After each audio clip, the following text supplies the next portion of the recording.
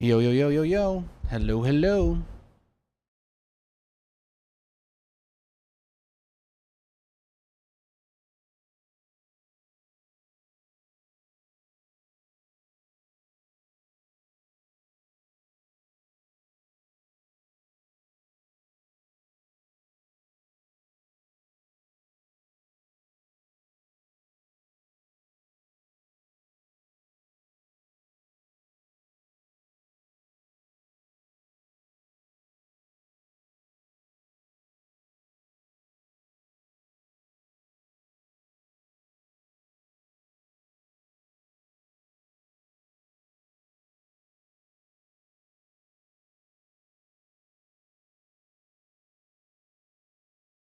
Hello, everybody. Hope you're all having a great Tuesday.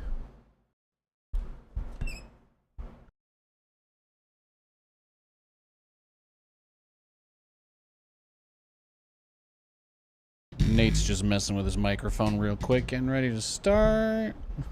That thing I always do. All right. Hi, hi. Hi, hi, hi, hi, hi, hi. Is this on? Is this working? Okay. I think so. I think so.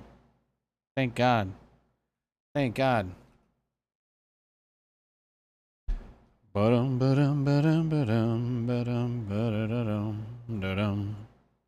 Okay. So there was BattleNet maintenance. There was BattleNet maintenance today. So if you guys don't know what that means, basically BattleNet was down for maintenance, which means that it was down for maintenance, which of course, as you guys know, the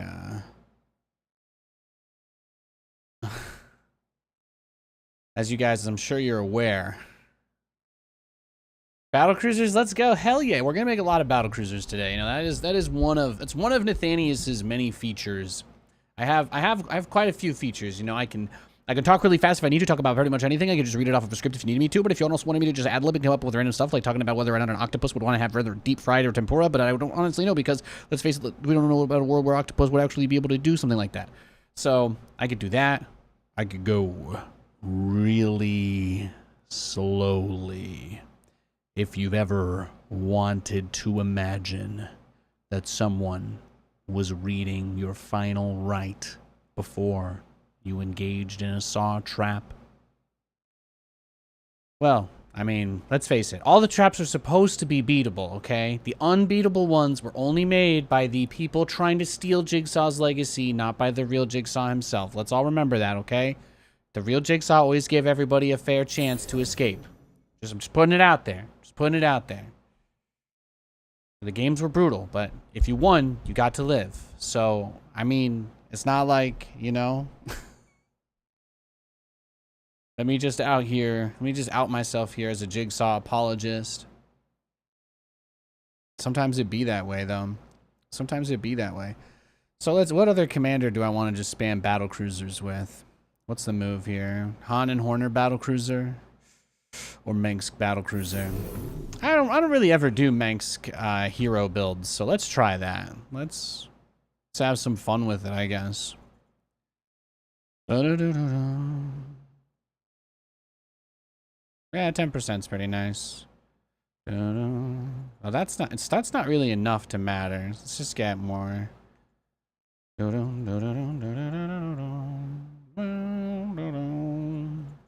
Royal Guard cost. Let's drop that. And give Max Imperial Guard support. That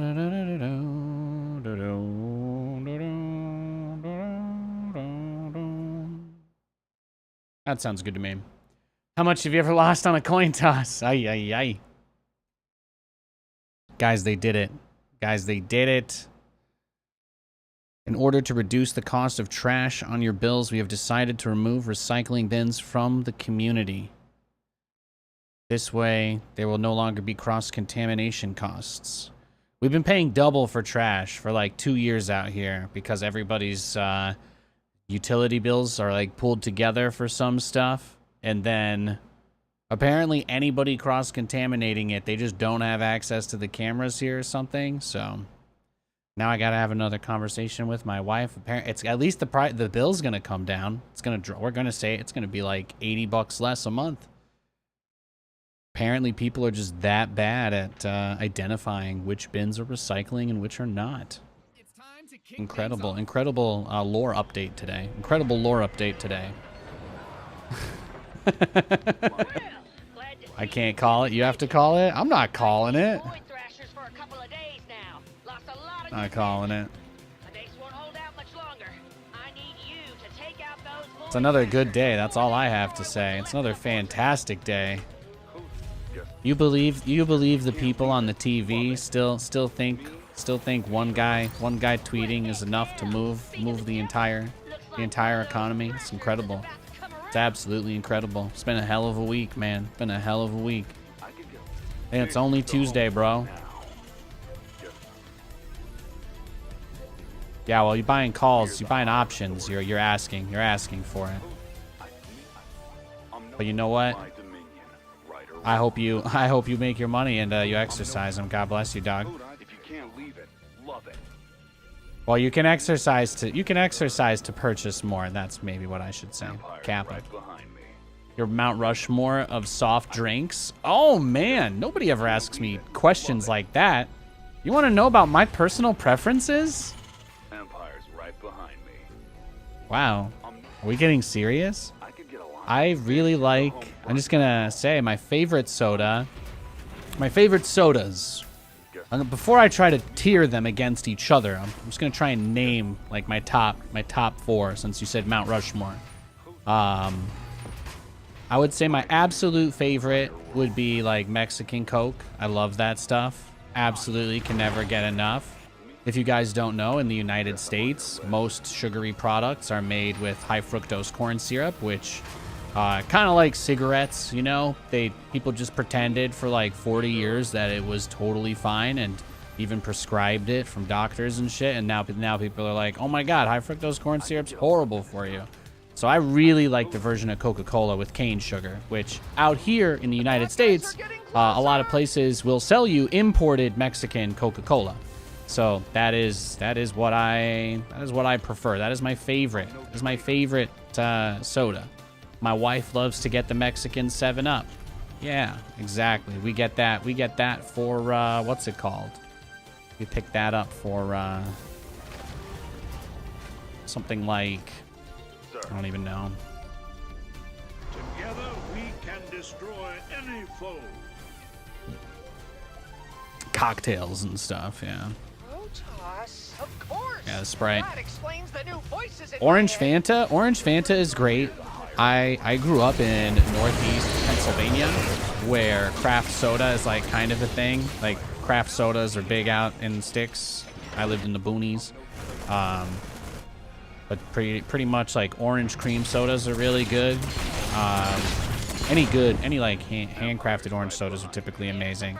I don't mind like American orange Fanta, but I think a good orange cream soda typically beats, for me, a good orange cream soda beats a Fanta.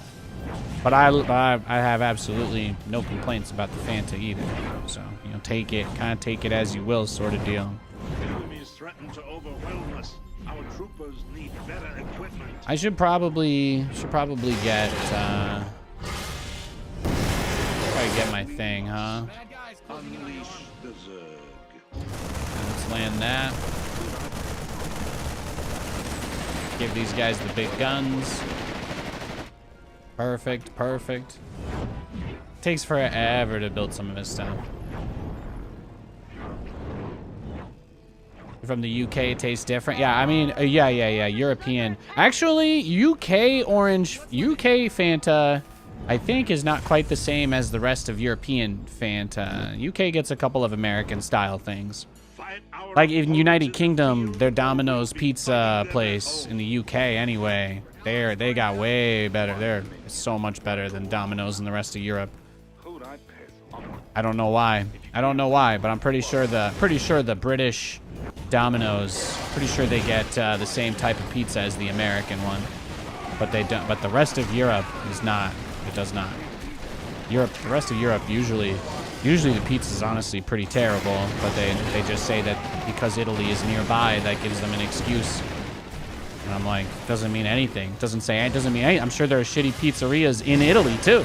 Yeah, I said it. I'm sure there's somebody out there resting on his laurels, not trying as hard as he could. Fuck yeah, of course I believe that. You think I just automatically assume everybody's giving 110% all the time? No, I mean, it's a nice thought. I would try to do that to a person that I was interacting with, sure. But like, you know, would I just blanket always assume everybody's always making the best pizza that they could? No. No, the bar for pizza is far too low in this world. I mean, if I was God King, trust me, that would be like, pizzerias would have a minimum guaranteed salary of like 70K a year, and it would be a whole degree you could get in making pizza. We would just release like a fucking super soldier level program of people that just make the most ungodly good pizza, and then we seed them in the most ultimate pizza franchise all over the world. And then all of a sudden, you've got the most profitable pizza company ever that makes the best pizza, the most consistent global pizza brand across Earth. All we did was take it way too seriously. Boom. Boom. Sorry, that was my saw voice. My bad. Boom. Yeah, it takes a while to make these battle cruisers, doesn't it? Yeah, Manx, he's a pricey. He's a pricey boy. He's a pricey boy. Takes like 90 seconds to build one of his battle cruisers as well, which is kind of crazy. How many of these thrashers are they gonna send? Better get ready to handle them. The nice thing though is that I can spawn more Zerg now since the energy rate is going up. There we go. Look at my super cruiser. Oh snap. Oh snap. That's right, baby. That's right. Genetically modified super cruiser. Let's go. Let's go.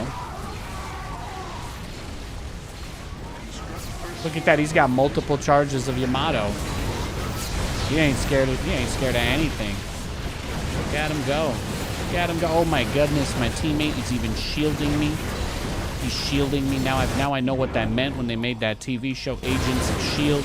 Now I feel shielded. This is fantastic. Incredible. I was gonna say, you can't get upgrades for these, right?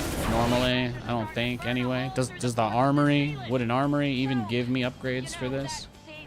Maybe. Probably, Nathan. Probably. You should probably get upgrades. Okay. Look at me go. Look, he's a level 2. He's level 2. What does that even mean? What does that even mean? What did he get from that? Rank 2. Yamato cannon is now splash. Oh, shit. That's pretty nice. I'll take it. Yeah, so you can get 2 charges of Yamato, and then the cooldown is 2 minutes. It's not bad for a 0 energy. Yeah, I don't really ever use the hero units for Minsk. I usually just use his mass bomb strategy. Because the thing is, like, look how expensive these BCs are. Like, are they good? Yes, but I just spend a lot of money on them. Like, it just takes forever to get a large number of them. And if I can't have a large number, and then you see how low it gets trying to fight, and I'm like, bro, I can't with this. I can't with this. And they're so expensive, actually. Even repairing them kind of costs too much. Do I have another way to heal? Statman. Oh, Statman heal zone. Yeah, that'll do it. That'll do it. That's fine. That's fine. We're okay. There we go. I can just come back because they also get 2 charges of the teleport.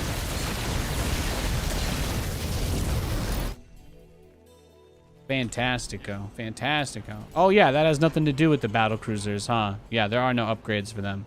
Okay. It is what I thought, then. There's nothing else, is there? Pride of Augustgrad can buff ground units nearby. Well, there you go.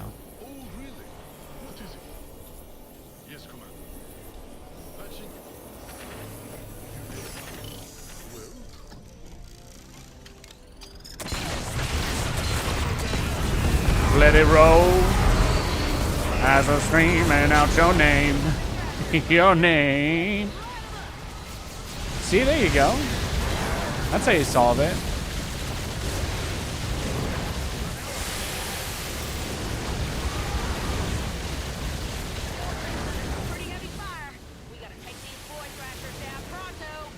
that FPS dip. Don't worry, my little buddies will protect it. Or I will punish them.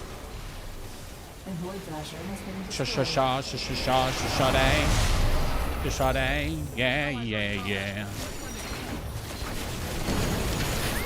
Zergy boys incoming. Get him. Easy. Easy.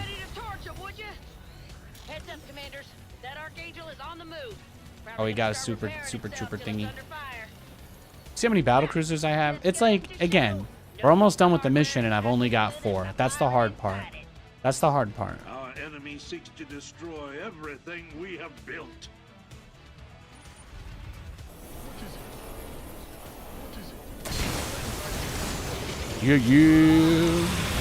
Yeah, might as well flex on him, right? Might as well flex on him a little. Flex my big BC army. Looking for direction. Any regs I should know? Pressing on. To spec.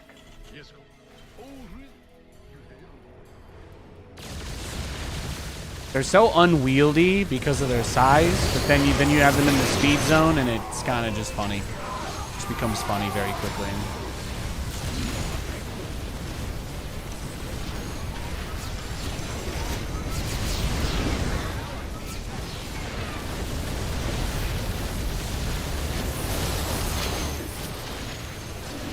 Look at that shield, baby.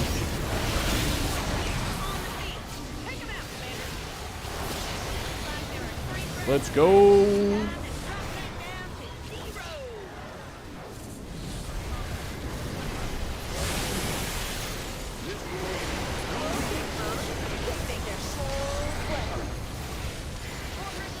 Look at that double jump, baby. Double jump. Savor this feeling, There it is. no matter how familiar it becomes. Yeah, thanks, Mangsk. We all know you a freak. It's a lot of explosions. I mean, that's just how I like to do my warm-up. You know, that's how I like to get ready for a day of playing StarCraft. You gotta just, you gotta get yourself a big, giant army and just absolutely light the enemy up like it's the 4th of July. That's very important. Perhaps the most important component. Perhaps literally the most important component. Just saying.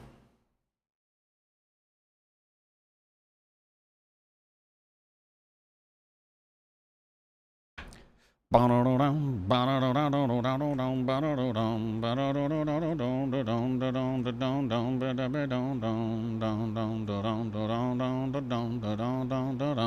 a Protoss for the first game of the day.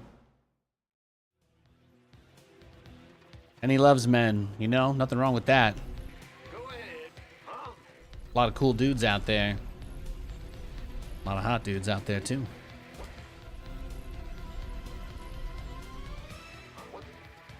If only that Wolverine movie was Hugh Jackman and Ryan Gosling, am I right? Hubba hubba.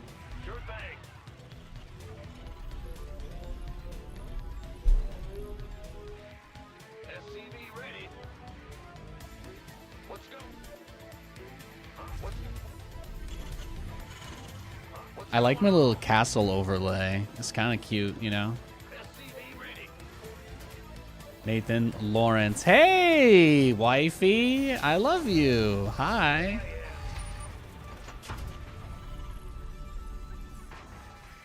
Go ahead. SCV ready. So today we're gonna play Man Love Is All Good. We need more love for men. Yeah, exactly. Men gotta lift each other up more, okay? All right. We break this cycle, all right? No bitter old men here, okay? We believe in the vision of leaving the world better than we found it, right? Let's stick with that. That's a good thing to live for. That's a great thing. That's a great thing to live for. What's going on? I appreciate you. But I was feeling really good today. Obviously, the memes are doing great, but I also got I don't know. I got inspired. I had a nice conversation with my Pookie before she went to work today. So I think We'll try to coordinate it a little bit for sometimes when she's getting home to do a little more date streams, or at least just, you know, play a little Fallout towards the end together. But I am going to start just doing that. I'm just going to start playing Fallout after like 4 hours. I feel like that's the game I've been having the most fun with, and they give people that play the game drops for watching streams, which means that there's a non-zero chance people will just check out the stream just because they get free stuff in the game for it. So that's great, you know, that's a great opportunity for somebody like me. So I'll probably be doing that. And my goal is to find all of the quests that I don't want to do with my wife. And then we're going to do all of those quests. So there you go. Obviously, I'm going to save the most fun stuff to do with her. Just reality, I mean. But yeah. So we'll just be doing that.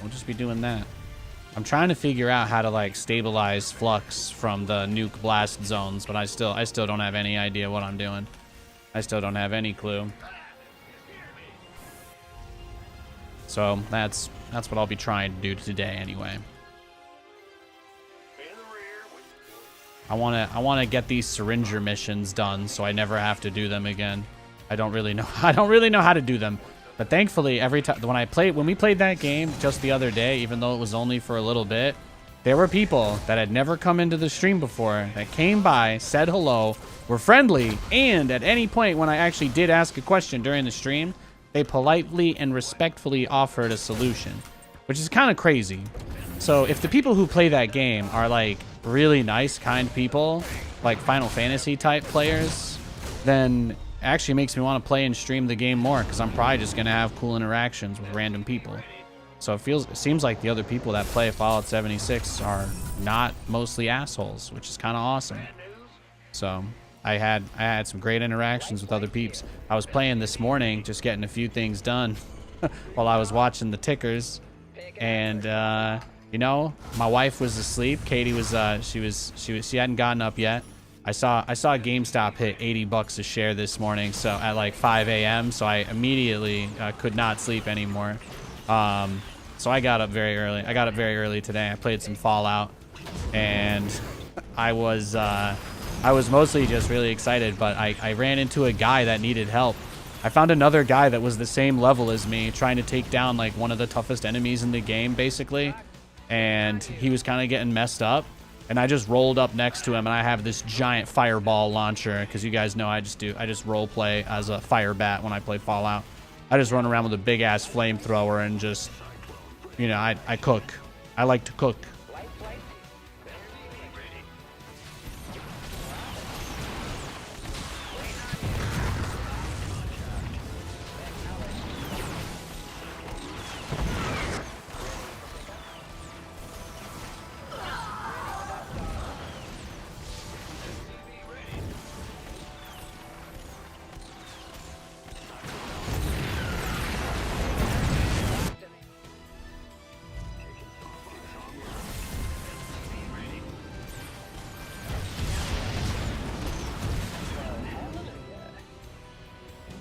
Whoa, you made a Colossus?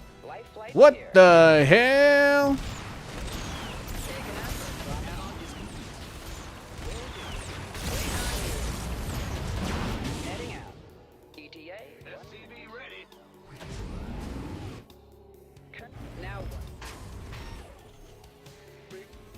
Systems go. Cyclone ready for action. You got coordinates? Got it. Talk to me.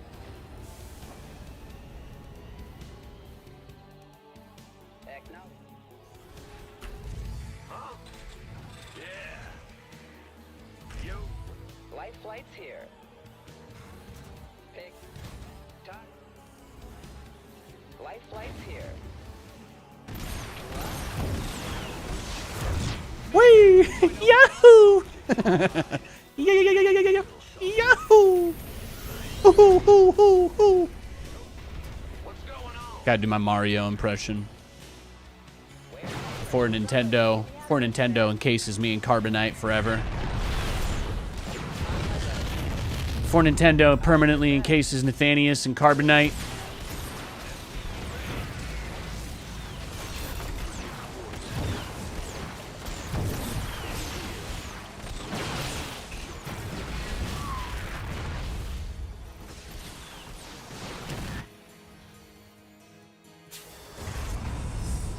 All right. Not really feeling super scared of the old Colossus drop anymore. In fact, you could say I'm feeling the reverse.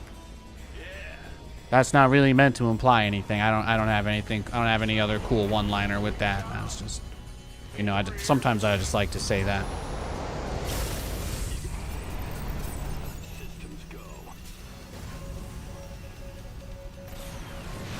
Oh, I'm not like the mech Terrans at all. Some could say I'm the reverse. There you go. There you go. There you go. Reference properly accomplished. Yeah, I mean, he waited a while. When they say let it cook, they don't mean until it's dry and unedible, you know. And by unedible, I'm not just referring to whether it can be packed into a bowl.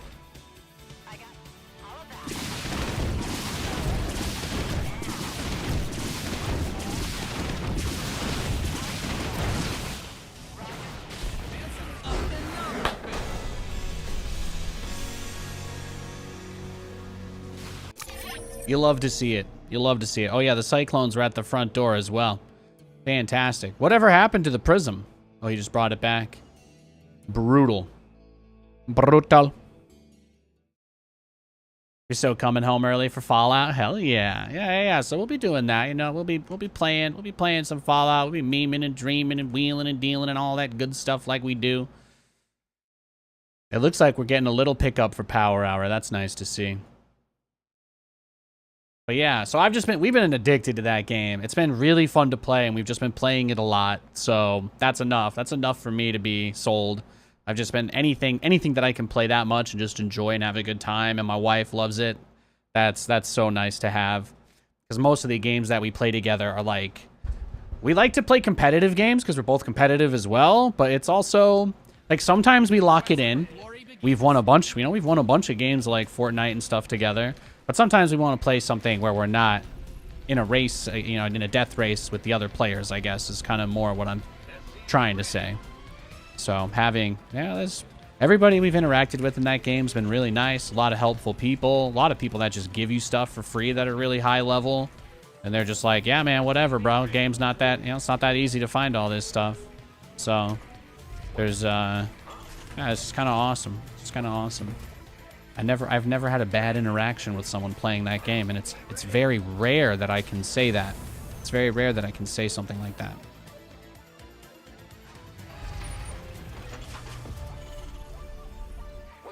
So hopefully we'll get a good couple hours of ladder in. My plan is to play StarCraft until about 4 o'clock today.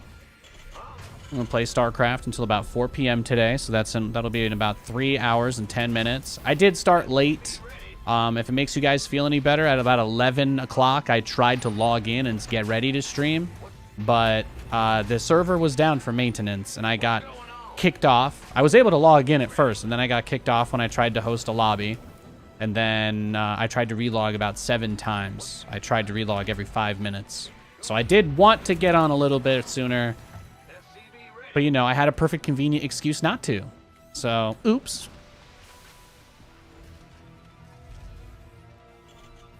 I know. I should have just called John Blizzard and been like, bro, turn StarCraft back on. You guys aren't even doing anything to it anyway. But, you know,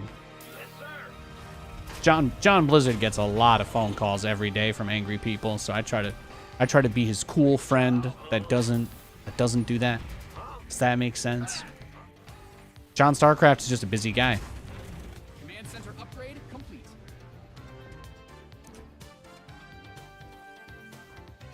Also found out that Alt-Tab bug I was running into might have been from the keyboard repeat rate still being like too high for the game to even process. So I lowered it, and then I realized the game was still processing my input at what seemed to be the same rate as before. So I do feel like I've hit some sort of overflow in how fast the keys repeat, where it's, yeah. Maybe at some point it was noticeable when there were more pings, but I definitely don't think they're all even going through, so. But apparently the Alt-Tab can break and get stuck queuing itself like 100,000 times, and that's apparently what I did. So there you guys go. Careful setting your repeat rate on your keyboard too high. because you might accidentally bug your Linux into alt-tabbing in a cycle for 3 minutes. That's why nothing that you do gets rid of it except closing every other program that it could alt-tab to. So anyway, I found a really interesting bug with Linux the other day that I was able to engineer my way into. Completely unrelated. It's good times, good times.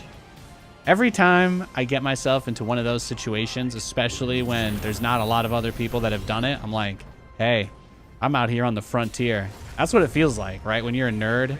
When you're a nerd messing with stuff that other people are like, oh, this is just nerd crap. You know, I'm like, I don't know. That is me. That is my Western frontier. That is my, oh yeah, I wanna go rootin', shootin', tootin' crap. It's like, I don't know. It's cool. It's cool to mess with stuff that could eventually be big in certain ways. Kind of like how we're getting enhanced RTMP on Twitch. Like, that's really big. And I'm gonna be one of the first people to take advantage of it, you know? I have all these short clips I've been trying to put inside like my Twitch discovery feed, and I don't see anybody that I follow on Twitch using the feed at all. And I'm like, well, I guess most of them don't make content in that resolution. You're like, oh yeah, it doesn't make content in that resolution, I guess. So you'd be less likely for other people to have it unless they're paying an editor. But I don't need to pay an editor because every single cool thing that I do on the stream is constantly running in a vertical buffer that I just press one key on my keyboard and it just instantly saves it. So stuff like that is what kind of makes it really fun. So when my content gets better, obviously when I'm like really passionate about competing in Stormgate, I think that's gonna really get the energy back that we used to have. Since I've kind of made it my whole personal thing to just not ever get that upset at this game anymore, which is a completely fine goal to have. But again, you know, like that is what it is what I signed up to do. So look at that, I got the tank. Got the tank. Ready. Talk to me.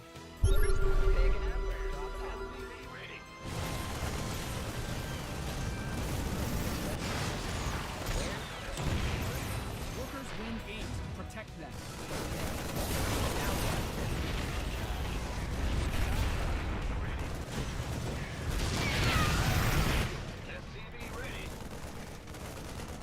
Okay, well that's fine.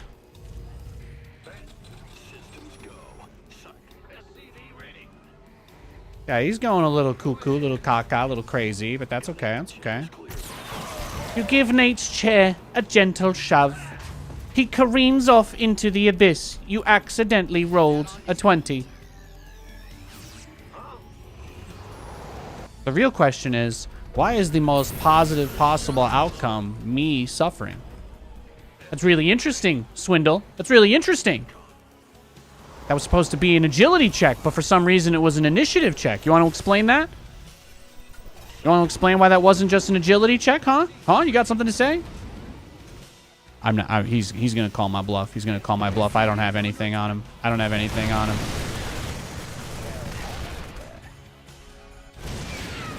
Damn. Yeah, he's savaging here, right? He's savaging with this.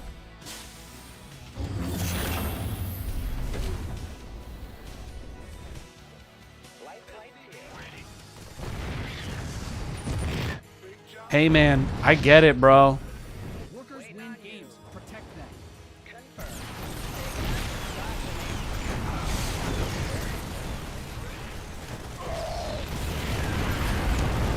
Command center's got some new toys. Heading out.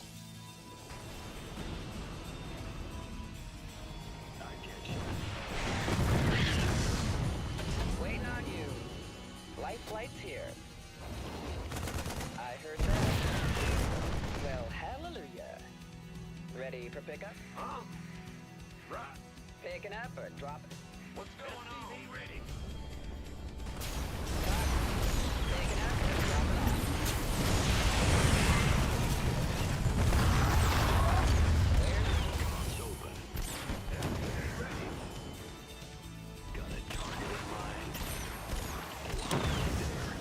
Waiting on you. Confirm.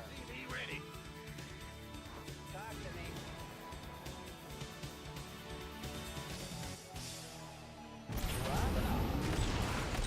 Find out some of your minerals.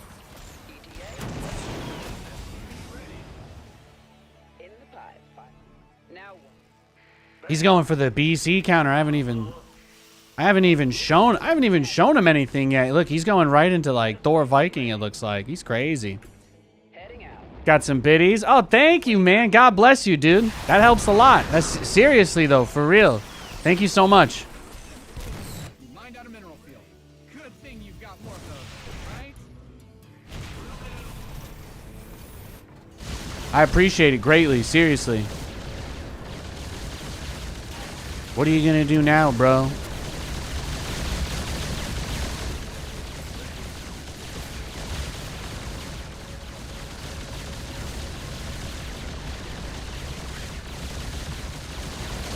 Big job. What's going on? Your base is getting flat.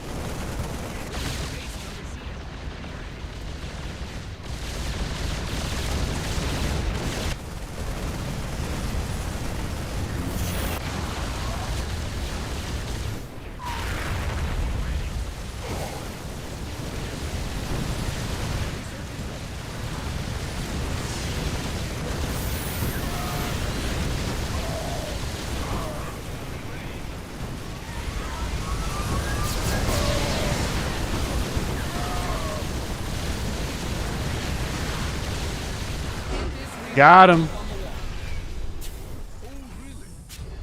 I can't believe he was going mech out of that, huh? He's crazy. Crazy. Hell yeah.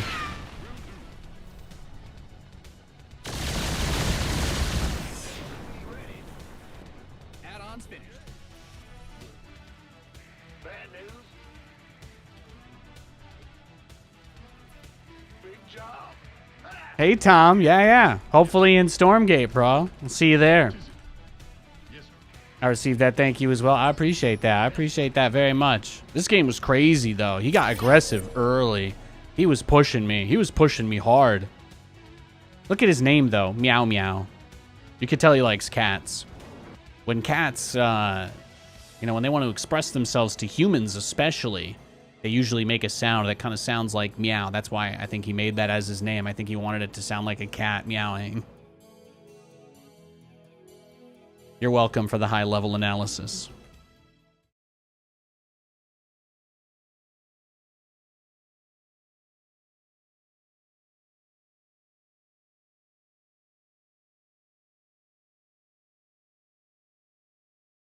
See Gumiho versus Raynor? I did watch that. That was crazy, man. That was crazy. Seeing Gumiho just go mech against him like that felt really awesome. I've always felt like mech was actually Raynor's weakness, and not enough Terrans exploit it. Any Zerg player, any Zerg that doesn't have a proclivity for large amounts of roaches, like the guys that like try to be cute with Zerglings and Banelings and stuff against mech, the guys like Raynor, I feel like heavy Hellion play or even just turtle mech is just crazy hard for them to do anything about.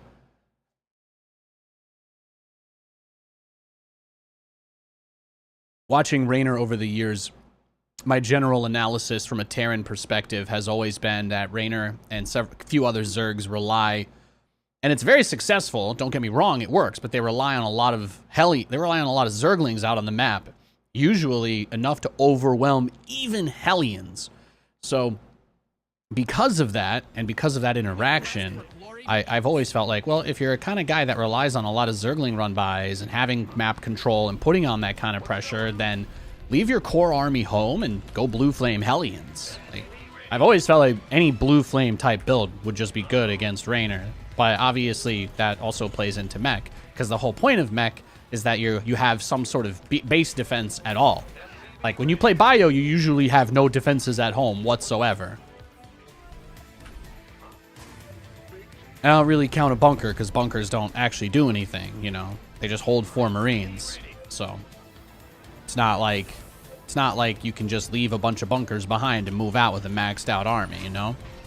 So when you keep some units home and the run-bys can't hurt you, they can't go for those run-bys when they don't have that opportunity. You know, I did change the question. It didn't save. It didn't save. Hang on, you're right. You're right. I didn't change the question. Sorry, I gotta hide that. That's yesterday's question. That's yesterday's question. But you know, I personally agree with you. Both sausage and link patties are fantastic. That's actually why I picked the question. I usually try to pick something where neither option is that bad, you know. It's more about the discussion of why. What about it? What about a sausage link, you know, draws you over a patty? Is what specifically? Is it the casing? Is it the lack of casing? Etc. Etc. Surprising amount of people actually really like the casing, and that was kind of a point for them because it feels more like a real sausage. I'm like, hey, whatever floats your boat. And then they told me that the casing makes those sausage types more buoyant than others, and I thought to myself, why would I ever need to make a life raft out of either, you know, sausage patties or sausage links? And I just don't see it. I don't see it. I will say this. If you were in a Rapunzel-esque situation, but instead of hair, you had sausages, sausage links would obviously be easier to climb down or slide down, right? From Rapunzel's tower than a rope or trying to string together sausage patties. Can we at least agree on that? Does anybody here think that sausage patties could somehow be a better climbing material than sausage links, like to descend from a high up place? Again, let's go with the Rapunzel perspective here. We're talking at least 10 stories worth of sausage. So you're probably not climbing down slowly. For the purpose of making it interesting, we can assume the sausages won't break under your weight. All right. Some of you feel like, you know, your summer body's not getting the utility it deserves, but I promise you, nobody cares. So just live your truth and live your best life, and don't sweat it. Well, again, you know, that's what I was saying, is the context of the question doesn't actually even have to be. The context of the question doesn't have to be about that at all. It doesn't have to be about eating sausage. It could be about any other scenario where the two would be pitted against each other. The limit is your imagination. I only came up with that example to try to inspire somebody today. That's all.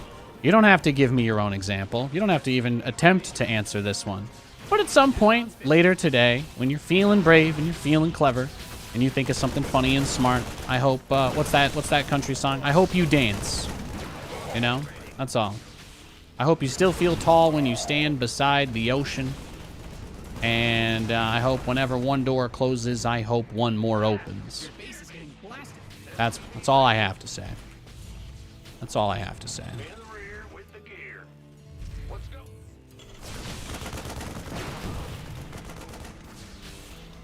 You want it, don't you, big boy? You ever had a man fight this hard for you before? Seriously. Hasta luego, baby. Go ahead. Big job. Bad news. Best news on the river.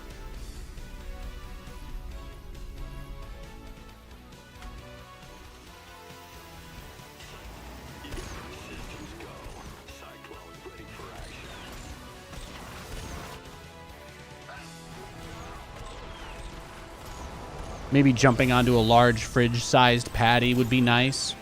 Okay, if we assume that you have to like jump out fireman style and land on a platform, the platform being made of sausage patties, I mean, it might be more comfortable to land on. I'll give you that. I'll give you that. I'm willing to. Hey, I'm willing to work with you. The point of this is to make the conversation as interesting as possible, not boring. So, I got you.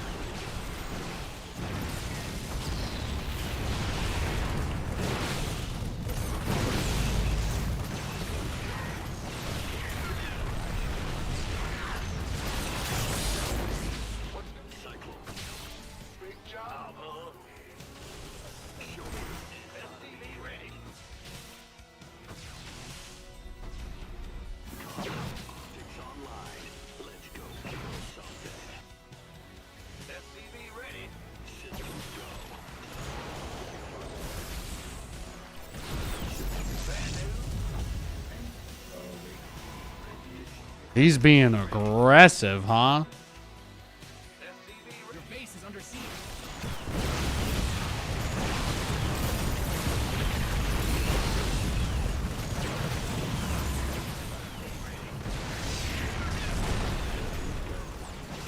Command Center 2.0 ready to go. In the rear with the gear. SCV ready. I'm feeling this love, but I bet you know that. Will do. Upgrade complete. SCV ready. This conversation was to make me hungry. It's working.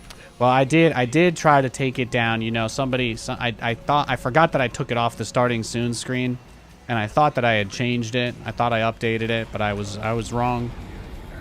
So, you know, I do have to come up with today's question between now and when this game is over, which is another reason why I haven't bailed, even though this guy's broken my legs. Well, maybe he's more like he broke my back, like Bane. You know what I mean? You know when Bane picks up somebody and just drops him on his knee? That's kind of what this guy did to me with the Stalkers. That being said, you know, does that mean all hope is lost? I mean, it really depends on what hope is, right? Like, did I queue up with this game with the intention of doing everything I could to win? No, right? It was mostly to get to a macro game where I can build battle cruisers. And that is still on the table. So, it's possible that he could have already killed me here, and he simply hasn't. But that bodes very well for us. It bodes very well. CVs didn't sign up to point.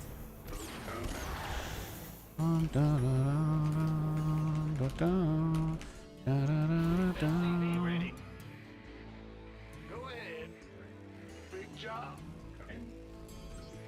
You just assume he's gonna set up like a huge stalker wave or something, try and hit on the other one. I'm going. What's going on? SCV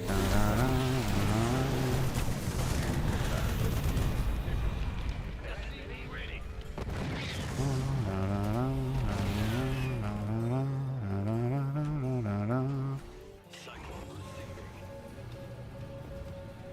SCV ready.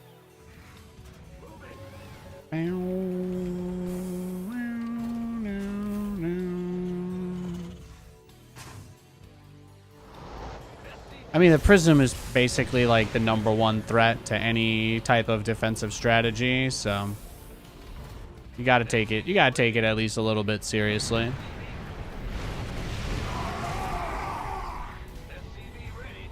Does Nate actually not play with the game clock on? Can you turn it off? Is that an option? Is there an option to just disable the game clock? That would probably... Well, actually, I guess I do use it. I do need it myself.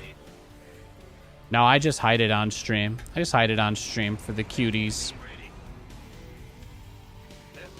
I'm not like a serious StarCraft guy anymore. So Base is getting blasted. I try really hard to tell people that I'm just here to play the game for fun. And sometimes they don't believe me, but if you can see that there's no clock, then hopefully you believe me when I tell you I'm mostly just here to dick around until Stormgate comes out. I love you guys, though.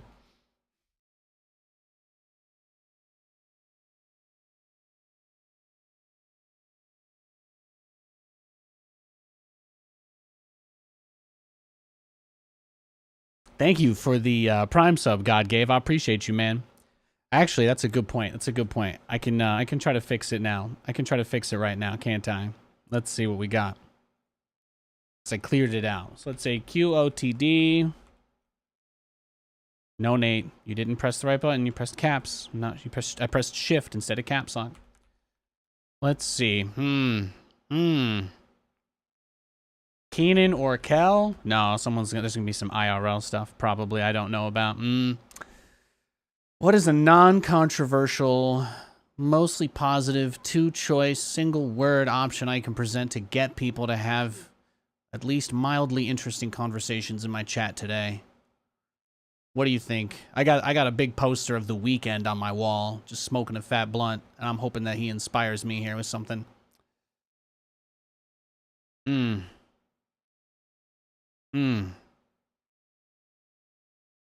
Handsome. My skincare routine, I drink a lot of water. I drink a lot of water, and I don't make excuses about why I can't drink water.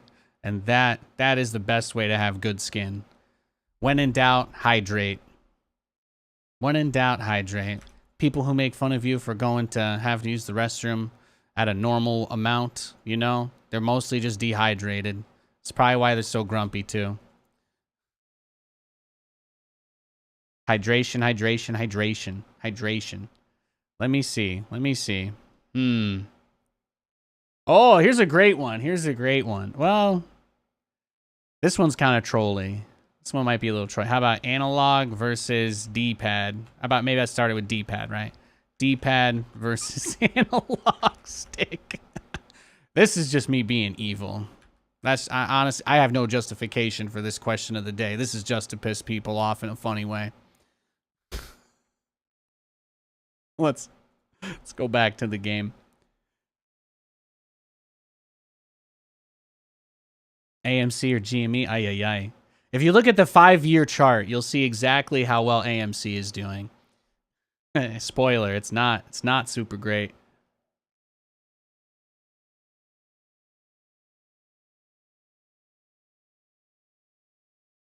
Coca-Cola better than Pepsi? Oh yeah, but that one's too obvious, right? I don't want to argue with people. That would just be asking people to come in here and argue about Pepsi being better than Coke. And then, you know, I don't want to deal with that. I can't. I'm not ready for that. We're about to start a war. Coral. Oh, I got Duke of Earl. This is the guy that did the one base Ultralisk rush. This is the guy that goes pool first, Ultra Rush. He's wild, man. He's wild. Analog for 3D, D-pad for 2D. Yeah, but you know, in some games, that D-pad precision, right? Sometimes you need that. You need that hard 90-degree angle turn. Also, sometimes you gotta make your audibles in Madden as well. Without the D-pad, I can't make my audibles. How am I supposed to send Breece Hall on a Texas route if I don't have my audibles? You know what I'm saying? I'm taking this to Twitch. Yo, Michael, thank you. Want to see how data nerds there are in chat? You can ask Excel or Google Sheets. Ah, thank you, Streger. This man has been subbed to me for 90 months. What an absolute Giga-Chad Megalodonus. It's a combination of a Giga-Chad, Adonis, and a Megalodon. That's copyright Nathanius TV 2024, okay? No regrets. Oh, base god. Thank you.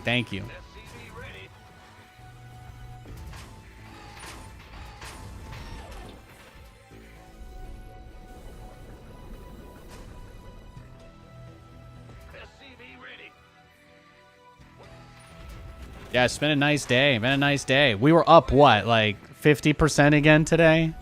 I think it's already up another like 5 or 10% after hours. It's been a pretty good week so far.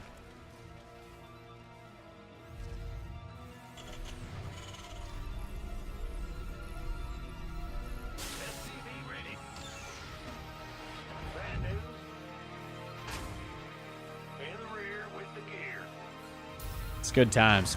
I saw your comments in the YouTube chat, by the way.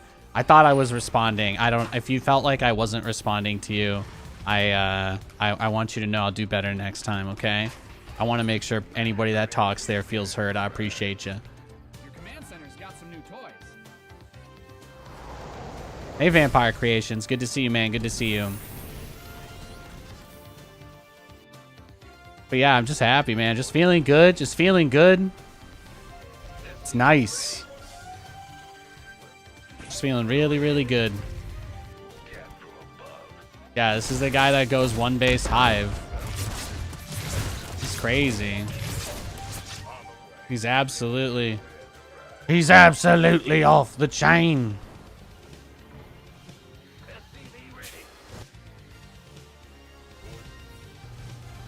Yeah, he's gonna go for his infestation pit before he even gets He's gonna have his infestation pit before he even goes for his expansion. That's how crazy he is.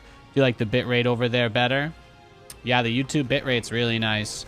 I hope to get back to doing 60 FPS on 4K on YouTube soon, but the performance cost is just too much, and obviously I don't ever want to be that guy complaining, but you know, not quite enough, not quite a high enough percentage of our viewership watches there for it for me to feel comfortable prioritizing system resources. So I'll keep it at 4K 30 until I don't know. You know, when GameStop gets up to 5,000 to share, then I think I'll probably be able to make the upgrades I need to get the, I think we'll be there. And then we'll do my 4K 120 hertz streams for you guys. I got you.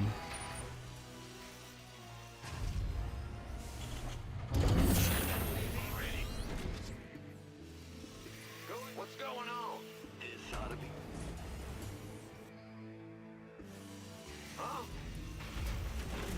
Yeah, the bitrate on the 1080p here won't be able to be as high while I'm doing the Twitch broadcasting beta. So I think the benefit in terms of quality I've been able to get this year has mostly come from the region of interest plugin, but that affects the YouTube stream as well.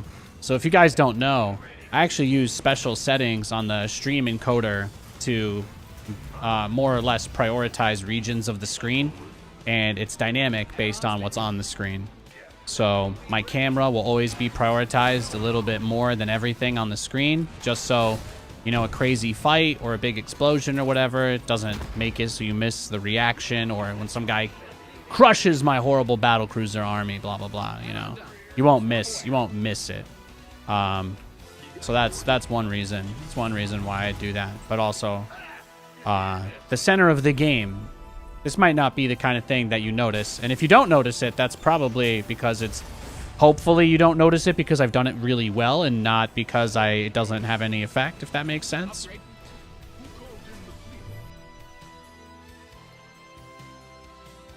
Yes, Commander.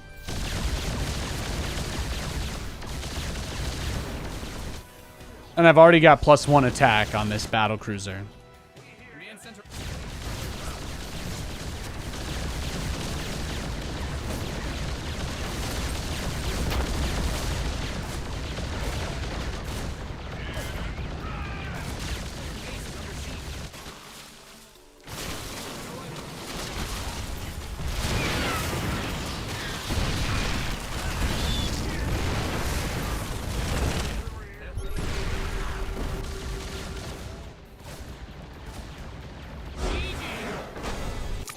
He just didn't have anything else. He just one base. I remember you testing that and it looks way better than it used to.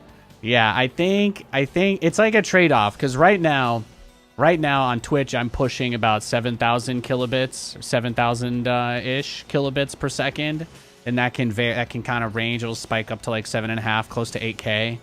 But the enhanced broadcasting beta has me sending 6,000 for 1080p, 1,500 for 720p, 500 for 480p, and then I think 300 or 150 for the 160p. So I think I'm sending 5 streams when I use the Twitch beta. So it totals up to 10,000, but the 1080p is only 6K. I believe at some point they might offer us the option, since they're normalizing the amount of data that people are using. I think what they're going to do is offer to streamers that they can have that budget of 10,000, but they lose transcodes. So I think that's the deal Twitch is going to make with us once they launch this out of beta. I'm expecting them to say, hey, if we don't have to pay for transcodes for your stream and you promise to just use this instead, we will allow you to allocate as much as you want to 1080p, but that means you won't have any other video qualities. So Twitch updated our contracts with them. The terms of service recently was changed to require specifically that streamers have to provide all equipment necessary to run the broadcast, which obviously is not physically possible because I don't have access to the data centers or any of the equipment that they use to route stuff. But I think it's more so implied that they are not going to offer any versions of our content that we are not putting up ourselves. So it's probably going to be their way to make it so, like, if you want, you could make the 1080p 8,000, but then you're not going to have a lot of budget left over for the other streams. So that's kind of the trade-off. That's what I anticipate anyway. Yeah, it's already back to 60 bucks. It's already back, hitting I think last tick. It's going to be wild. It's going to be wild in the after hours and pre-markets, I guess. But I'll take 60% gains every day. Based on, what is it? Based on the shares outstanding and the projected short interest. I think if they run this same amount of volume, it'll take them another month or so to maybe close out some of their positions. It's good stuff.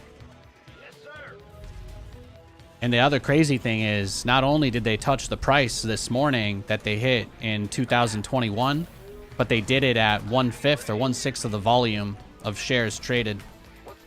January 27th, I believe, is still the highest volume day of all time in the stock market. So they got back to the same price this morning at, yeah, somewhere in the realm of about 1/5, 1/6 the amount of volume. Most of the people that have their shares direct registered outside the stock market expect that because a quarter of the company is unavailable for borrowing or short selling outside of just institutional and insider shares, that there is a lot less. There's a lot less that are available. So it's nice to see. Plus, obviously, with SPY still as high as it is, clearly nobody's been margin called yet. So it's still kind of difficult to figure out what exactly is prompting the movement. But there were some shares classified as buyback protection on Bloomberg, but that doesn't necessarily mean anything. So there's a lot of different ways to hide stock purchases if you're a bajillionaire.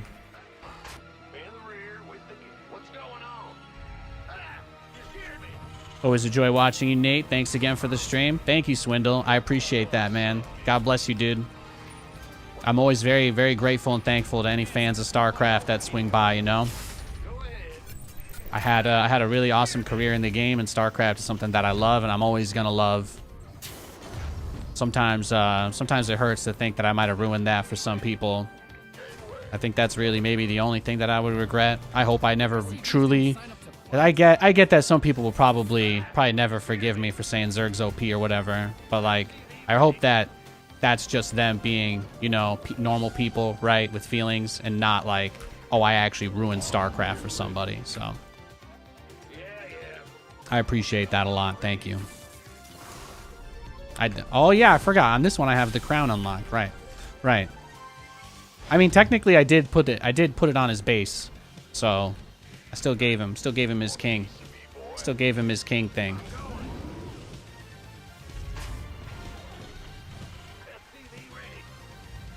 Yeah, thankfully I'll never have to weigh the meta again. God bless.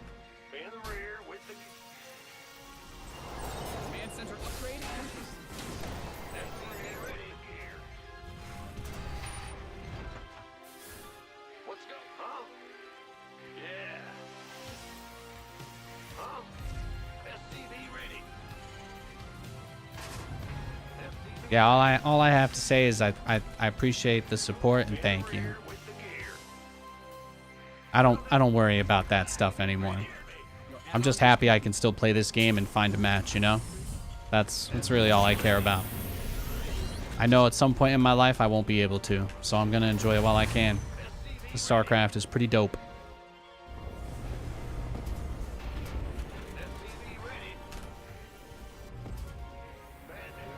Gonna have a lot of crazy stories to tell my kids one day about this shit.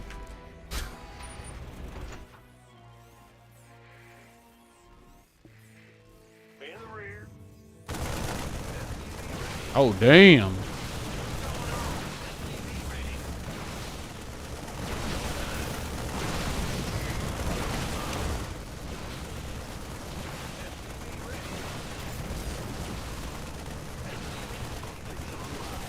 Did he really just...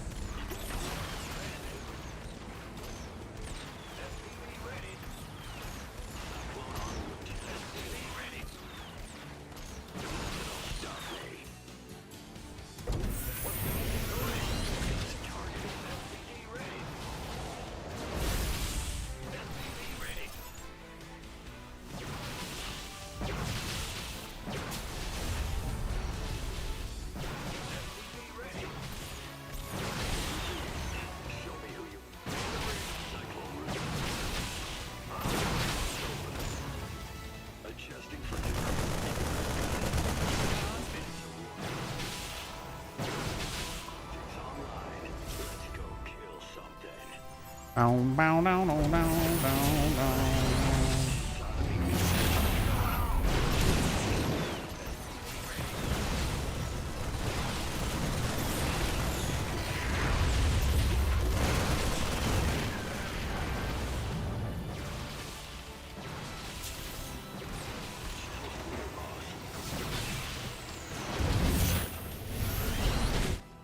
What's going on? Ah! Bad news?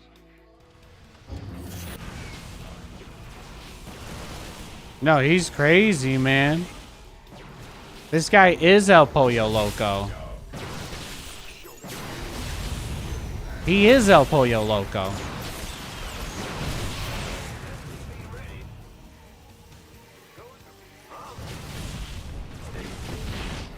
Command center's got some research has concluded. Yo, bruh, could you, like, step off, bruh?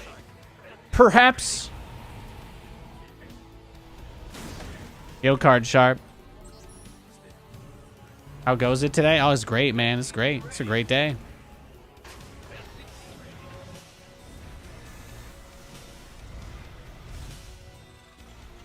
We hear you. Bad news. SCV ready. SCV ready. What's going on? It's online. Let's go kill something. That on done. Swap away. SCV ready.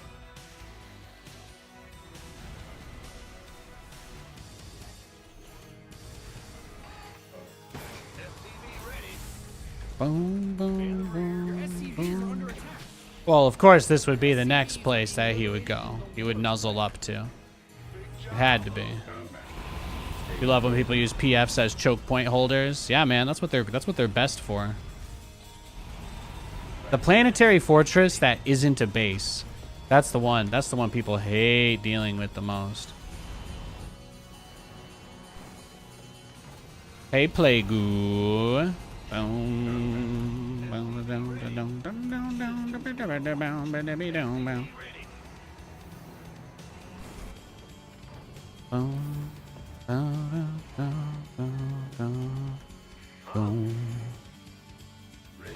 Yeah, we just chill till 1-1's done. We need more command centers. Probably the biggest problem right now facing us. So let's get that done. Yo, Romanovsky, my man. Good to see you, bro. Thank you, dude. Appreciate it. 100 months. God bless you.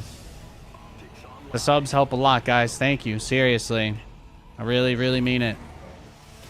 I'm very, very blessed, very grateful to be able to You mined out some of your come here and still do this, you know?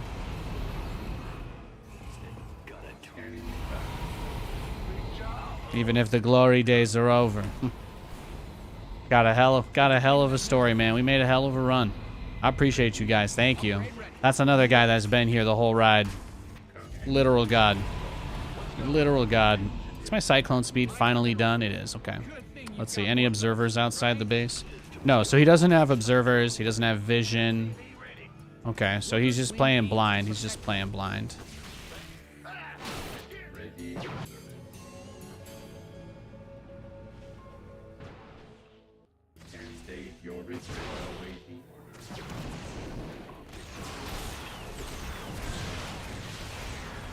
SCVs didn't sign up to fight. Oh, a lot of people come in here because they're nostalgic for the old days when StarCraft was like a big esport. That's all. I used to do all the big StarCraft tournaments for Blizzard, and then Blizzard stopped doing them, so I don't do the tournaments anymore. That's about it. People like to come in and reminisce.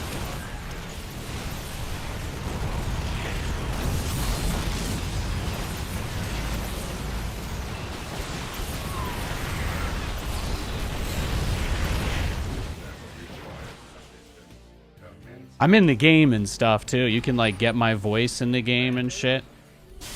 They might have taken it off of the store because they bought me out of my contract, but they fired all the people that were in charge of those deals, so they could get that stuff off their books. But yeah, I'm in the game and stuff like that. It's pretty cool. I've got my own portrait. I've got my own voice pack. It's pretty awesome. You didn't build your base just for going up, did you?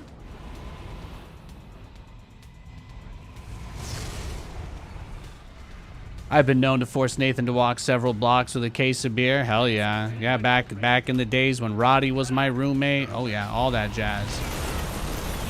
Yeah, thanks for the free DTs. SCVs are under attack. Thanks for the free DTs.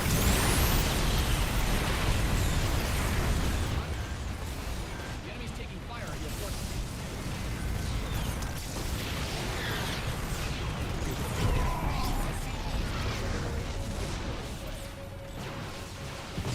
Add-on is complete. Add-on done. Swap away. Got a target in mind.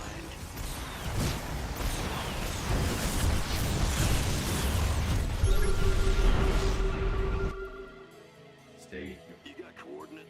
In the rear with. Did I also play StarCraft 1? Yeah, man. Thank you for the sub, Swindle. Yeah, I played a lot of Brood War. I played a lot of StarCraft Brood War. My dad got me into StarCraft. We used to play Diablo together because it was co-op and that was really fun. So I would play Diablo with my dad. And then when StarCraft came out, he was like, "Hey, we got to check this out." I think I started playing in 2004. I started playing Brood War in 2004. I was 11 years old. And I became a lifelong fan of StarCraft. Go ahead. It's pretty dope. Engine ready. In the rear with the Stay. What's going on? Upgrade ready. Noise. Ready. Stay. Workers win games. Protect them. Gotcha. Combat. Big job. Scanning fast. I love when he consistently moves his army into places that it can't really do anything. Let's go, baby.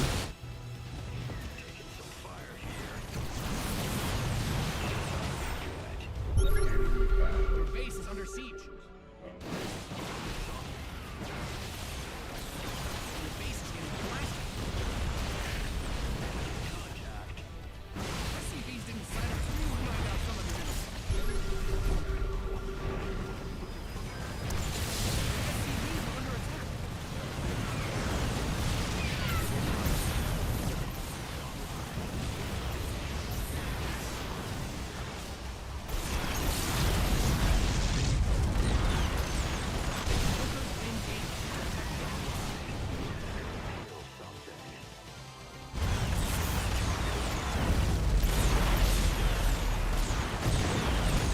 No, this is where he goes back into the Dark Templar.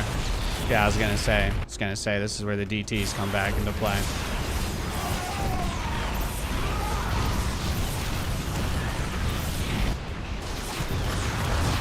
Base just got to get blown up, did you? Base is under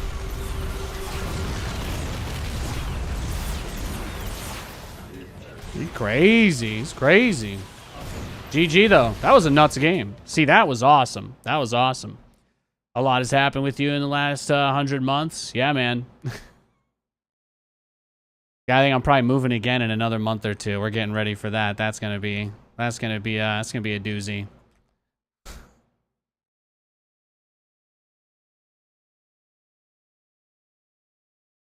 Did I play Brood War as a pro? No. I was never a professional player. I competed in StarCraft 2 quite a bit. I was the first non-Korean player to ever make it into the top 4 of the Alima League. Pretty awesome. I got wrecked in the semifinals by Supernova.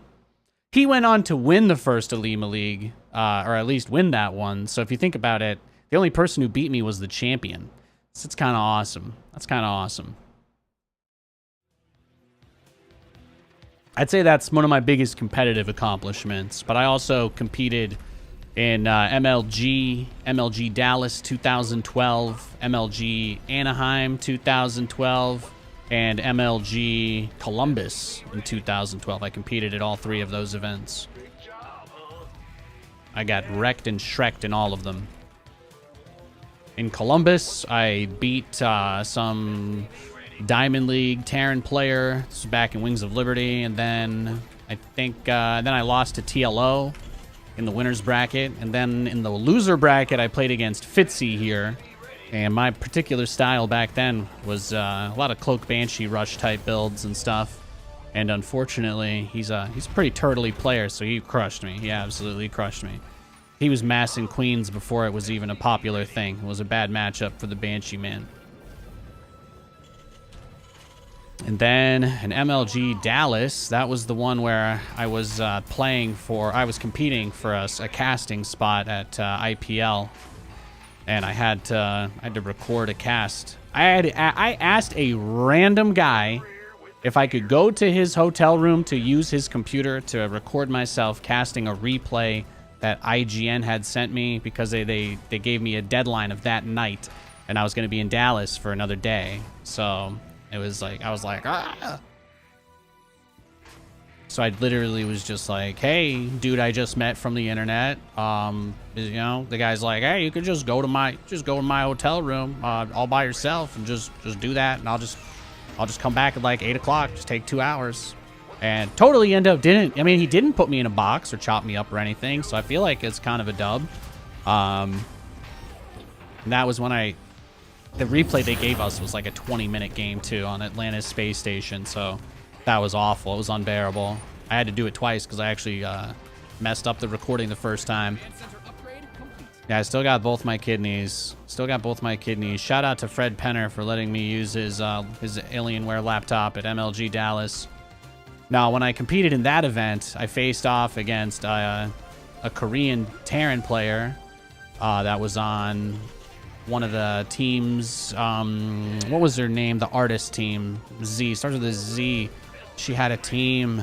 She picked up a Korean Terran who was pretty good. Not like a popular one that ended up being really good, but was good enough to just crap on me. Check 6. Yeah, it was Check 6. Somebody from Check 6 I had to play. Some Korean Terran player from Check 6 absolutely just caved my face in. It was awful. Like Mr. X versus the reporter guy from Resident Evil 2. Or Glenn versus Negan. So it was bad. It was really bad. And then I played in the lower bracket, one of my friends that I actually was one of my practice partners at the time. His name was Sasquatch, and he was on Root, I think, at the time. And he was a pretty cool guy. He was a little bit closer to my level, but he was still better than me, so I got crushed. My best matchup back then was Terran versus Protoss, because I've always been like kind of a fast player, you know. And I don't think I started even trying to do mech versus Protoss until they added the Cyclone. I don't think I ever even tried it versus Protoss until the Cyclone became a thing. Mech has just always been really bad in this matchup. I think the only reason I ever do mech versus Protoss is because of battle cruisers. But in the height of my mech career, I always played Bio versus Protoss, so it was my best matchup. Picking up or dropping off? Understood.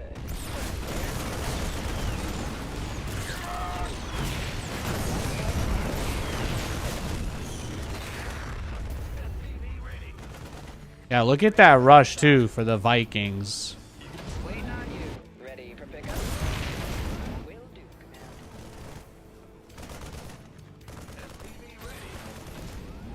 I heard that. Taking up or dropping off? Acknowledged. Bow, bow, bow, now, now.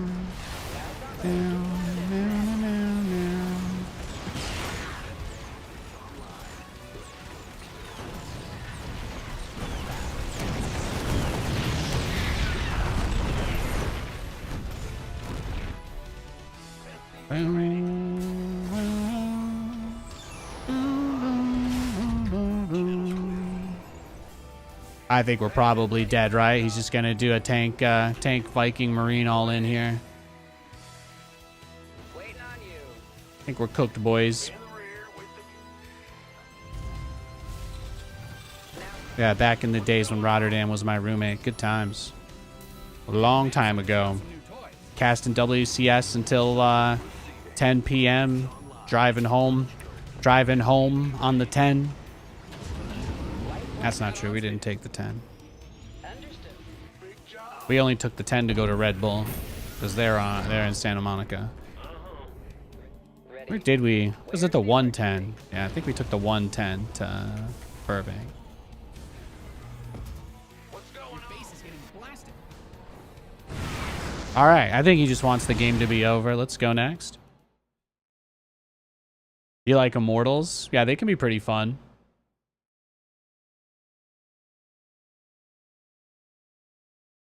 How's my brother doing? He's my younger brother is great. He's great. He's back in Scranton. He's back in Scranton. My dad's still in Philly. I don't talk to my older brother, but he's I think he's happy. I hope he's happy. So he married into some rich family in Jersey, and they're all too good for us. But you know, I just want the best for him, and I feel like he's in a better place than he's ever been. He seems happy anyway. He doesn't seem to like me anymore, but I still love him, and I hope he's doing all right. You and Roddy chemistry felt like tastosis. That's what that.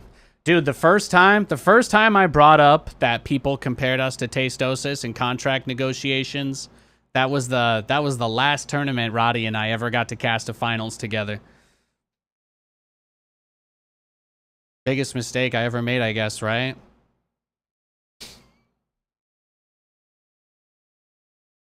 Trying to get paid the same as everybody else, man. It's a hustle. It's a struggle.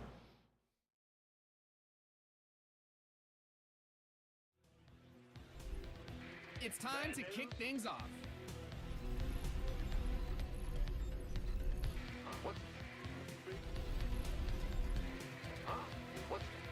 A struggle.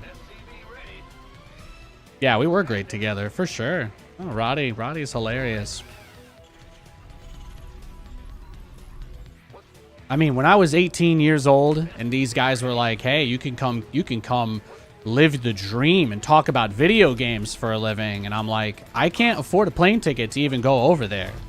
And they're like, well, tough shit. And I'm like, okay, I guess I'm just gonna borrow money to buy a one-way ticket to California with absolutely no fucking idea of what's gonna happen.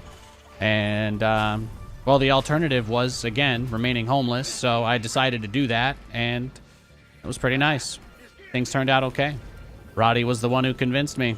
I woke up every morning to pictures of the pool over there at that place.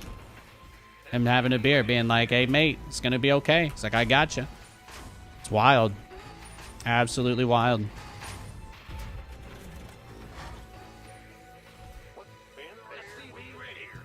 Thank you, Mac Playmore. Yeah. It'd be awesome to cast with Roddy again one day, you know? Somebody with taste just needs to do the talent hiring. That's all. Everybody else they have is great, but you know, they just got to reach into the back of that coin purse. Just got to reach into the back of that giant vault of gold and just pull out a few, you know, a few tiny stones, and they can have Nathan there at the event with everybody else. But again, you're going to have to wait for the guy in charge to develop some better taste, unfortunately. It's just the way it is. Maybe in Stormgate. Who knows? Who knows?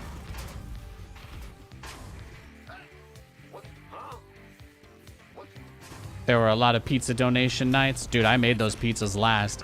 Nah, man, I get somebody on stream to send me a pizza. I would eat 2 slices a day. I would literally get a pizza on like a Friday night, and that would be the only food I'd have on Saturday, Sunday, and then Monday. And then on Tuesday, I'd be like, guys, I'm out of pizza. And that would be it. We rolled that. We rolled that shit. And then I remember that's when Ice Wolfie started to send me the Pizza Hut pasta stuff too, because he's like, you got to eat something other than just pizza. We've been through it, man. We've been through it. We've been through some crazy shit.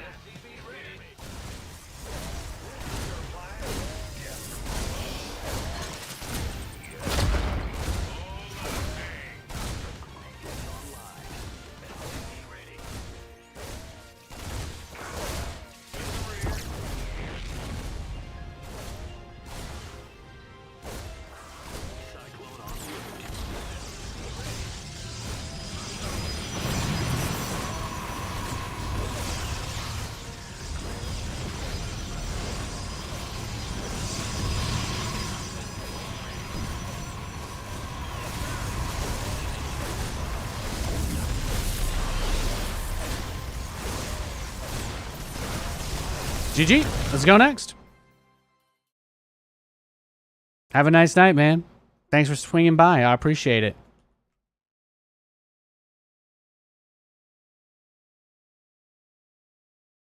Hey, Granini.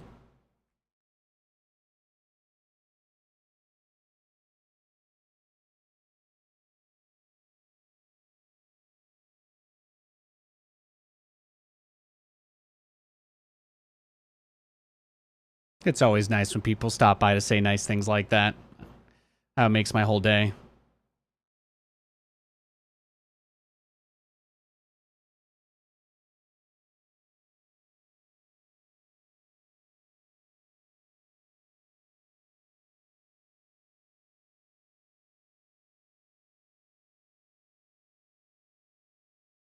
$6 a.m. over there. Ay, ay, ay. This Giga Chad over here. You fix your AC again, part 3? I pray for the day you never have to celebrate fixing your AC again. What's going? I'm happy for you, though. I am happy for you. What's going? SCV ready. Bad news? Gotcha. Let's see what we got. Oh, it's a Zerg player this time. Nice, nice. Got about 2 hours of ladder left, and then we're going to be playing some Fallout. It's going to be a nice, easy, chill day.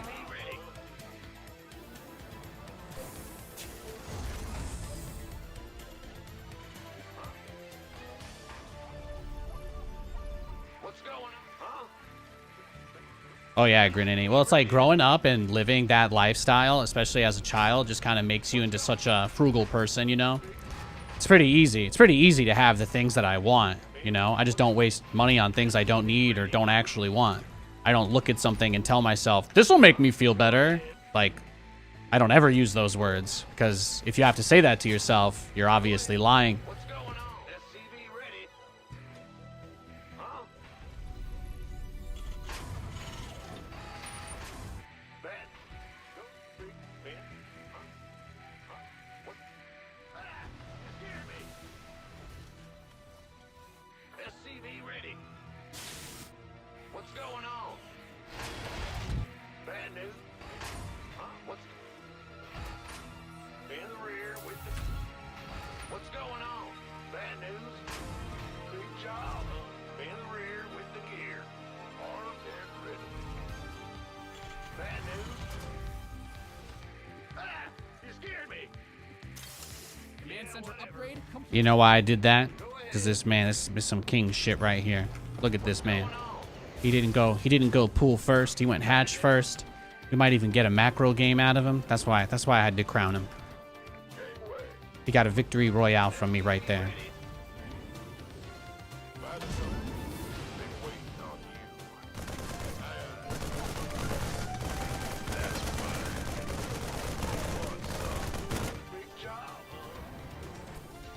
Well, yeah, right. It's about picking the things that you wanna stress over, you know.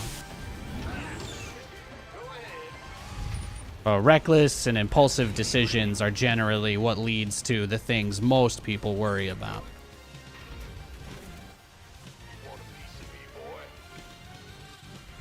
Well-timed exercise of restraint can be an occasional lifesaver.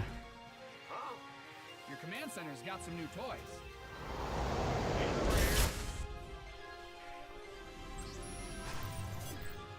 It's not easy to say no to other people, but if you can't say no to yourself, then you are lost.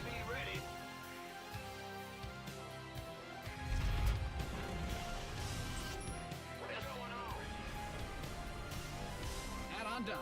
Swap away. SCV ready.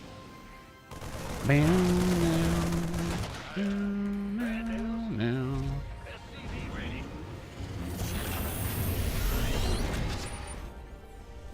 In the rear with the gear. Yo.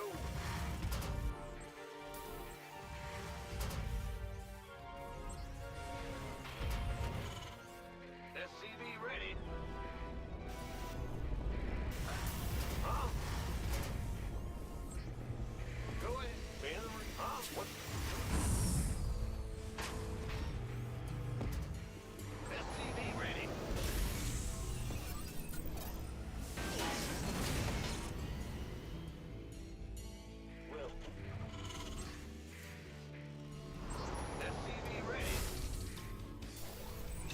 Doo-doo. Can I ask what Fallout you're playing? Yeah, sure. Yeah, 76. That's the one I play with my wife. If they ever make it so I can play the other Fallout games with my wife, then I probably will. Probably will. Am I confident with my country? You know, bro, as a European American, there are so many things that I was raised that I wanted to believe and hope for. But the reality is, shit is just crazy complicated.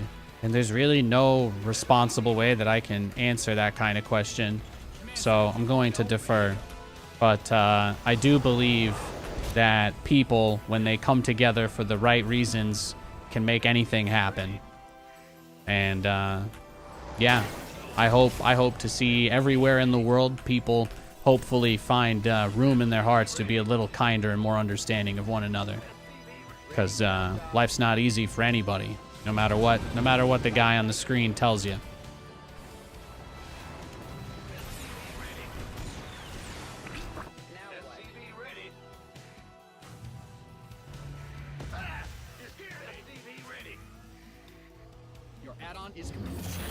But yeah, my family doesn't have a history in this country, so you know, everything I ever learned was out of my own curiosity and interest, and obviously the books make things look more flattering than they are. It's just the way it goes.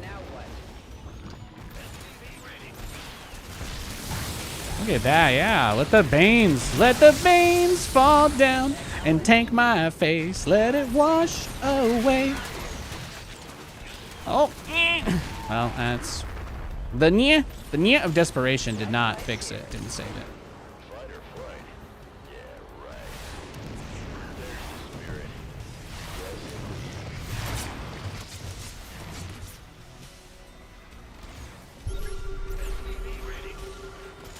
Cause I wanna feel that thunder, yeah, I want that. Oh. No, it's not happening, Nate. Give up. It's not happening. Transformation systems. Do, do, do, do, do, do, do, do. SCV ready. Add-on spin. Research complete. Huh? SCV ready. You ready for war? Add-on done. Swap away.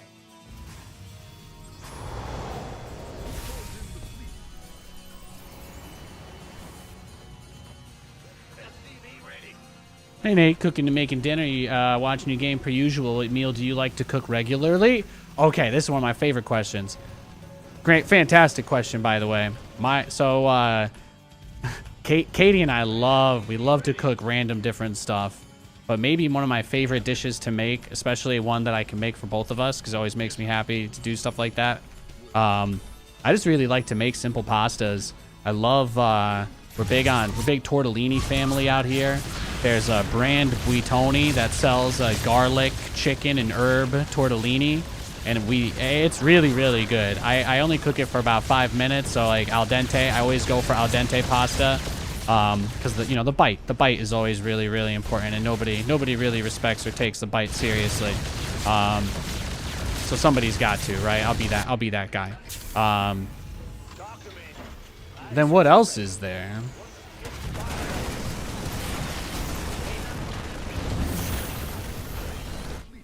Your SCV might have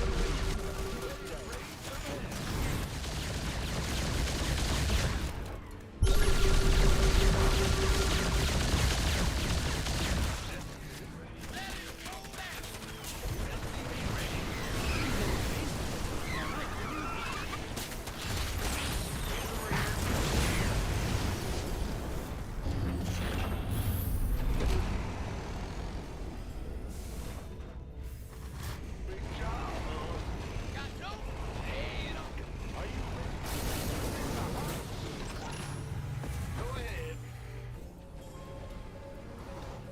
SCV ready. I don't really like a lot of plain pastas. Like I don't like spaghetti on its own. I usually like it to be some kind of like meat combo type dish. My favorite pastas are, obviously, I like tortellini.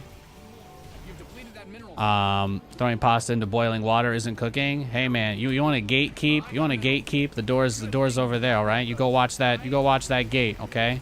Don't take your eyes off it, buddy. But no, I love making simple stuff like that.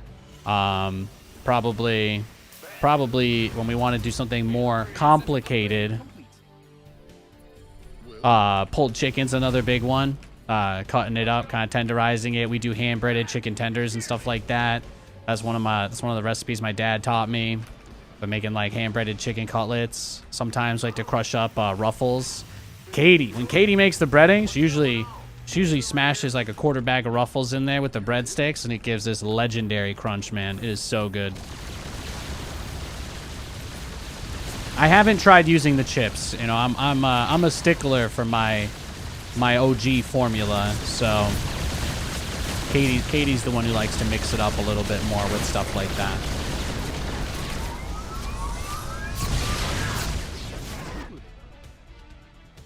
Yeah, like, why do you care how hard it is to make pasta? What are you, some 50-year-old guy? You some 50-year-old guy who inherited everything he owns? What, you think I'm lazy because I'm young and not a billionaire? Is that it? Well, let your heart out, bro. Go ahead. Picking up or dropping off? Upgrade complete. Cornflakes instead of chips. I've heard the cornflakes are a clutch play. No, my favorite thing to make for me is tacos. I love getting the meat, getting it all together, cooking it, setting it up. Sometimes I use a very simple, boring recipe card guide that you can get at a grocery store. Sometimes we get a couple of different seasonings we like and throw them in there. But usually if I hand make the seasoning, it's a little too spicy for Kate. But I'm crazy about my hot sauce. I have a very high tolerance for heat. For pickup? But I love making different types of tacos. Ground chicken, ground beef. We've done steak style. I actually made a barbecue pulled chicken taco for lunch yesterday before the stream because we have a bunch of chicken that we have just for cooking stuff like that.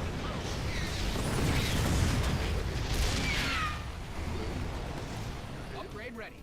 Nice.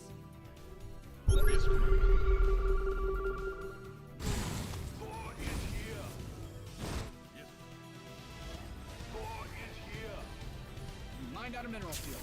Good thing you got any extra fire. Research.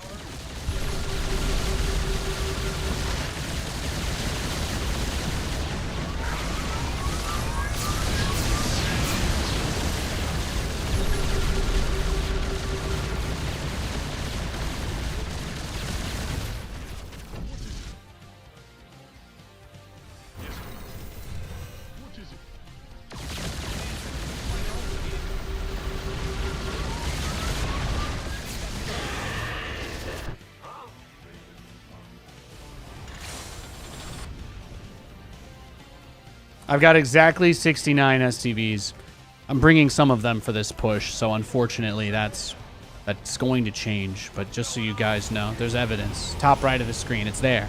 It's there. Okay, now let's go attack.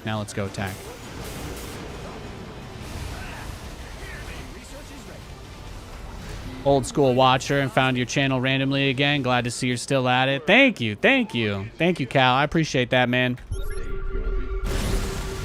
No, I love StarCraft. I used to play it super try-hard, right? I used to play to win. I used to play to try to be the best, and now I mostly just play to reminisce.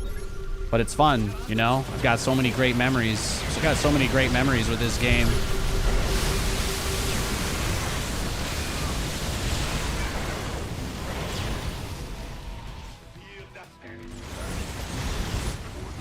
Mined out a mineral field.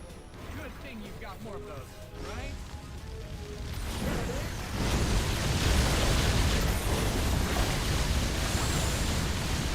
that mineral field.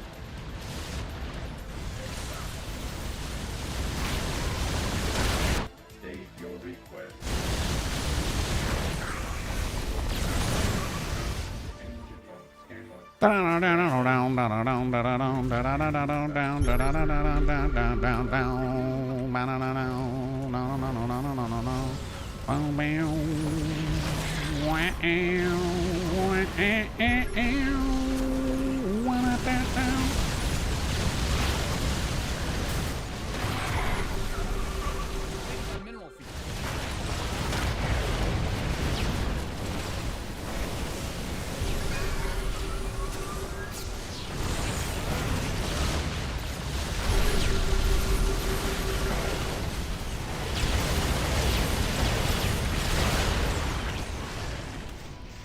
Yes, Commander. Bad news? You mined out a mineral field. Whew. Got more of those, right? Yeah, we're gonna need a few more command centers, eh, Chief? Scared me. Upgrade complete. He had a lot of stuff. I killed a lot. There's no reason to fight him with a half-health army. No reason to fight him with a half-health mech army. Command center's got some new toys. Patching you through. Do this. I have heavy Yeah, that happens. Liberation. It's all good. all day long. Have some? Yes, Commander. In the rear. Bad news? You've exhausted that Vespine geyser. I'm in a heap Geyser of depleted. trouble. You've bled the planet. Find out this.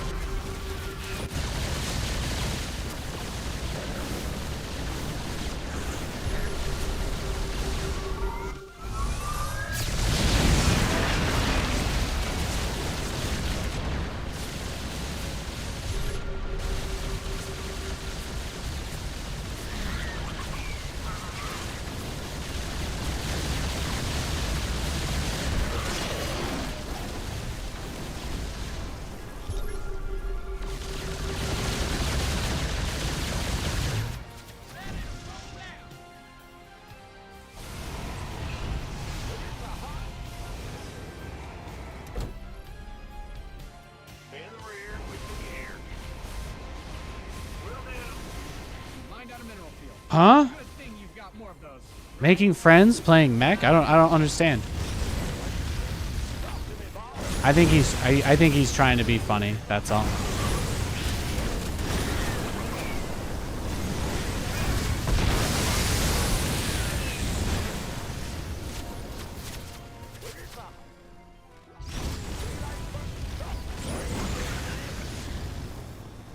You're good. You're good.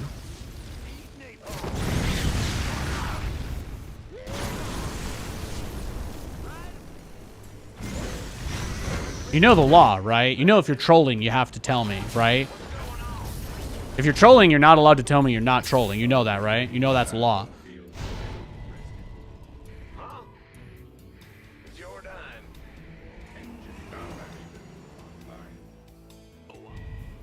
Upgrade ready. It can be annoying to play against. I think there's a lot of stuff in this game that's annoying to play against, right? Like gatekeeping strategy in a strategy game, though, that doesn't really make any sense, if you ask me.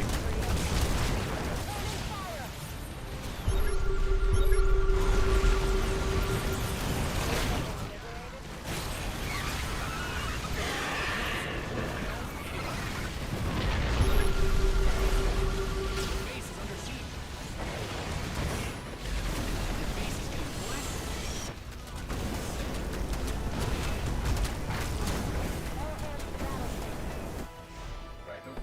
What's our target?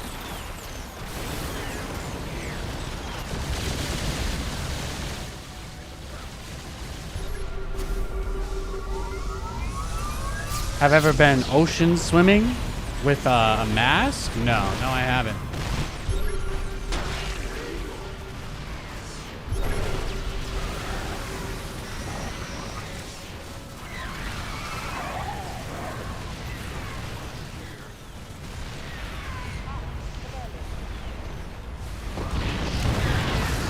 Standing by. Base upgrade.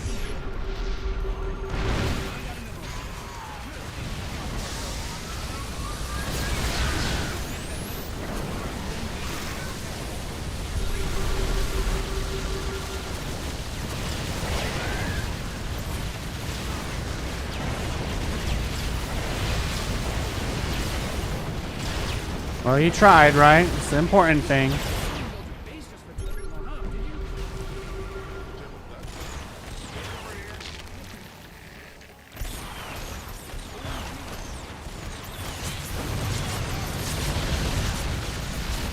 Get this replay up on the wall. Great game. Hell yeah. You know, Helgi, let me ask you a question.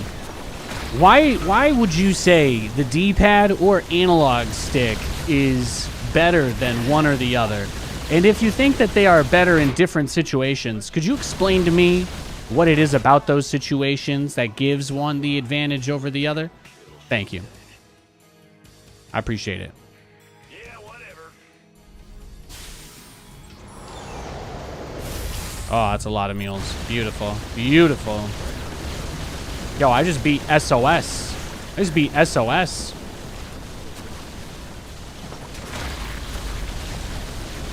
What is it? You hail? Well?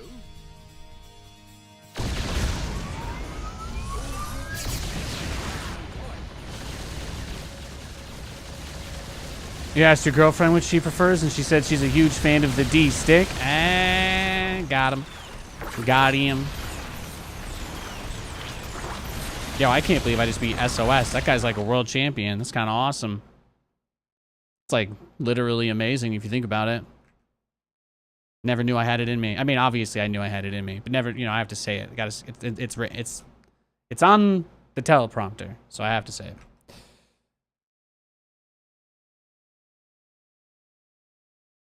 It's nice to watch you play. Thank you. Thank you.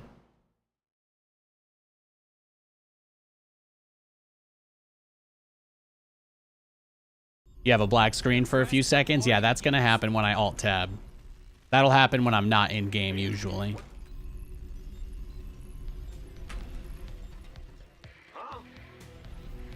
Yo, kid, hope you're having a nice day. Bad news?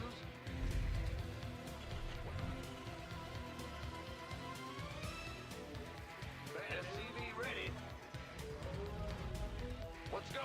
Okay, guys, but here's the real question, okay? If you were in a Walking Dead type situation, and there was only enough room for you to hide in a small space, and you could either take the D-pad or the analog stick with you, but the other one's going to be left to the walkers.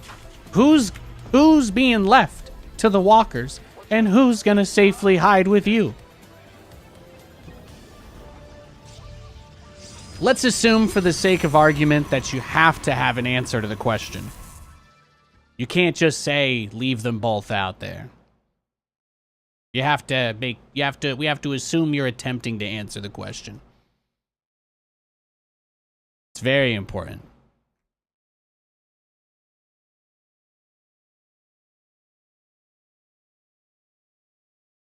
You don't know what they are? You can still answer the question if you want to. Remember, guys, the theme is always gates open, come on in. That's the whole point of the questions. It's the whole point of the question. I got you. I got you. This is a weird ethics lecture. There you go. Happy Tuesday. I'm going to go with analog stick. That's what I'm talking about. If I was in The Walking Dead, I'd have checked the tank to see if I could start it. It still bothers me to this day that the man gets in a tank and then just hangs out for a bit before going out the bottom hatch. Also analog stick. I mean, I think it's probably fair to assume the tank was never turned off, though, right?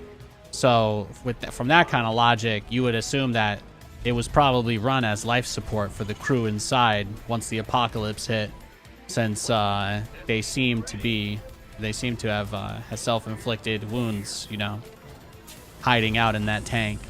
So, at least from my perspective, I would have just naturally assumed any power supply it had was completely dead, just because of natural battery power loss over time, but also I assume anyway that the crew probably kept that thing running as long as they possibly could for their own safety, and they probably didn't manage the fuel for it that well anyway. So maybe hypothetically speaking, the gasoline hasn't gone bad, but you know, there's Americans that were like filling up with gas in like canisters and stuff because they don't know that gasoline just goes bad. It doesn't really last that long. Again? All right. Let's go next. Yeah. I would just assume at that point anything battery operated would not really work. That's probably one of the less believable aspects of the show. Gasoline expires.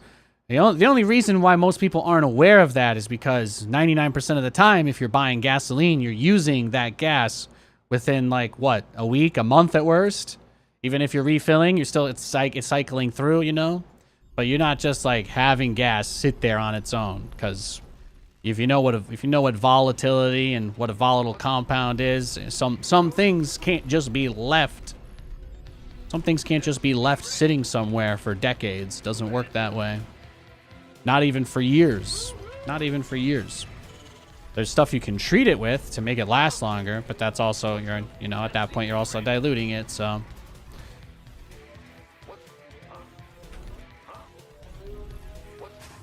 Eight-hour stream today? No. I don't think we're going 8 hours. I'm playing StarCraft until 4 o'clock. Right now it's 2:15. And then I'm going to play some Fallout until the wifey gets home. That's my game plan for today. I got you. What's going on? SCV ready. We got TVZ this matchup, though. We got TVZ. Go ahead. Ben? Yeah, we've been super hooked on Fallout since the show. We're both people that played a lot of it way back in the day, but it's been really nice to be able to play that with Katie. So we've been playing it a lot. SCV ready. We're playing that more than anything these days.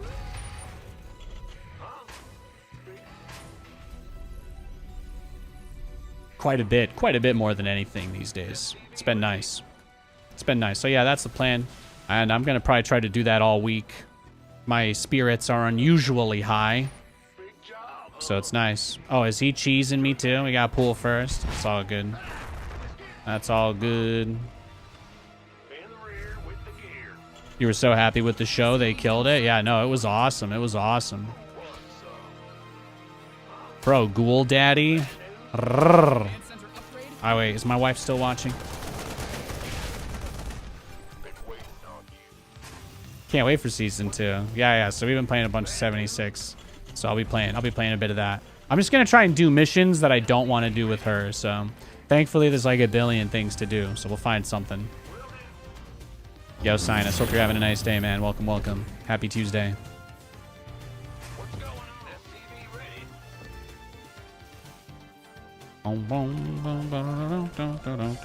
Oh yeah, is it bait? That's bait, mate? That's bait. Except he didn't take gas, so he didn't take any Vespine. So I don't know what he really thinks is gonna happen. He nuked his own economy. He nuked his own economy just for an opportunity to come at me. SCV ready. You've been playing Fallout 3? Fallout 3 I think is my favorite of the single player ones. I've played 3, 4, and New Vegas. I think New Vegas maybe has the most interesting plot because it's a lot more interesting. I mean, plot-wise, it's a little more interesting than the other games. But New Vegas, I think, is a little more linear in terms of you kind of have to go along the track that the story puts you on. But a lot of people prefer, you know, being guided through the game. So that one is still crazy popular for that reason. But Fallout 3 was my favorite because it was obviously like the first big 3D experience going into that world. But I also felt like you had the most options to go to different places on the map from the get-go. So it really did feel like you were just stepping out of a vault and exploring the world that's left. Like, even though you had the mission to find your dad or whatever, at the very least, that is not something that was so big that it overshadowed everything else in the game. Which was really my only complaint with New Vegas, because if you, if you go back to almost any of the areas on the way to the Vegas Strip before, after you finish the main quest, and when you finish the main quest, which you'll know, when you finish the starting main quest anyway, you'll know that when you go back to areas from earlier parts of the game, that your only dialogue options for people are still going to be asking about that guy, even though he's already dead at that point. So it's like, the game wasn't really well designed to deal with just the fact that people would not 100% every area on their way through. Like their expectation, I guess, was just that you would clear the entire game before you went back anywhere, or you would just never go back to those places. So for me, that was the only bit of polish that hurt New Vegas. Typically when I share that opinion, it draws the ire of Fallout fans. But I do think that regardless, it's still an incredible game and easily much better than Fallout 4. Fallout 4 has nice quality of life stuff, like power armor is probably best done in Fallout 4, I would say. I think that the Fallout 4 power armor, which is what they ended up going with the same system for 76, is really cool because it's actually feels weighty, feels heavy, and it's not just a regular armor that you put on and you just wear it all the time. So there's a little more decision making around it. The crafting around the power armor is really cool.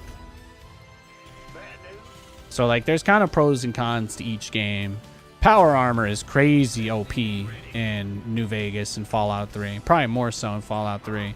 But yeah, those are my general thoughts anyway. What my thoughts on what? I don't even know. We just started talking about Fallout and here I am.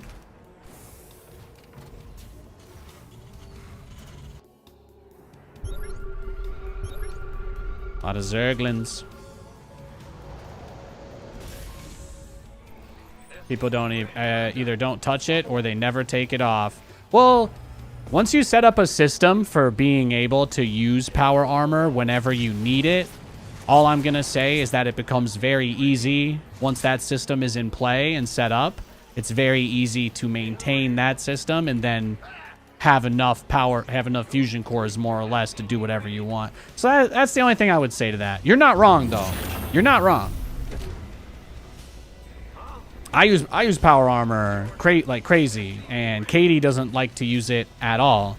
So she has a fusion core charger that she doesn't even need, and she just charges fusion cores for me. And she's like, now you're always gonna have power, all right? She's like, that's it. So I just don't have to worry about it. I think I've got like 30 fully charged fusion cores. So we have a good system. We have a good system.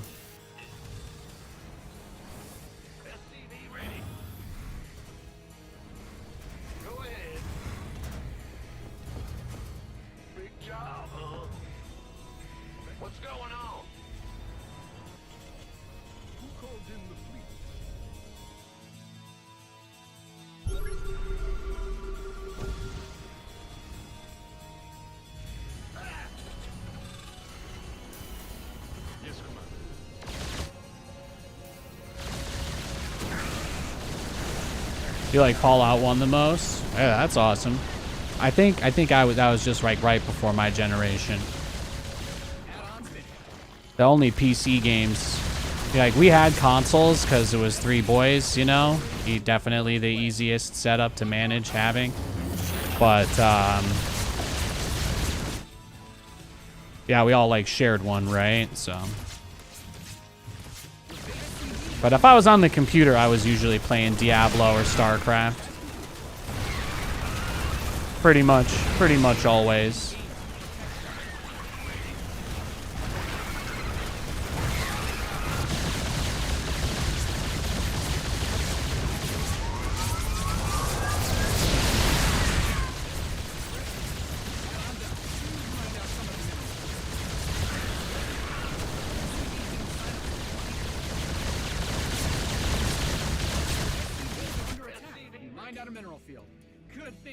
More of those.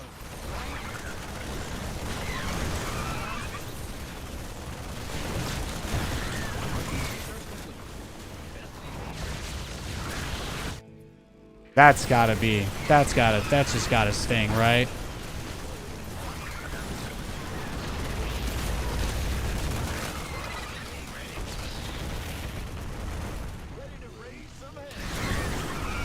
Oh, that's why. It's because of the... I was like, oh, what was his build? Just be really greedy and then lose? Yeah. Seems like it. He just made 10 million Zerglings and hoped that that would be enough. Cool. Yeah, I pretty much just played StarCraft or Diablo on the computer. I think the only other computer games I played were like, we had the educational ones. So, you know, I was playing Reader Rabbit and Mario Teaches Typing and shit like that. Yeah, and then Age of Empires. My dad got me that so I could learn history. Age of Empires Gold Edition. Great game, man. Fantastic game. That's got to be like 20 years ago now, and I still think about. I can still picture those campaigns. It's good stuff, man. Siege in the Great Wall. Oh, the first mission you need to use the catapults. Some good stuff. That's good stuff. Yeah, I think we had the where is Carmen Sandiego game. Which Diablo? Oh, I started with Diablo 1. I think my very first video game related nightmare was of the Butcher. Fun fact. Yeah. Yeah, my very first video game related nightmare as a child was the Butcher. I watched my dad go fight the Butcher and him go like, "Ah, fresh meat," and I was scared. I ran into the other room, man. I was horrified. It was terrifying for me, man. Straight up, like, you go 2 levels in, the game's just starting, and you're like, here's a guy that's got a bunch of bodies hanging off the walls. And for 1998, man, let me tell you, those graphics were pretty fucking terrifying. So, of course, I had a nightmare about a guy coming at me with a big knife going, "Ah, fresh meat," and I'm just running from him. In the rear. And then when Diablo 2 came out, we jumped on that. But again, I was very little at that point, so I was like 7. SCV ready. Roger. And that was when we came up with the name Nathanius, because my dad was like, "We can play this Diablo with other people." And I was like, "What do you mean other people?" And he's like, "Well, you know how we can use the phone to talk to Grandpa even though he's in New York?" And I'm like, "Yeah." And he's like, "Well, it's like same thing with the computer." And I was like, "I don't understand." And then it made this loud ass whirring noise. And then he's like, "All right." He's like, "You got to have a name." And I was like, "I don't know what my name would be. Like something like Badass." I was 7 years old, so I was like, "I don't know. Can I be like?" It's like, "What would be like a hero Nathan?" And then my dad was like, "Well, you could be like Julius Caesar. You could be like Nathanius." And I was like, "That sounds really cool." And I named my first Diablo 2 character Nathanius. It was spelled differently. It was a paladin, of course. And yeah, that was the first character. I got all the way to level 99, Grand, Patriot, Mac, whatever, like 3 different tags, beat Hell mode, etc. Go online, pick up 20 Stone of Jordan rings, not realizing it's going to brick your save game. Wait for your younger brother to become a cheater so that he can reveal to you that he can actually use the cheats to go into your corrupted save game to remove the Stone of Jordan from your character so you can play again. And man, what a wild ride that was. What a wild ride that was. I had a barbarian named Solnzai. I had a druid named Cow King. And those were the only characters I played. My favorite area in Diablo 2 is the area plateau where you fight the 3 stone barbarian statues to get access to Baal's chamber. It's my favorite. It's one of the coolest fights in the game, I think. But I always like doppelganger fights in games, so it kind of felt closer to that. So doppelganger fights are always awesome. How many times have I killed Baal? I don't know. Maybe like a couple hundred. Obviously, I was right there, so.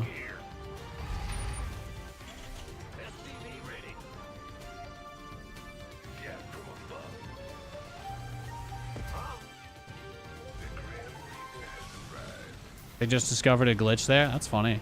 But yeah, no, I played so much Diablo 2 growing up. So much. Loved that game. Loved it. Even my stepmom started playing it for a little bit. That's why my barbarian was named Solnzai, because she was teaching me Russian at the time. She was from St. Petersburg.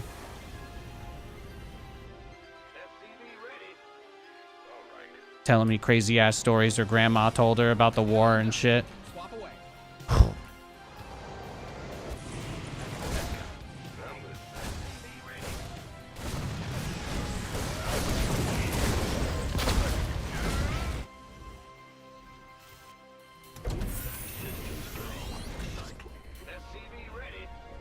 Ready for dust off. Understood.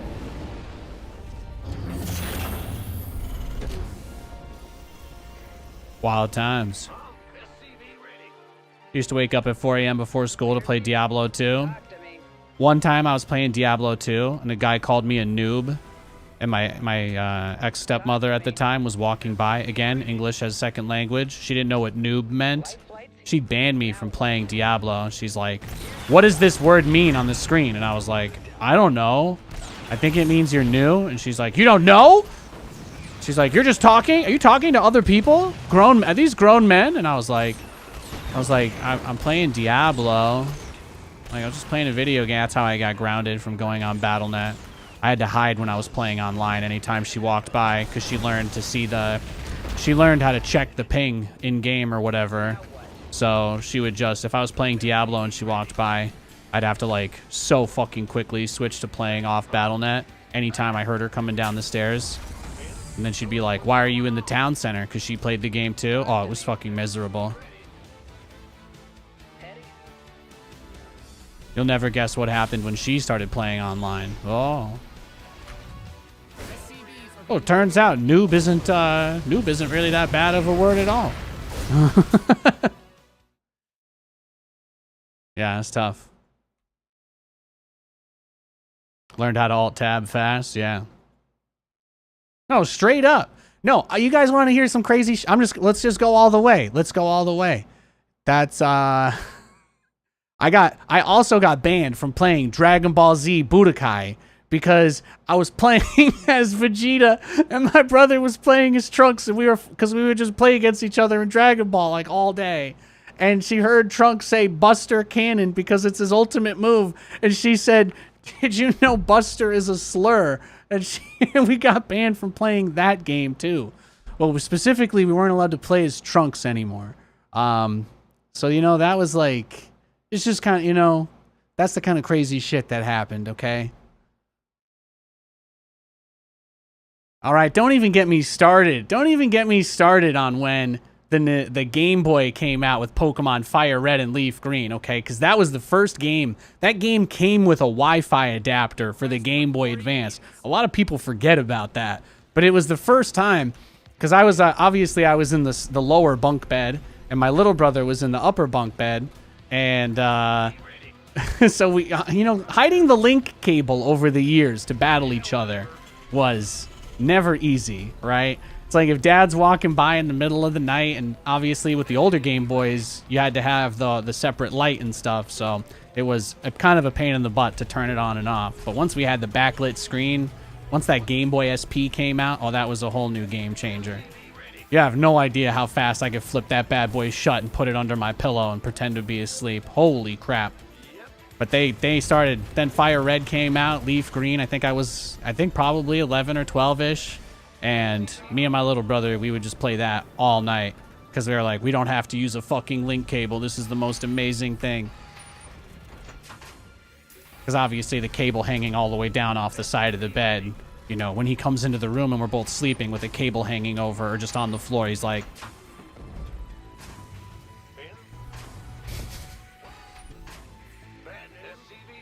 My school bus came to pick me up at 5 a.m. on the dot, so we had a pretty early bedtime. We lived out in the middle of nowhere. Yeah, man. That was sick. That was sick. I remember I saved up my allowance. I bought a Game Shark because I wanted to hack one of the Pokemon that I couldn't get. I was like, oh yeah, there's these events where people can go to and they can bring your game and get special release Pokemon. And I'm like, well, my dad's never going to be able to take us something like that, you know? He worked like 12 hours a day, and we rarely got, you know, we had stuff that we wanted because he would work very hard to make those things happen. But it was usually once or twice a year, you know, that we would get something that would be like, whoa. So, again, that's why I ended up playing a lot of the same games, because I didn't get new video games very often. So the ones I had, I've played them to death. That's how I know the inside. That's how I know everything about Resident Evil, Metal Gear Solid, Castlevania, and StarCraft, and Diablo. For probably a solid 5 to 6 year period in my life, those were the only games I had. I played the shit out of them. It's good stuff. No, getting the light for the Game Boy again. Well, like I said, you guys know, like I'm from an immigrant family, but my grandfather, who you know, he gave up his whole life to move to America and try and start a new opportunity for my dad and obviously eventually me and my brothers. So I got nothing but love and respect for the guy. But man, that was about a 2-hour, hour and a half-ish, depending on traffic, drive from Scranton to New York City that we made at least once a week. And I mean, we went to New York City and back from Scranton at least once a week. All the way up until my grandfather passed. My dad and him were super close, so we were up there all the time. Which obviously meant that having the light for the Game Boy was like the most valuable thing we could possibly get our hands on, since there was obviously no other way to to play it once it was dark outside. So anytime that we would have to leave, we'd be like, Dad, can we can we please leave during the day? Can we go in the morning? He's like, why? It's like, because he can't do anything in the car. It's good times. It's good times.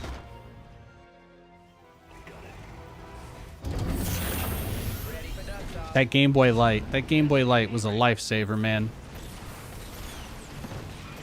It's a big deal.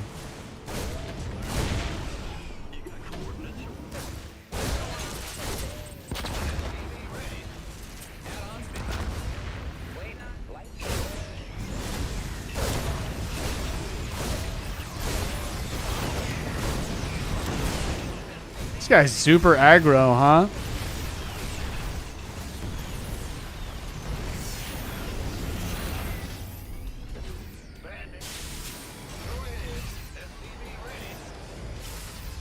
Yeah, I was born in 1993.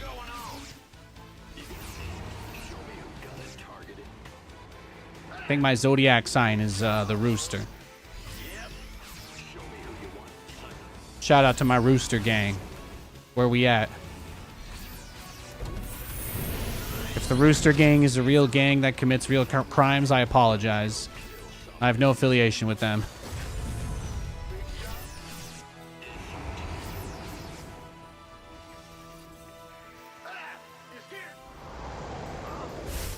Eventually, though, my dad would get us really cool stuff to surprise us. So, like, because we couldn't really afford to fly anywhere and stuff. For vacations, we would always just drive from Scranton to Orlando. So I think we did that about 3 times. I think we did that about 3 times growing up. And that is a hell of a drive, let me tell you. We did end up eventually, I guess during some period of time where things were a little better.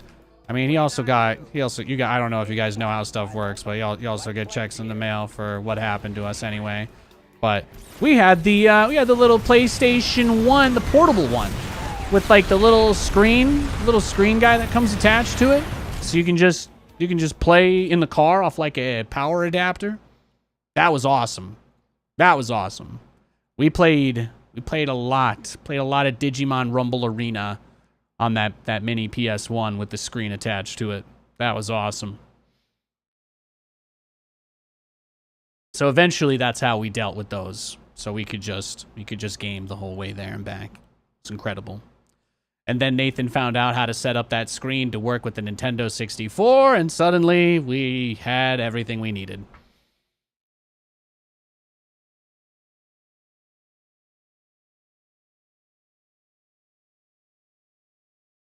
So anyway, long story short, yeah, that Game Boy Light, man. That's primo. Primo. Bad news. What's been? Huh?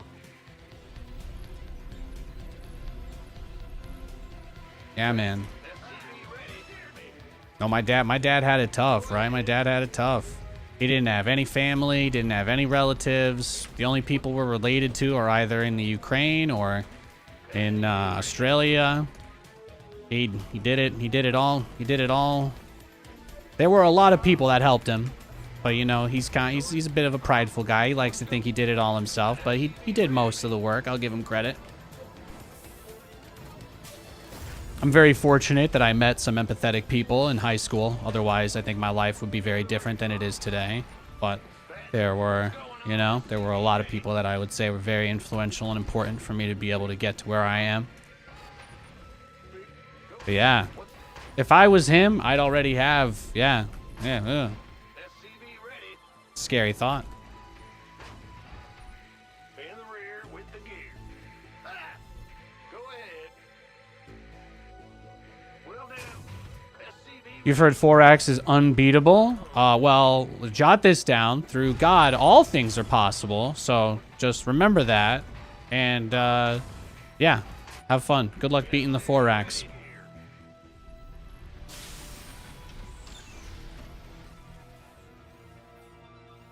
Gotcha.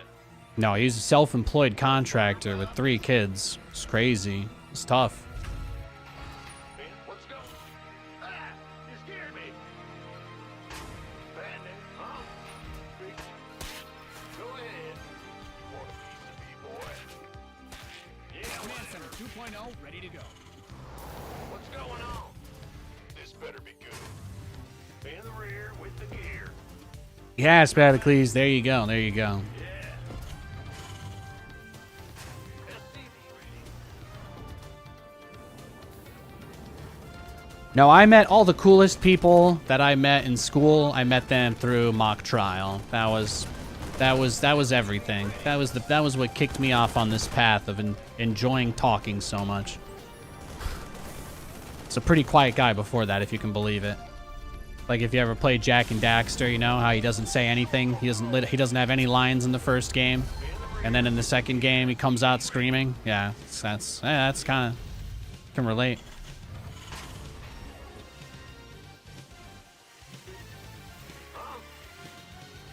That's the rare Jack 2 reference. You're not going to see a lot of those. Not going to see a lot of Jack 2 references on the internet these days, guys. Okay? That one's endangered. You're not even allowed to insult that comment because it's so rare. Theatered that? Hell yeah. Do my old mock trial friends know about me being a StarCraft caster? I think some people saw from, like, Facebook over the years, but that's about it. I've had people from my high school show up at BlizzCon to ask me for my autograph. That was pretty cool. I think that happened twice. One of the guys who graduated with my older brother, and he married a girl from my class that I graduated with, and they are both huge Warcraft fiends. They play crazy amounts of WoW.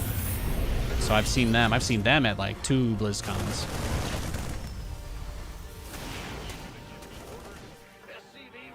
I accept whatever happens here. You can run your Ling away if that's what you need, but I'm not worried about it.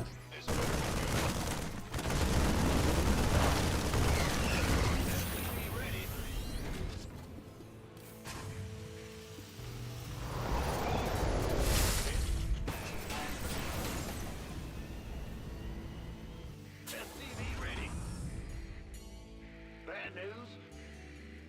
Well, systems go. Cyclone ready for action.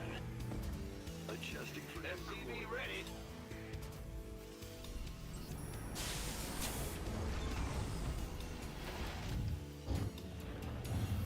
This ought to be good. Huh? Channel's clear, boss. SCV ready. Ready to blunder. Transformation systems prime. Certainly. In the rear with the... What's going on? Command Center upgrade complete. You ready for war? No one lives forever. I like it. SCV ready. Your add-on is complete.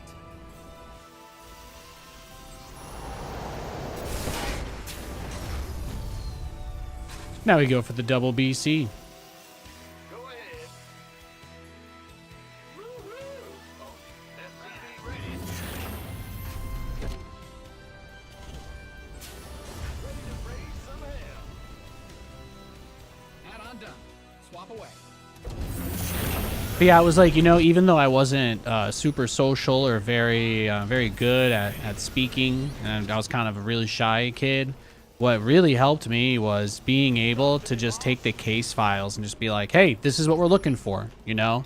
That was one of the first times I was in an environment like that where I could just be like, oh, hey, do these things go together? And that was like a normal conversation that you would have since you'd just be looking over a bunch of evidence, right? And trying to come up with At least for mock trial anyway. Compelling cases for each side and stuff like that. But that is the kind of stuff that I was good at. So even though I wasn't necessarily great at expressing myself, these people were like, oh, okay. This guy's not here to mess around, at least. And that was nice. I do still keep in contact with a bunch of them. One of my, I think, most of them have all spread out. Pretty much none of them are left in Scranton, so good for them that got away. I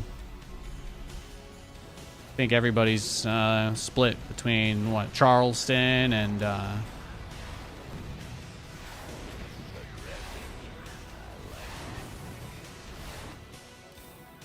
Syracuse. A bunch of them ended up in the Carolinas.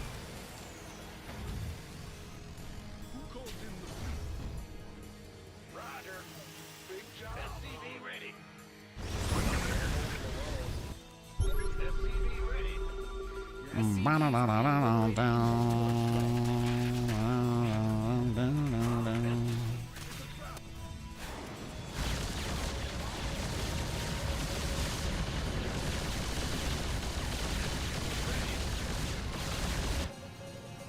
Command Center 2.0 ready to go.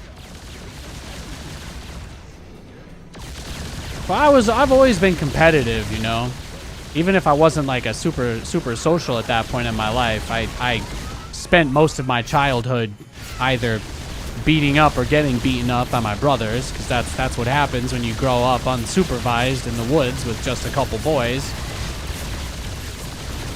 I was very competitive. I loved winning.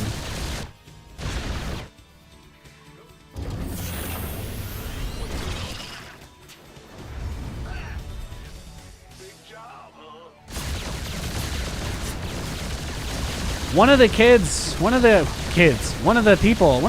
my classmates that I did mock trial with in high school ended up becoming a teacher at a different school in our district back east, and she actually won the national championships with her students. So that's kind of awesome. This year, actually, it's pretty awesome. Raised by wolves, yeah, more or less.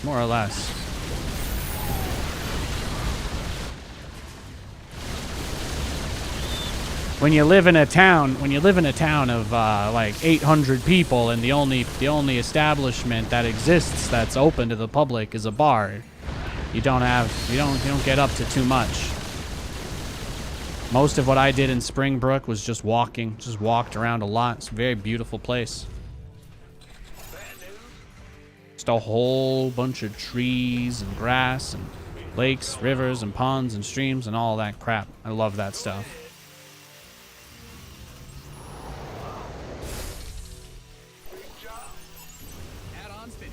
Like, I was a nerd. I loved being inside too, but I also loved the outdoors. You've mined out some of your minerals. There's a bunch of great stuff everywhere, really, you know. Who called in the fleet? What's going on? Yep. SCV But yeah, our school was pretty good. Most of the other kids on that team were very competitive. I'm still in touch with all of them. Big job, huh? Will do. Bad news.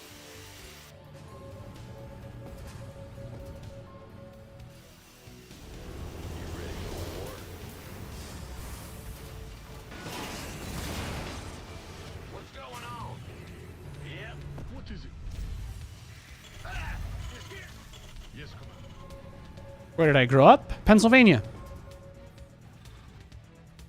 In the rear with the gear. Oh, really?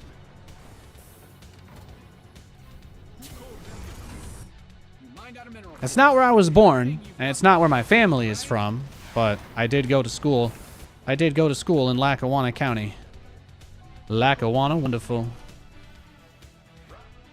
I've been into a real, actual coal mine. True story. Fight or flight. Yeah, right. I have almost drowned in a swamp. Upgrade It's ready. true. Moist. It's all true. My wife loves hearing that story 100,000 times. It is one of my favorites.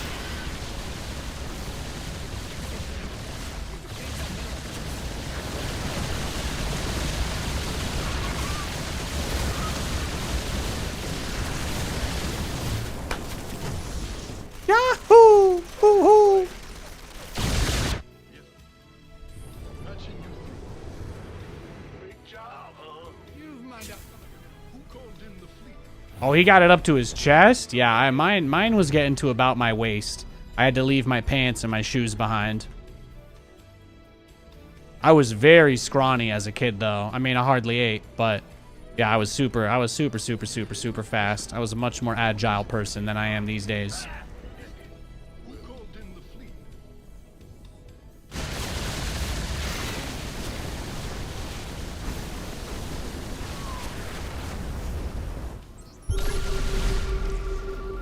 Your command center's got some new toys.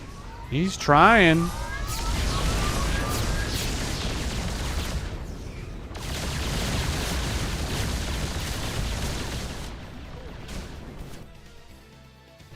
Yeah, whatever.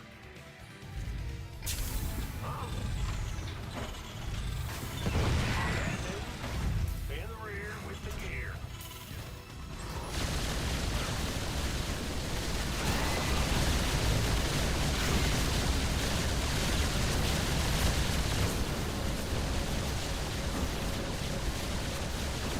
Yeah, it looks like he just wanted to rush like Hydra, Viper, probably.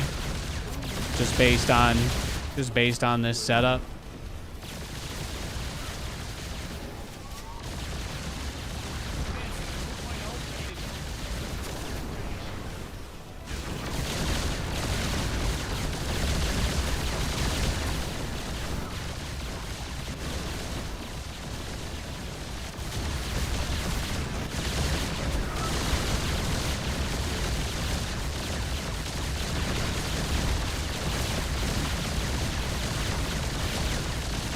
Leave that mineral field.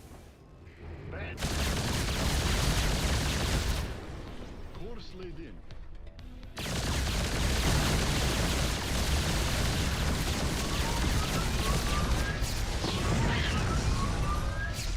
Bye-bye. Whatever that. You hail? Yes, Commander. Yeah, feeling pretty good. Feeling pretty good, Charles. Upgrade complete. Patching you through. Oh, really? Yes. Patching Oh, did you think that was gonna finish if you started it before I killed it? Did you really think that? Really?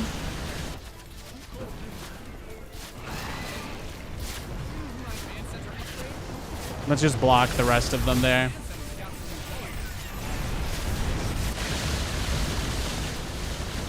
This is beautiful.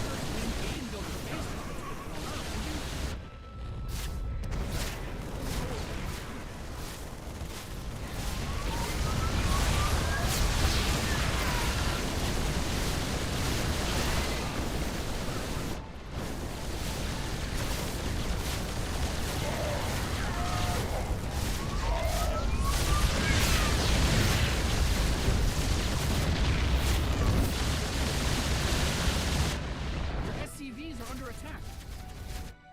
It's a trap. Yeah, he's cooked.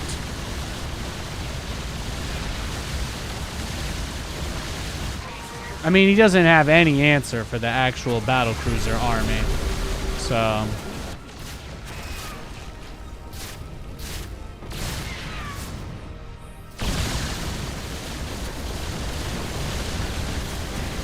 This replay up on the wall. Got him. Yes. Hell yeah.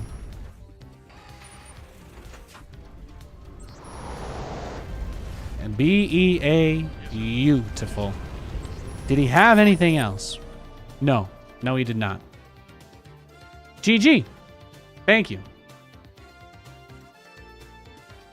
You're using power armor. You're playing Fallout 4 after the show. Man is so good.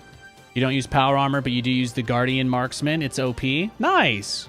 Used to play D-pad for Resident Evil, but the joystick is too good. Well, that's like kind of cool when the controller has both of those options anyways, that at least when you play a classic game that responds better to the simple directional input, then that's where the D-pad really shines. Obviously, it's great as an augmenter or an adjustment, right, that you can use for other games to do, like, you know, audibles in Madden or your abilities in Mario and stuff like that.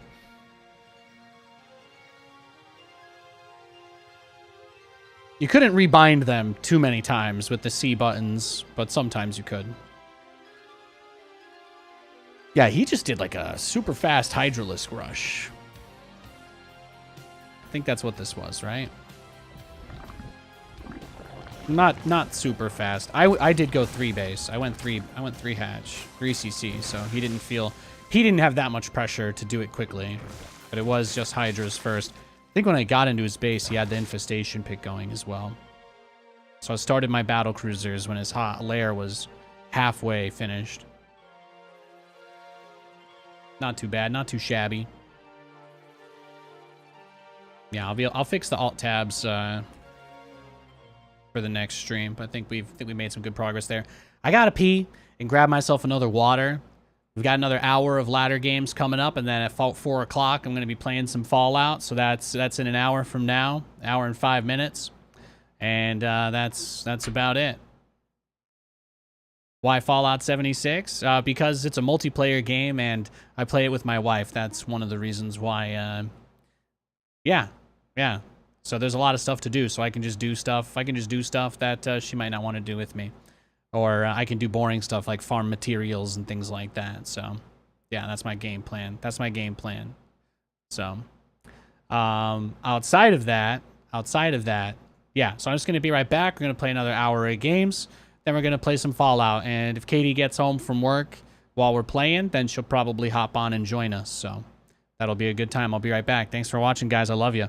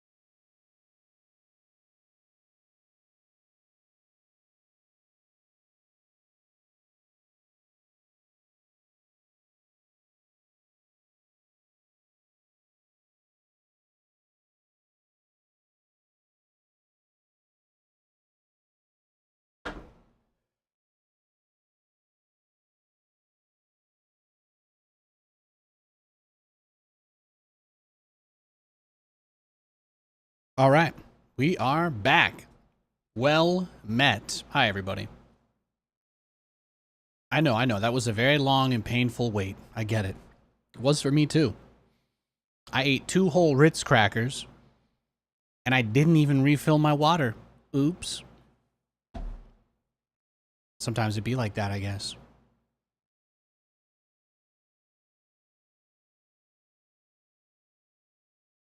Let's get it.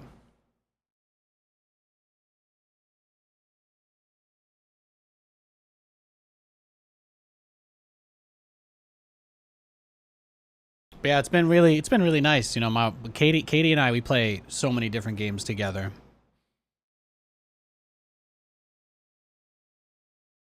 That's been one of the biggest things that's helped, you know, with our relationship going through COVID and all of that. We've played a lot of games, done a lot of gaming.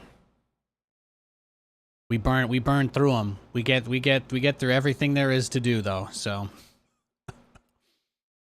we were like, okay, well, you know, I guess Fallout 76 has had like 7 years to cook now, so seems like it's a lot better. We've been enjoying it. We've been enjoying it, right? So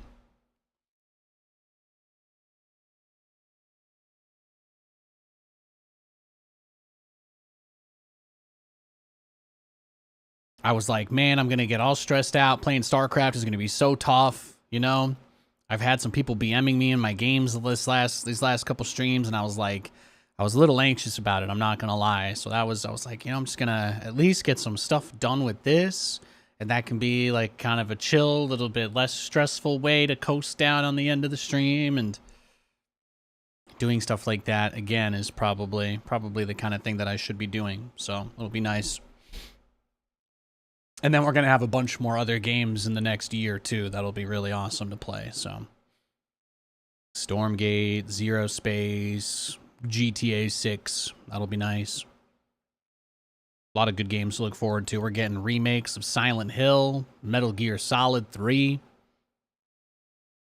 And then you just know Capcom's got to be doing something. I don't know if they're remaking Resident Evil 5, but they did. The voice actor for Wesker did confirm that he's still working with Capcom, and he's still working on active projects that he can't discuss. So that can only be like 2 other games. But Resident Evil 9, maybe they bring him back again. Who knows? I'd be very upset. I'd be very, very upset if the volcano shot out his body in like a giant volcanic rock and they dig him out. That will make me angry. Unless he breaks out of the rock somehow even hotter than he was before he died. In which case, I'll have to wait and see, you know. I'm gonna reserve my judgment. I'm going. What's going on? SCV ready. What if he also has lava powers? Well, I mean, at least that would fit. I don't think that part could bother me, because that would probably make more sense than anything. SCV ready. I can be fair. I can be fair.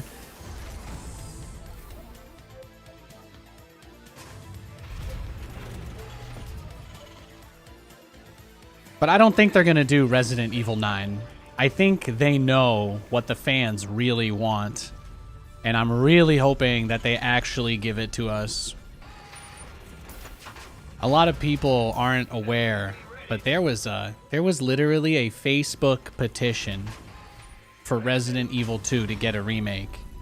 And I don't know if you guys are aware of this, but when they first said that they were going to do an RE2 remake, the developer behind it, the main guy who did the original one, had said before that Capcom wasn't sure if there was interest in them going back to remake their old games, because they always just assume people want new stuff. And that was one of the first like social media like movements in games for something like that. And they were like, you know, I don't know how many people ended up signing the petition, but they literally responded to it, and they were like, fuck it, guys, we'll remake Resident Evil 2. Get back to us in a couple of years. I think that was 2016, and then in 2018, they showed the trailer for it at E3, right? And then they released it in 2019, January 2019, if I recall. It's pretty awesome. that remake is probably one of the most hype things ever for me. It still is. The whole, like, it's like Final Fantasy VII. If you know, you know. But there's a lot of people that have been wanting to see like more modern takes or on these games or these stories or whatever for a bit. It's not an unusual. It's not considered a hot take, maybe is the way to phrase it. It's not considered a hot take. Everybody's wanted a Resident Evil 2 remake. Kind of like how everybody wants a Metal Gear Solid remake. Although Metal Gear Solid fans, you know, we're pretty... Most of us worship Kojima like he might actually be God, and let's face it, there's no evidence to suggest that Hideo Kojima isn't God, so I'm not going to sit here and argue.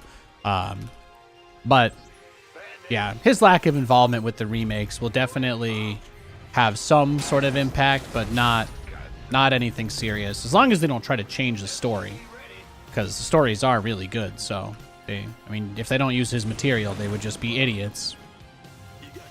Add-on is complete.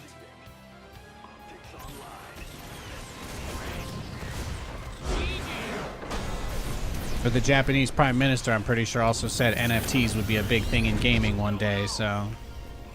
Guy's either a genius or those people over there have no idea what they're doing. You can either see the future or they got no idea, right? Kappa. Was that it? Or he just gave up after I rebuffed him? Nice. Nice. Sid Meier's Pirates, there you go. I mean, Resident Evil fans are divided because some game, like Resident Evil has a couple of games that were very poorly produced. Not in that they're considered bad, but in that they're considered extremely sloppily handled. Like, Code Veronica basically has, like, the worst CGI / cutscenes / Normally, Resident Evil voice acting is pretty bad, but I actually did attempt to play Code Veronica, and it is visually such a mess. I gave up. I don't even want to play it. Now I get it. Now I understand why this game is so controversial, because some people obviously really love it, but it is it's a dumpster fire of a product. So remaking it, you don't have the same nostalgia factor as the other games. So it's hard to pretend that people care. But the bigger one is Resident Evil Outbreak, which was one of the very first online games. You needed the Ethernet adapter for a PS2. It's so crazy that they never tried to do another modern version of this game, but they said that they weren't going to because the sales were horrible. But hardly anybody even had broadband internet when that game was released, let alone a PS2 with the adapter. Like, it's a pretty specific subset of gamers that you're able to reach when you have that kind of requirement. Especially us being broke, like that was never going to be an option. We never got an Ethernet adapter for our PlayStation. You kidding me? So I just literally never even got to play that game because by the time I was old enough to be able to go to a store and buy it myself, the servers were offline forever. And there's like this bootleg server that you can use, but then, you know, you've got all sorts of weird stuff as far as like content creation and rights and legalese, etc. goes. There's a whole bunch of BS with that. And then obviously anybody that you would want to play that modded version with would have to be somebody who's also technically gifted enough to be able to set it up, because even as a nerd, I found it's still a huge pain in the ass to... First of all, you gotta pirate the game, then you gotta patch it to a different language, and then you gotta make sure you got the Japanese version of the game because you can't patch the English version of the game. So then half the menus are still in Japanese anyway, so you just have to know which buttons to click to be able to get to the online menu, where it then points to a different HTTP server than Sony.jp, and then it's finally in English. But, I mean, do I really think that the random people that I would want to play this game with in my life would even want to entertain the possibility of trying to figure out half the words I just said? No. No, they wouldn't. Ugh. Rule number 1 of being good with computers, guys. Don't become the people in your lives tech guy, because then they will it never stops. I can't do that. I can't implicate that many people.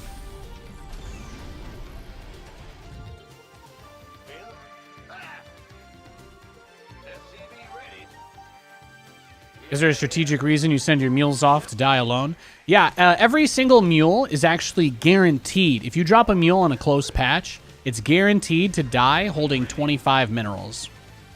It's guaranteed to die holding 25 minerals. There's nothing you can do about it. Unless you pull the mule off at the last second. The hammer pulled you off. SCV ready.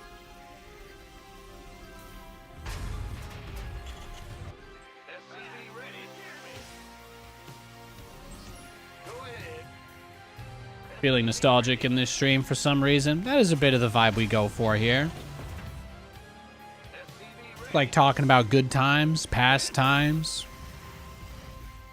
Go ahead. Ever hopeful for the future times, but you know, sometimes we need a little bit of that. Need a little bit of that comfort. It's a nice vibe. Hey, you guys have been great today. Great conversations. Some of you asking me questions people never ever ask me. It's just kind of fun. Just kind of fun like that, really. I appreciate that. I hope you enjoyed some of my rambling today.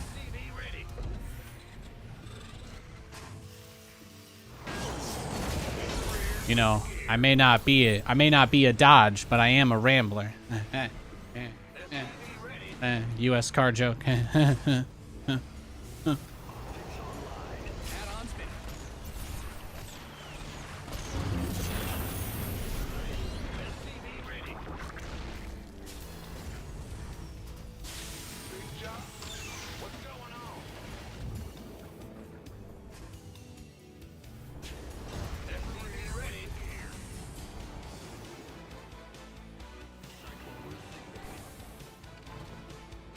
Yeah, Dodge Rambler might be like a Rambler joke. Car joke might be like Pennsyltucky level.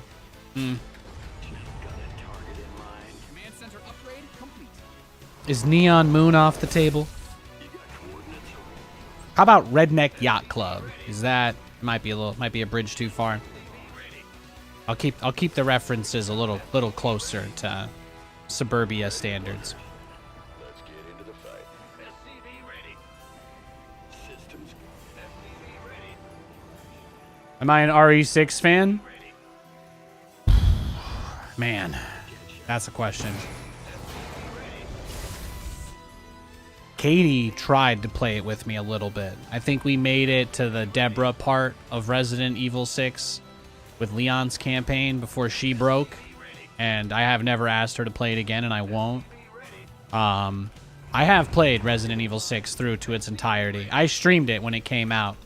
Fun fact, that's where the Resident Sleeper emote is from. Not my stream, but a guy waiting for the game to come out that same night just literally passed out on his stream. That was one of the first ever documented sleep streams before people realized you could fake doing it to make money, obviously. Is what it is. But it's good times. Nice little history. Yeah, that emote is literally that guy. The guy was doing a marathon of all the Resident Evil games, and yeah, he just straight up just passed out. That was it. Yeah, first documented sleep streams. Dude got giga famous, became a permanent emote on Twitch. Of course, I couldn't tell you his name because fame on this platform is fleeting, unless you like to talk about politics or react to other people's videos. But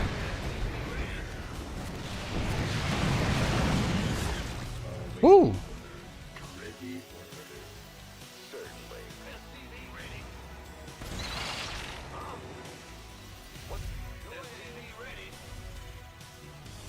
The things that people will watch, man. The things people will watch. It's wild. SCVs didn't sign up to fight.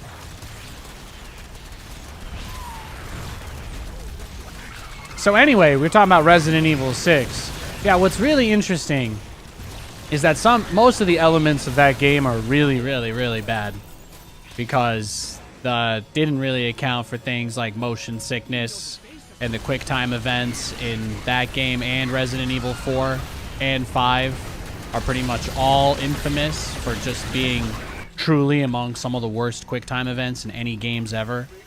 But here's what I'm gonna say before I give you my answer. Before I do this spiel about Resident Evil 6, I'm going to let you guys know at least one thing. Since 2022, they actually released a patch for Resident Evil 6 and Resident Evil 5. These games are far from perfect. Resident Evil 5 is amazing. You should play it. Best co-op game ever made, hands down. No cap. For real, on God, etc.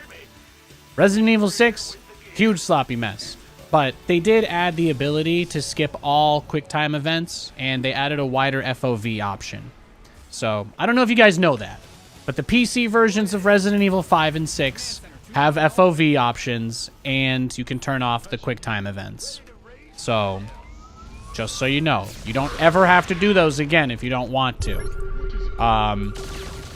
They are the worst parts of those games. So it's a big, that and the driving sections are the worst parts of those games. So that's why I give this huge disclaimer. Because anybody who knows what I'm talking about would just be nodding their head like, oh yeah. No, Nate knows 100%. Yeah, this is 100% a thing. So they got rid of that. Now, as far as just rating the game on the merits of its storytelling and direction,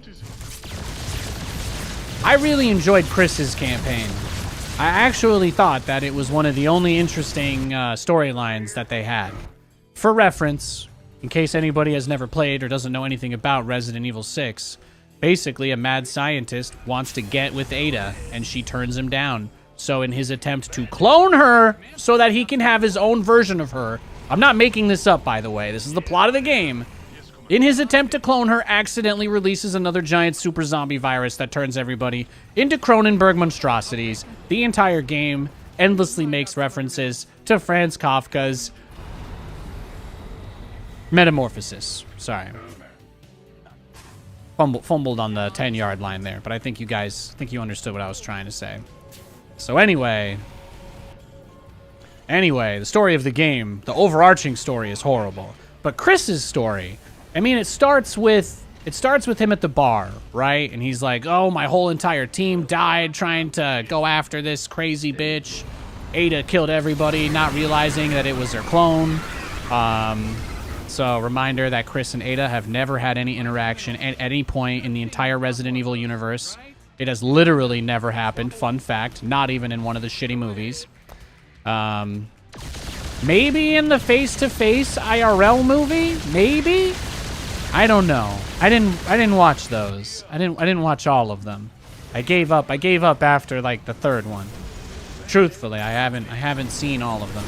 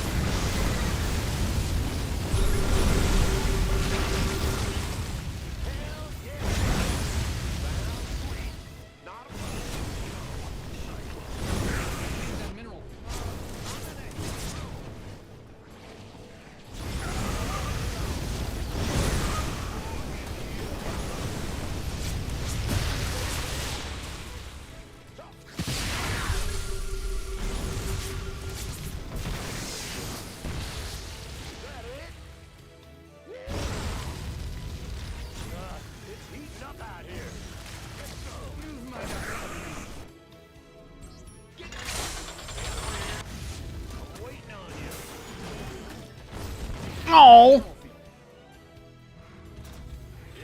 Upgrade ready. Sorry, if I was a character in Banjo-Kazooie, that would have been my death sound. Just to clarify.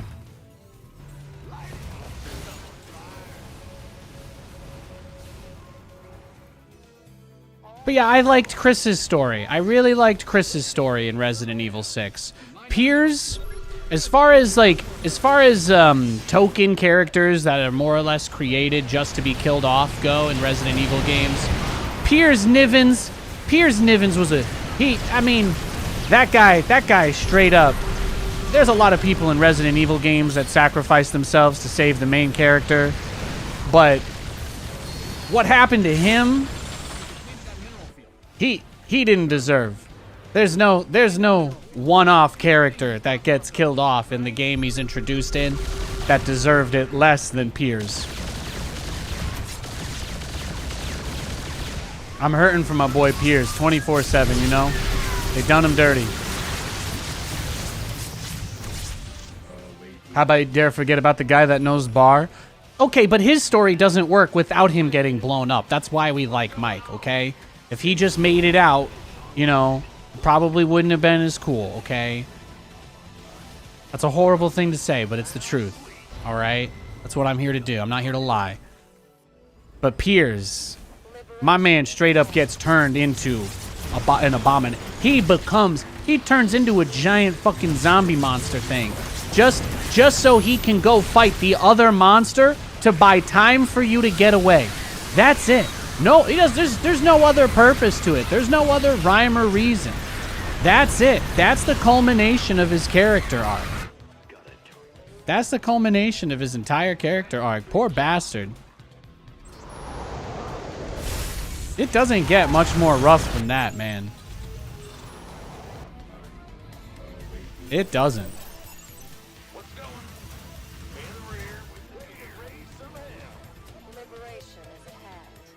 Yeah, this guy's playing the turtle game very well. It's gonna take me forever to kill this dude. I may not even be able to.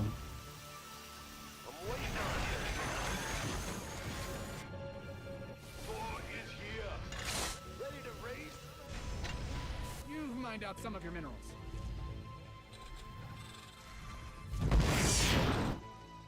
No. Yeah, he doesn't spread his creep either. Yeah.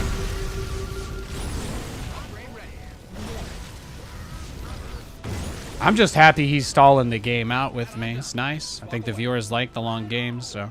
Your add-on is complete. He's just taking bases and doing nothing, really. Can't be upset about that. He's just gonna let me do whatever I want.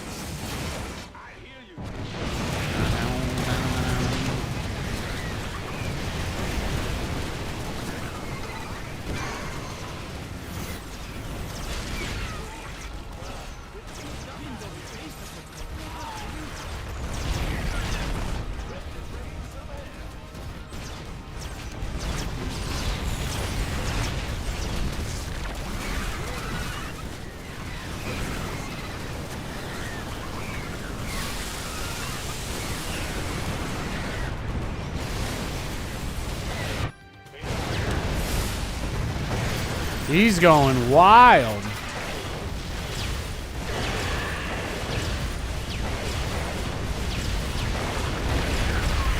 He's going hog wild. All right. I mean, I think he just beat me there, right? GG. Let's go next. Have I told you how handsome you look in blue? Thank you. I appreciate that. You have not told me that. Thank you very much.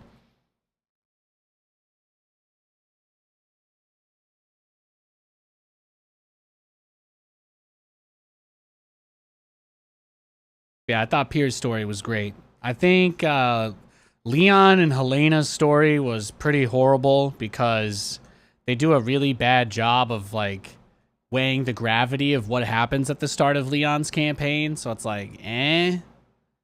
But what was the other one? Sherry and Wesker's kid, Jake, right? Yeah, that was just, I don't know. It's just chaff. Same thing as Ada's campaign. Just a bunch of nonsense that really goes nowhere and none of it gets resolved, more or less.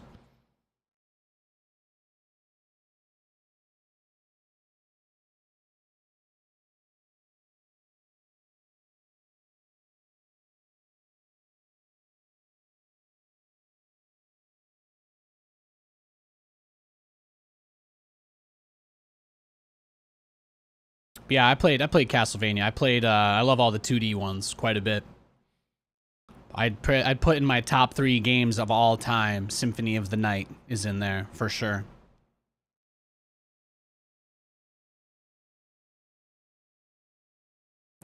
That's got to be probably one of my most played games. I try to beat it at least like once a year, every other year. It's so good. I'm waiting for the Well, you know they got the Delta emulator on iOS for like the Game Boy N64 and DS stuff, but I'm waiting for PS1, man. I want to play Symphony of the Night. That's what I need. Rondo of Blood goes so hard. Fantastic game. Rondo of Blood is tough, too. That's a fun game, though. I played the original and the remake. They did a Rondo of Blood remake on the PSP, which also came with an alternate version of Symphony of the Night that had different voice lines and higher resolution textures. But that version never got ported out of Dracula X Chronicles for the PSP, fun fact.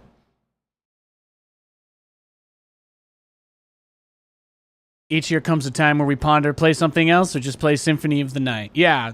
Did I tell you guys, I already beat Super Mario 64 this year. I've already done it once. I'm already just thinking about the next time I'm going to do it. I was sitting on the couch. We were just snuggling up, we're just chilling, and I pulled up my Super Mario, and I went through the opening cutscene, and I was like, not today. Not today. I can't start another run today. But I beat SM64 at least once or twice a year, just as like, you know, going through and getting 120 stars in that game is just like breathing. It's like going for a run. It's like, oh, I can still do this? Yeah, no problem.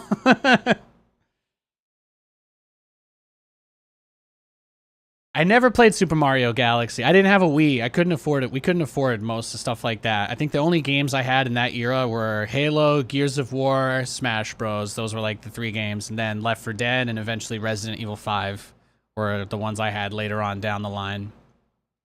I have the collection or whatever on my Switch. The one that makes it so it's like... I think I have Super Mario Galaxy for my Switch, but I've just never played it. I know I need to. Katie tells me it's great too. I played like probably thousands of hours of Left 4 Dead. I was competitive as well. Versus mode, Left 4 Dead was like peak. That was peak high school, early years of college. Yeah. I think the only date I ever went on in college was to the computer lab to play Left 4 Dead. Great times. That was a long time ago now, but I played so much Left 4 Dead. So much. Smoker Left 4 Dead versus mode. Yeah, man.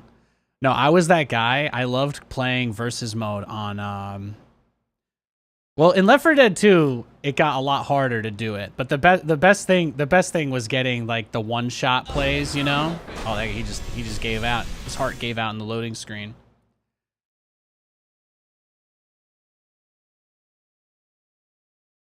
Helm's Deep versus the Shreks. Occasionally, once or twice a year, usually during the summer. You guys know Nathan loves, I love the summer. I love the sunshine.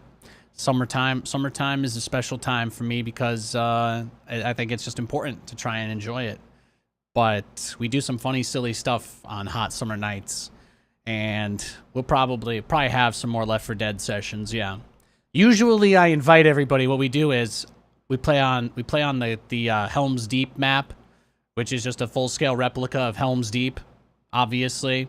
And then you switch all the tanks to be Shrek, so that, yeah, and then when you hear All-Star playing in the background, that's when you know it's time to run. It's great times, great times. Yeah, the Hunter one-shots. Oh, no, that was the whole thing, though, because when you were playing as a Hunter, you could do the bounce, right? You could bounce off the... You could bounce multiple times off the walls, and the more speed you picked up doing that also translated to damage. So I think it was like, if you did a Hunter wall bounce like 4 times, if you could do it 4 times before you hit somebody, you were like guaranteed to one-shot them or some shit. I loved that, man. It was so good. So good. Yeah, the way they had the physics running in that was just... Yeah, Left 4 Dead was a special time. I played so much of that. Played so much of that.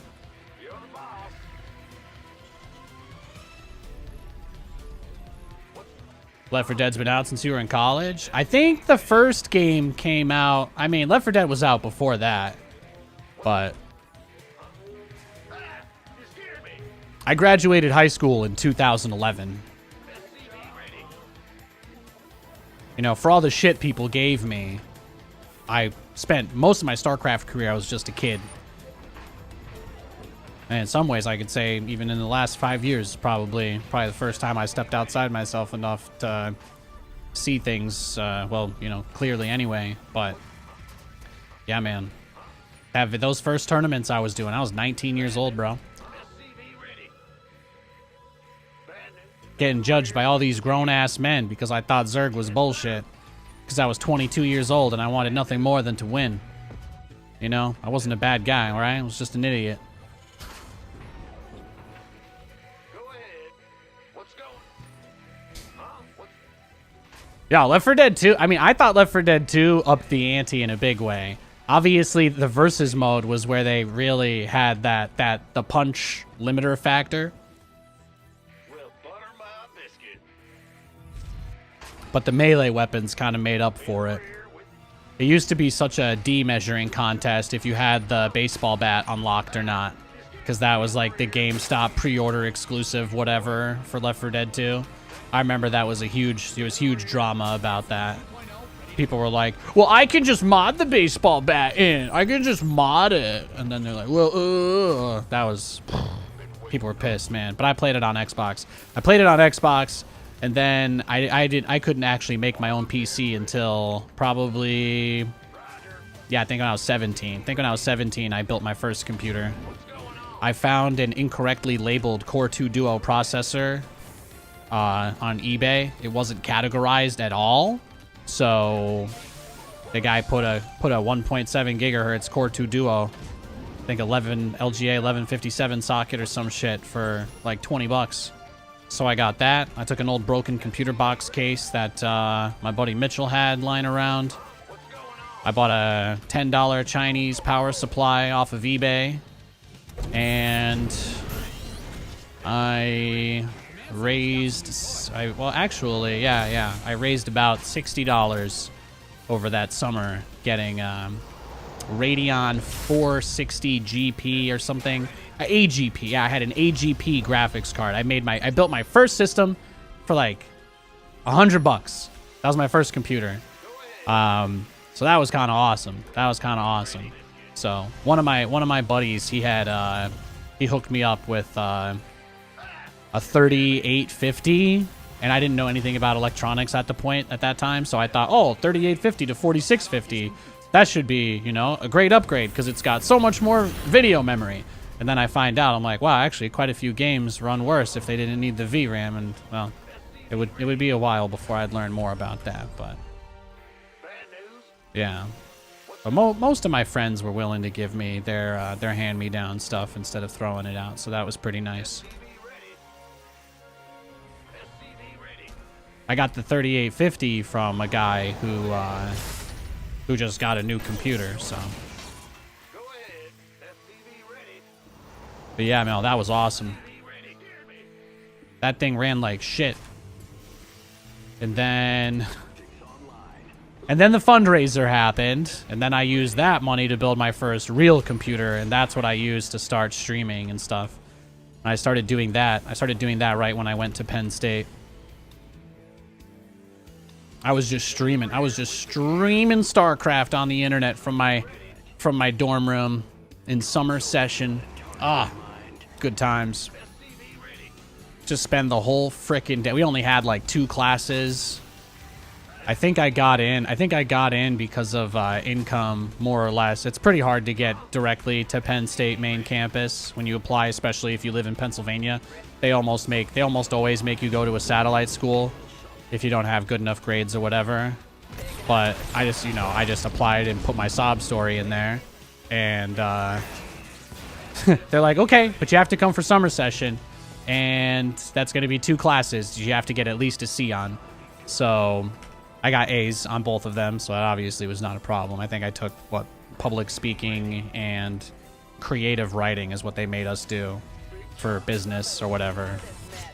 Public speaking course was very easy. I mostly just did dumb, funny stuff with the teacher's permission to make other students comfortable. Most of the people that I got put with were not academic types, but that was like still kind of cool though, because they were all really nice to me because I just helped them with everything. But I met a lot of cool people doing stuff like that. Loved that. So we just had our 2 classes a day that were usually back to back in opposite rooms from each other, so it was really easy. And then we were just chilling on campus the whole time, so... Add-ons finished. SCV ready. Command Center 2.0 ready to go. Me and my roommate, Adam, he's from where the Jets play. His dad is a security guard at MetLife Stadium. He was really cool. We played tennis. We would play tennis together and badminton, and whenever I would go to do my runs on the track at the rec center, he'd usually join me. But he was super cool. We'd usually just try to find like whatever was happening on campus. We were boring because we were straight edge, so it was like we just looked for places where we could go dance and hang out and just talk to people more or less. So that was what we did. It was awesome. We had a nice crew. Picking up.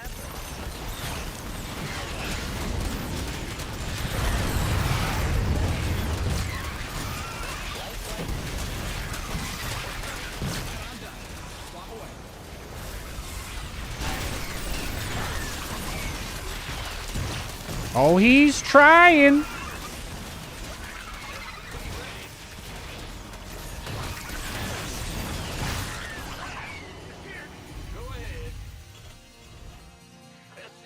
Aren't you overdue for your daily build 500,000 corruptors and then mass banelings? Aren't you overdue? Bad news? Sure thing. No, I didn't have my first drink till I was actually probably 19. Yeah. It's about a month. It's about a month before the StarCraft stuff all popped off. SCV ready. I think I had my first shot at Jameson with our mock trial team when we won our regionals. We hosted one of the regional tournaments at Penn State, so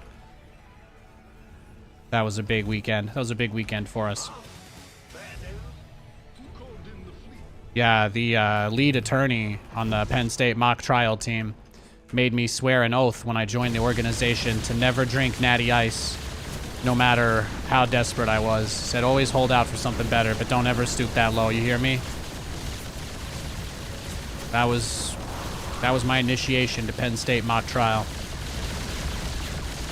And then the president of the organization invited us to his apartment later that day, and he sat down next to me with the biggest bong I've ever seen, in shorts and a tank top.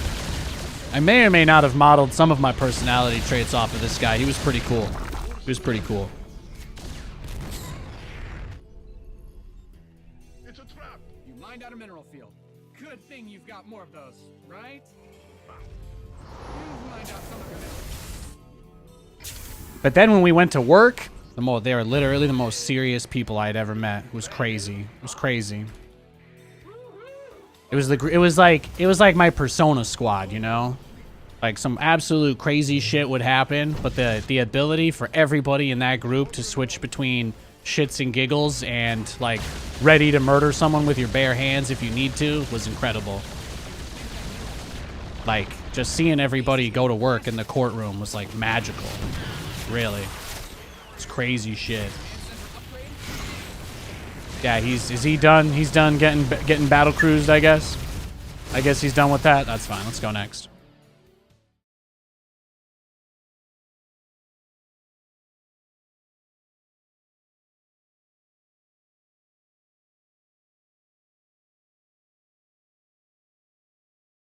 Get up to those shenanigans all the time. I think the best was we did a Halloween hayride together. And in Pennsylvania, the whole state is basically just farms. Farms and forests and other such likewise and like-minded things. So I feel like, yeah, it was a pretty nice setup. So we did like a haunted hayride through like 5 miles of forest, dudes with chainsaws, people like make all sorts of crazy shit. It was awesome. And then it ended. We just had like a big campfire in the middle of the woods. And there was one little stand set up where a guy was just making burgers for everybody. Then we all just sat around. That was awesome. Big job, huh? I'm going. My captain went and got me a 40 of Heineken. That was my first real beer, I guess.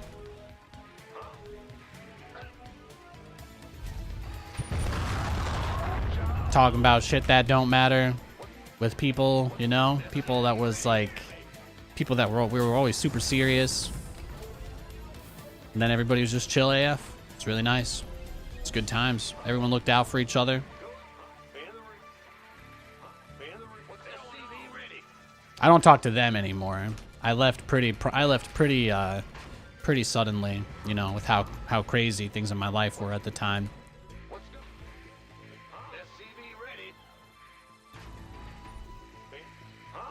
Just a few more people I hurt without meaning to, really, but things were crazy, so there's not anything else I could have done. I'm pretty satisfied with where I ended up. Can't say I don't love my life, so I think it all worked out, but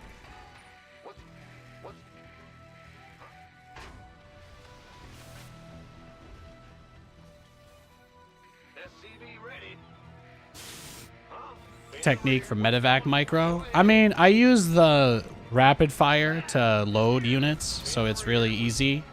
And then, oh, he's doing pool first again, huh? And then I like to do, what is it? Like, yeah.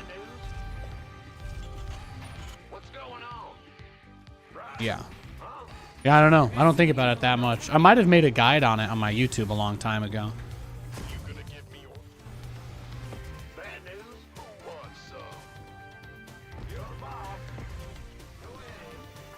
SCVs didn't sign up to fight. Orders received. Your SCVs are being liberated in the worst way.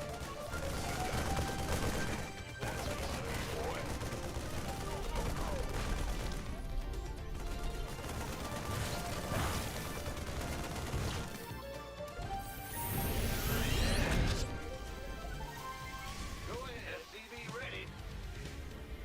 Been waiting.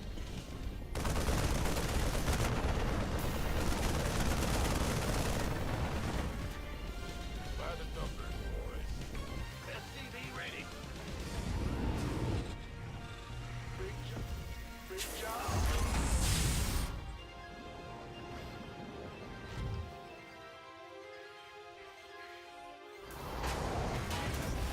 SCV ready.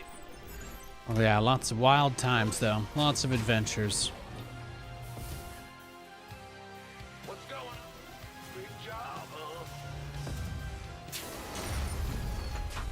SCV ready. Command center upgrade complete. Add-on done. Swap away. SCV ready. Go ahead.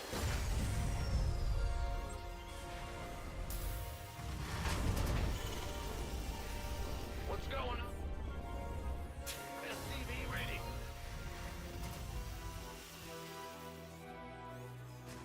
Yep. Ah! You scared me. SCV ready. Dun, dun, dun.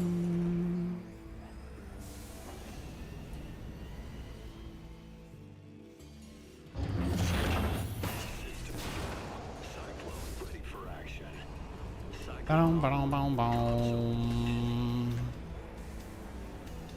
Bum, ba-dum, dum. SCV ready.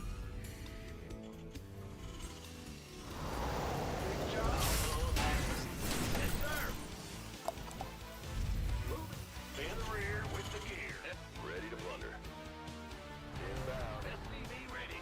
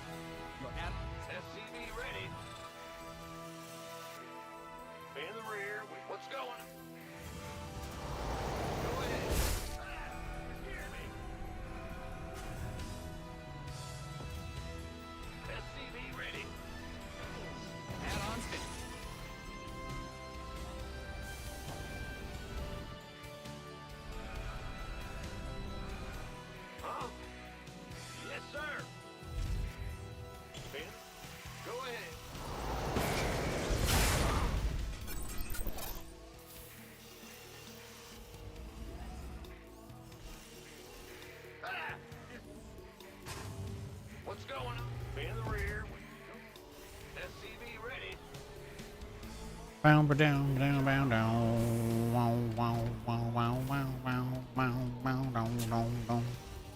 Dum, da, dum, da, da, dum, dum, dum, dum.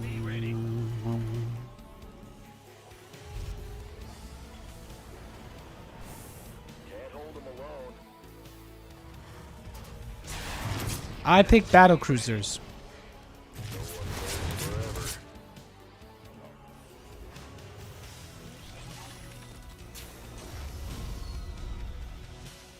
That's what I pick.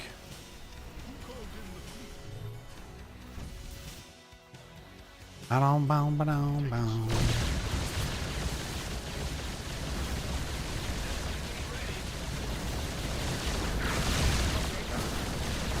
Upgrade complete.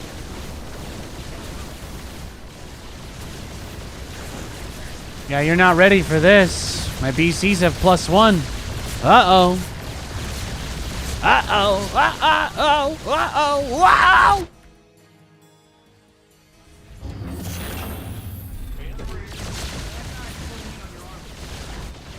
Your research is ready.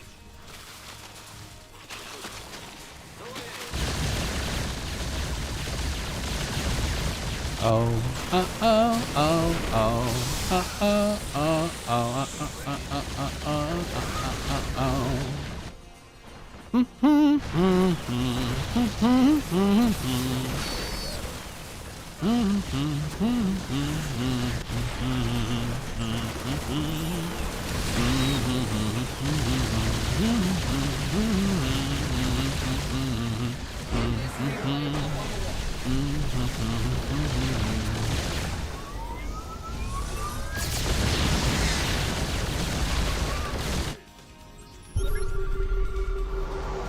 And that is why the +1 attack double battlecruiser rush is for the discerning gentleman who doesn't want to care if his opponent has made 15 queens or 16 candles. GG. Ooh, it's a pretty nice ratio. It's a pretty nice ratio. I'll take it.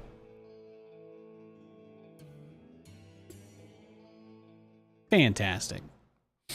We love to see that, Lee, don't we? We love to see that. Yeah, we do.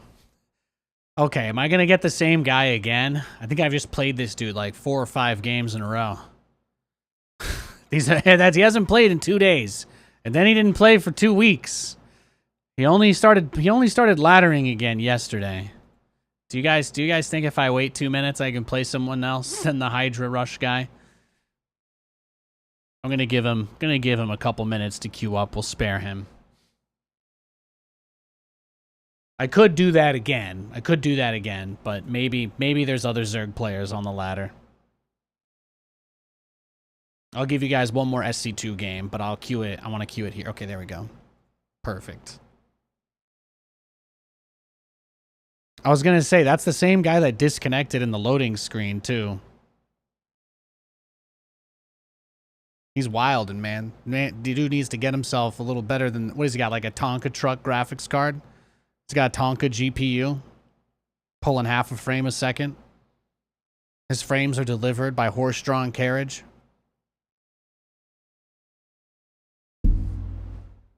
Oh, you thought that was funny, huh? Yeah? I thought it was funny, too. Come here. Come here.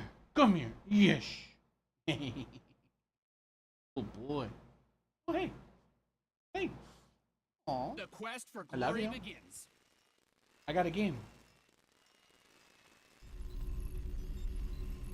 Yeah. Oh, hey, we got a TVZ. There we go. SCV ready. It's your dime. Go ahead. SCV ready. Bandit. Good boy. Good boy. Yeah. Yeah, good boy. SCV ready.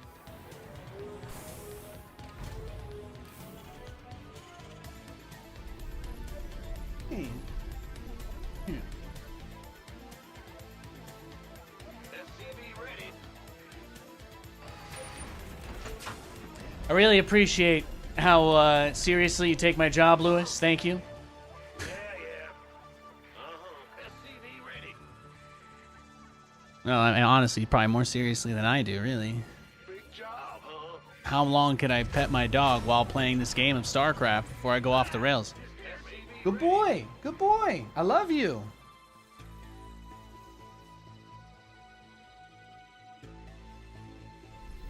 Sorry, you see how cute that guy is. I can't say no to him.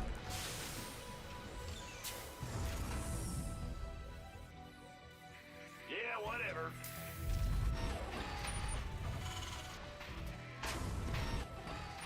Bad news.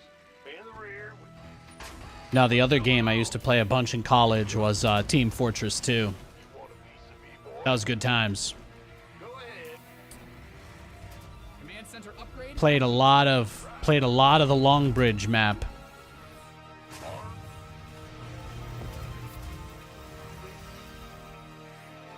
I joined the same CTF only, Long Bridge only server every night.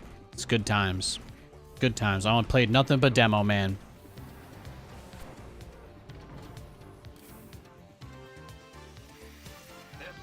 The dream. In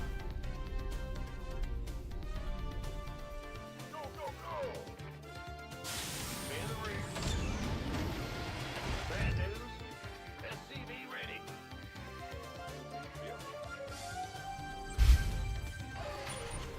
Yeah, demo. Oh, dude, Demo Man was nuts. Oh my god, bro, I bought Poker Night at the inventory off Steam just to get those Danger-esque shutter shades for the Demo Man. That was it. That was it. I uncrated a Hustler's Hallmark. I had my Hustler's Hallmark, my Danger-esque shades. Oh, I was balling. I was balling so unbelievably hard. And then they dropped the sword. Oh man, that was like the best part about playing Demo Man. Getting enough kills with the sword to like double your HP, and then your eyes are glowing and shit. I'm straight up Super Saiyan. It's good times. It's good times. Moved a lot of payloads in my day. Moved quite a few payloads in my day. I always loved playing that. It's a great game. I think we streamed a little bit of that last summer as well.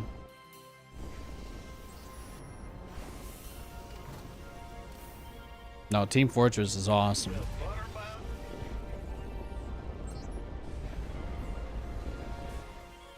SCV ready.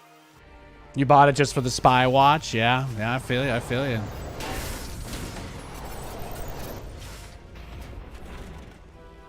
Go ahead. SCV ready.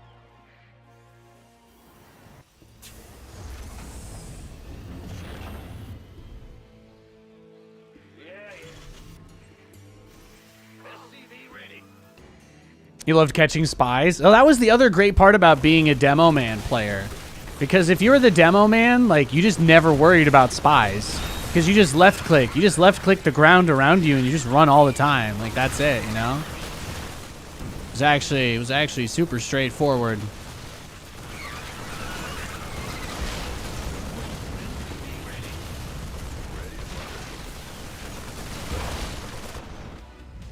Your command center's got some new toys. Let's get into the fight.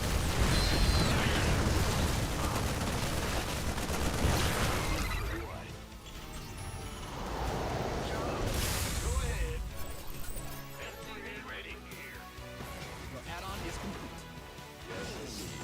I want to use my Viking to check if he's, like, still here, you know? What's going? Good hold. Yeah, that was a little intense. Systems go. Cyclone ready for action. SCV ready. There he goes. This ought to be good. SCV ready. SCV ready.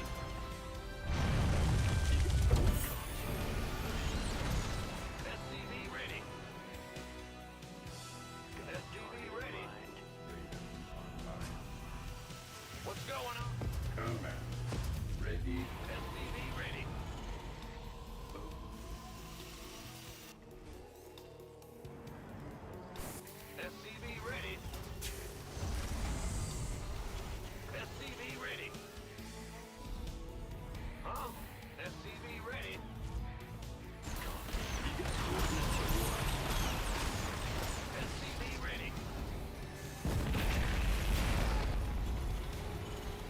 Already made an engineering badge. Didn't even realize it. SCV ready. Add-on done. SCV ready. Add-on's finished. What you got, schnookums? Not much. SCV ready. Ready to raise some hell. All the spy hate? You could tell nobody in this chat played spy. Well, okay, but it's this, okay. The spy though is like the same thing as when your teammate has their username and you load. You know, back in the we make jokes about this now, but back in the day, you actually would just get teammates on your team whose names were XX Sephiroth XX. It wasn't just a joke, okay? And usually those types of people were spy players, and they were horrible at the game. Okay? I'm not gonna say that they were bad people. I'm not going to say anything personally derogatory about them because I don't know them. And frankly, I don't care enough to even want to insult them. But generally, those people were not good at the game.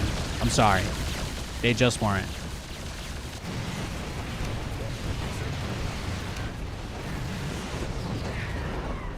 There's just some people on your team that you know are not going to contribute. They're never on the objective. They're never on the objective, even in situations where it would make sense. They're like, no, I'm this. Oh, why would I ever go? Why would I ever play the flag just because everybody's dead? What do you mean? What's a respawn timer?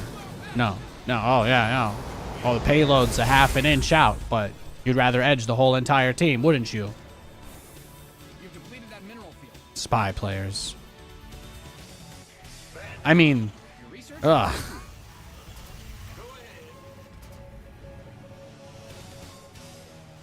And then when you had a really good spy player on your team, you would never really know because the game would just be over really fast.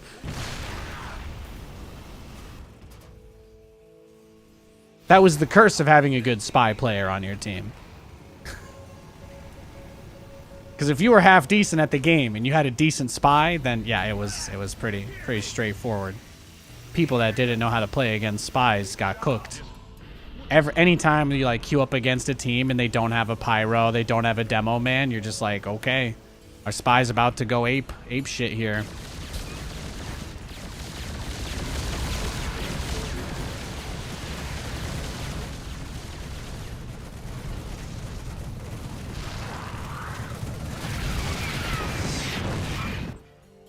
What is it? Mined out a mineral field. Right?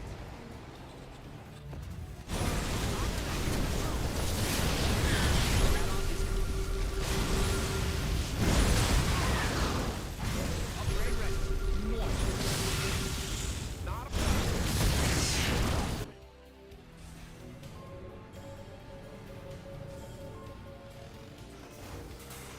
add-on done. Swap away. Well, then there were the people that thought they were geniuses because they're like, oh yeah, there was the watch that lets you stand still and not burn energy or whatever. Those people were also generally not good at the game.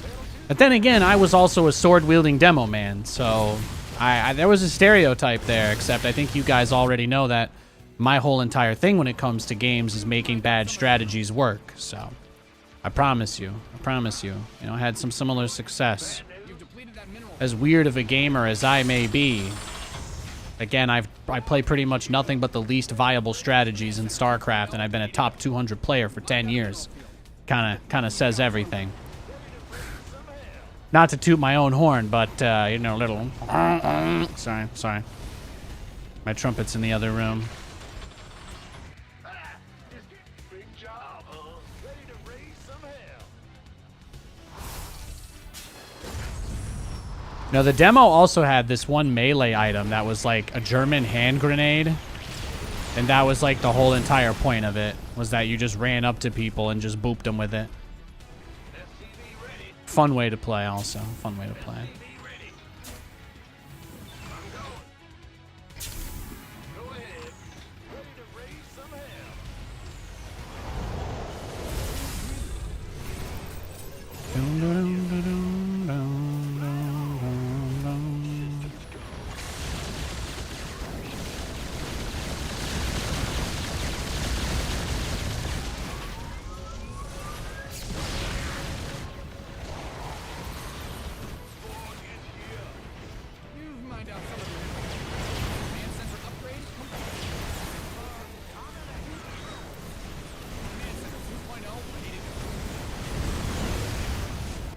Yeah, he made Swarm Host, so he's cooked.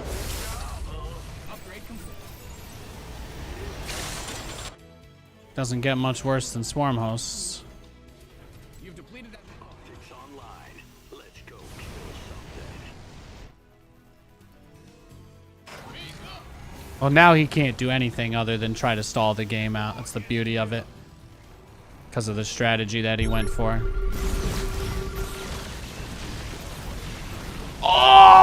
Oh! Holy shit.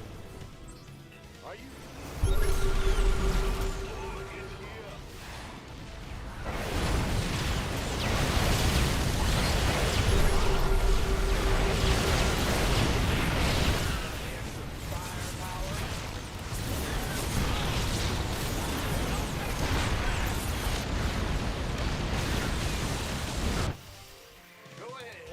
It's heating up out here.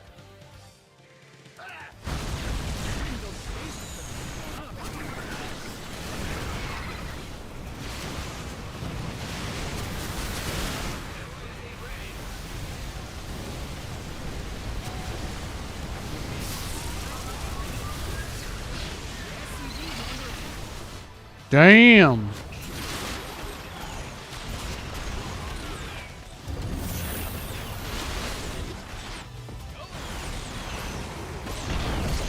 SCVs didn't sign up to fight.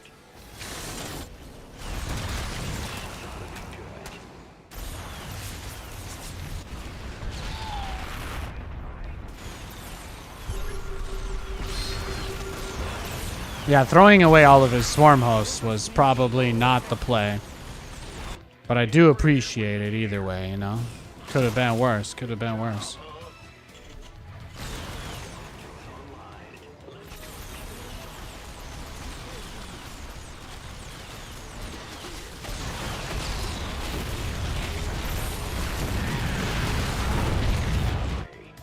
Your base is under siege.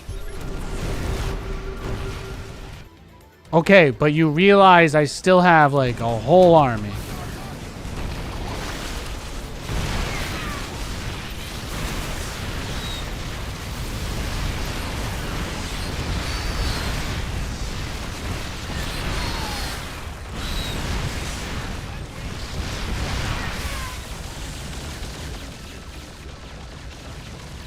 Upgrade complete. Online. Let's go kill something.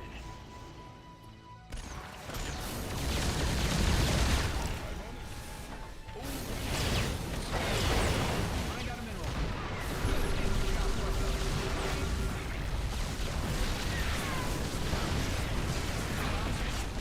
Add-on is complete. He really, really doesn't want to give up, huh?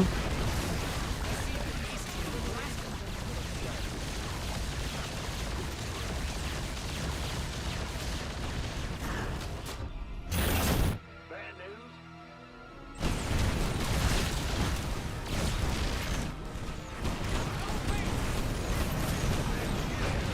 Yeah, he doesn't have anything. He's just playing like he's mad that he lost. That's all. He's just playing like he's tilted. Let's go kill something. It's beautiful.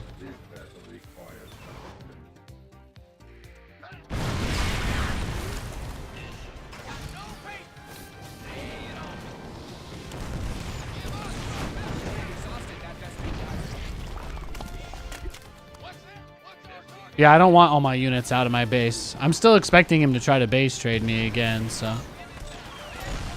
Again, he doesn't have anything, right? So.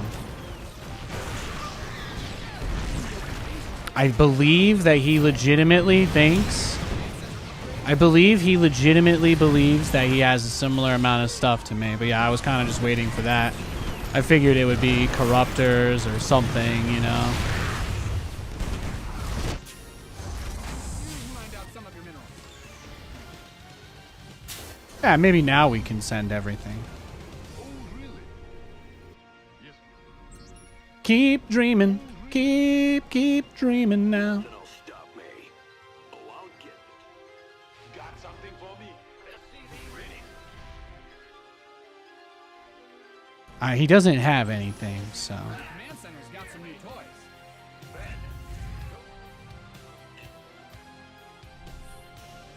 Yeah, I think he's just tilted. I think that's it. He's just mad.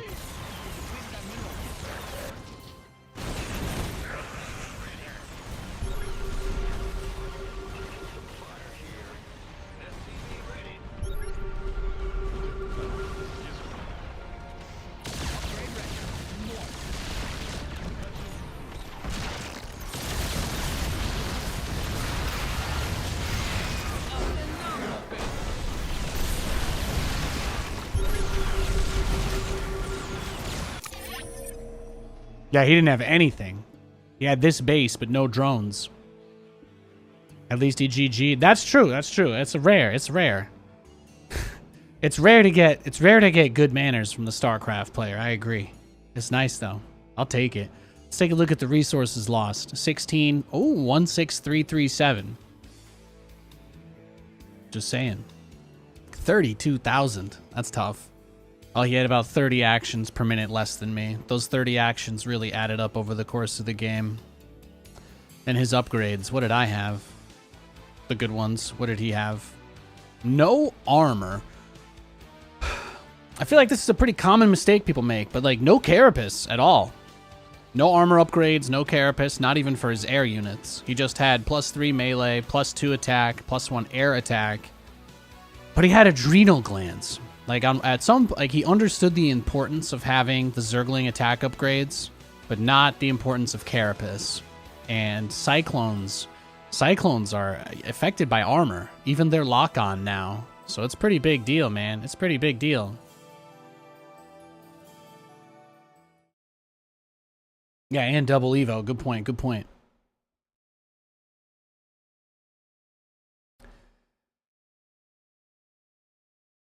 So many Zerg pros you see prioritize carapace before attack. Yeah, well, usually they do. Usually they do. He wanted to be aggressive, though. I mean, he started the game with, it's probably worth keeping in mind that he opened the game with this roach cheese. So he put himself really far behind. I mean, I did a 3 command center opening, and he did like a 2 base push. So there's just no universe where he's going to be ahead. Like at no point does he actually have more than me because he gave up his economy at the start of the game. Like right here, we should have diverged. But instead, usually Terran is a more linear growth, right? And then Zerg, you make a bunch of drones go whoop, and then you kind of coast there. But because he didn't make drones this period of time, this would have been after the attack. He started to drone up. But you got to remember, the drones for Zerg build all at once. I'm making my workers 1 to 2 at a time. So this growth is gradual, but I'm also seeing gains immediately as it starts the uptick. But he doesn't see those gains until the drones are actually complete. Since they all usually build at once, it's still a large period of time before that influx comes in where he's got a low amount of economy. And then you can see that the only point in the game where he finally had more money coming in than I did was the first moment, I guess, where I was able to do decent damage because then he had less than me again. And then he spikes back up to more than me, but I'm already at the optimal amount of resource income at this point. So that's what's tough. And then, yeah, then he died. Then I got my other base. I got the 4th base, and I was making more than him, and that's when he sent everything. That's when he tried to base trade me. So, and then his income went all the way to 0 because he tried to base trade a Terran player, and he didn't have any flying units. So, I think that kind of tells the story perfectly here. Like, I could go to one of my other match history guys here. What was the other Zerg that beat me? Because I think you'll see that normal growth. Was this the pool first guy though? Yeah. I think he still played pretty well. The graph should still be where I want it. But this one, you can see, no, I guess, yeah, he was pretty cheesy. Most of the Zergs I played today went pool first, so I actually don't really have many examples. I wish I did though. Thank you, Crunt, for the 102 months. What a literal god. If you catch a chinchilla in Chile and cut off its beard willy-nilly, you can honestly say you made on that day a Chilean chinchilla's chin chili. Beautiful. I cry every time. Never heard that one before, but it sounds very pleasant. I wanted the Cyclones stuck in my base, though. That was the last thing I wanted to say. I didn't want all my units to rally on the map because it was clear that his plan was to just try and base trade. Like, some Zergs try to do that. Some Zergs try to do that where they go for these really, really big setups where they kind of wait for you to make your move out. And then when you're halfway across the field, when you're halfway across the map, they just yeet everything.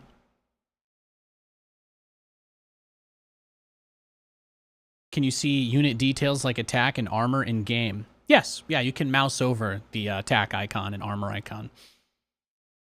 Some units start with armor, even if it says 0. So it's the icon only represents the level of upgrades, but it does not represent the actual amount of armor.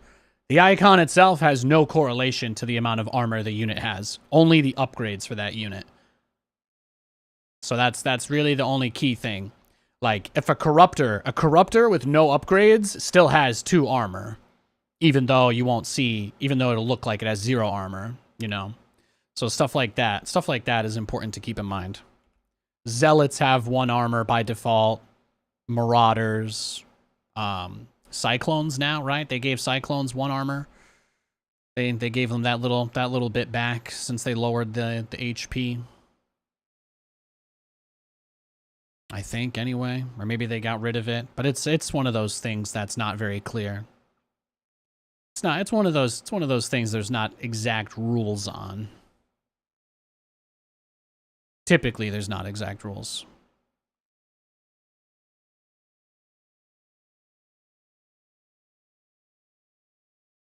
I'm gonna play some Fallout, and if you guys want to hang, that's great. If not, I'll see you tomorrow. I'll be playing more StarCraft tomorrow. That's my game plan. And yeah, that's really all I got to say. So thanks for hanging out with me today. I really appreciate it. And I'm just gonna game a little bit and hang out. So it's a little less serious, a little less hardcore than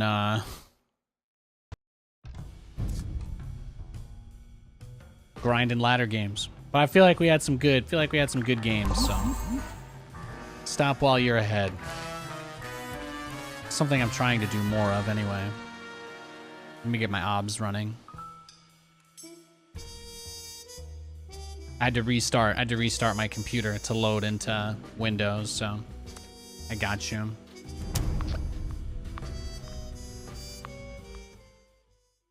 I missed the Cobbin.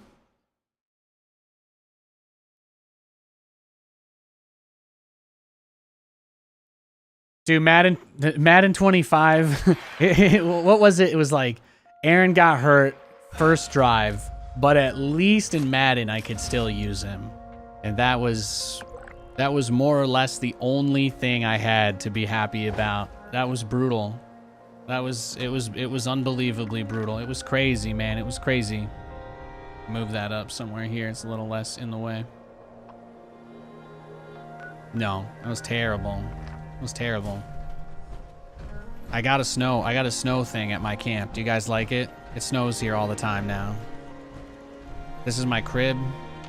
Welcome. I'm getting rid of these tiki torches because I have to turn them on every time I log in, so it's not that cool. This is my crib. This is my crib right here. Yeah, I got some cool glowy lights. I got some boxes. I got my benches. You know, I got all my important stuff here, as you can see very clearly. And then I've got my my robot. He goes out and collects junk for me. It's kind of struggling. Better when I am wasted. Yeah, he says something about being wasted. I couldn't quite make it out. I'm on power armor station. Of course, I've got a door that goes nowhere, you know, to get back out to the camp. That's my water farm. I like having windows to look out onto the trees with the snow coming down. It's very nice. It's very relaxing, very soothing. And then the third floor exists just to, it's the utility closet, more or less, you know. I keep the power stuff here, so the generators are in here. This provides electricity for the entire compound. This is a light switch. It doesn't do anything. It's not connected to anything. It's just here to confuse people who find it. And then one last ride out to the top of the perch, and then I can see the rest of it. Too many guys get aggroed through this specific choke point, so I blocked it. I had to. So that's about it. That's about it. That's my camp. It's pretty nice. Katie's camp is over there, but she's not logged in, so we can't see it. So, you know, that's a very stressful and difficult thing for us to deal with, but, you know, we'll make it. We'll get through it. Nate playing tower defense. That's right. That's right. Should consult with Japan about generator placement. Yeah, I'm crushing it, man. Yeah, I got a snowy thing. I got a snow thing. Katie just keeps spoiling me. If I don't give her things to get for me, she just gets me stuff in games that we play together. So, also got this. This was in somebody's camp. They were just selling this. I've got a little stand. I don't know what to do with this. I don't know what to do with this, but I've got. There's not enough room to put stuff in it because it started to place things on top. You guys see this? And then then it just ketchup. So as you guys can see, I don't know what to do with this stall that I have because I cannot put things in it. But that's okay. Oh well. There we go. There we go. And of course, you gotta have a basketball hoop here. I'll get some. We'll get some gravel. We'll get some gravel out here so we can shovel it properly at some other point. But I think this thing is really cool. I just have no use for it. There's nothing I can use it for. It could be like a little station next to the entrance. Oh, I could block the door. I kinda like that. That almost works. That almost works. I don't know what to do with it, but that snow's got to be radioactive as all hell. Yeah, I don't know. I just got a guy. I got a guy that makes it snow at my camp, so I like that. And then this is the entrance. This is what the front looks like. Yeah, it's ugly. Okay, I'm working on it. And then I got my shop. So you can just sell your garbage to other players in the game. And then that's the entrance to my vault. That's just like its own thing. It's just one building. You can't really configure it particularly. So that's nice. And then I always spawn next to this raider camp that has a bunch of really good stuff at it.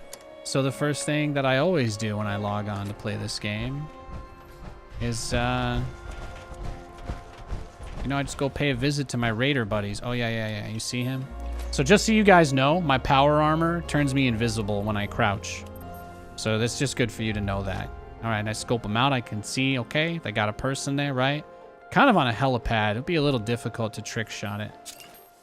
Got a grenade, though. Do you see that little green indicator? I think I can get it right on top of her. If I can just... Yep, it's going to hit her ankle. Perfect. It's a Molotov. Let's see. Oh! God. I told you guys I'd be role-playing a fire bat, I think. Ah, that's perfect. I'm really proud of myself there. How many more can I just toss in there? Let's just get this ready. Oh, I'm hit. Ah, there we go. See? Splash damage, guys. It's good. It's good. Oh, that, maybe a little close. I eat your face for 107 months. Yo, hella TCM. Good to see you, man. How's it going, dude? I think if people play this game, I think you can get Twitch drops from this too, so. I don't think it's the worst thing to stream. We've been on a crazy Fallout kick because of the TV show. I was telling Katie the other day we need to rewatch already. I just keep getting all these thirst trap short videos of the ghoul. I also have Bloody Mess because it's a great perk. Good times. 107 months. Literal Giga Chad Megalodonus. If I press the alarm... No, somebody else already did earlier. Okay, that's fine. Stu. Yeah. Oh, hey.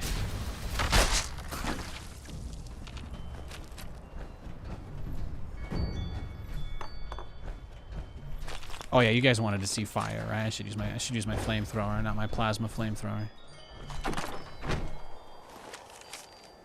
The Mothman cometh. Cool. Looks like they had a guy in a cage here. Got some crappy power armor I don't need. Just need the junk more than anything. Always look for the junk.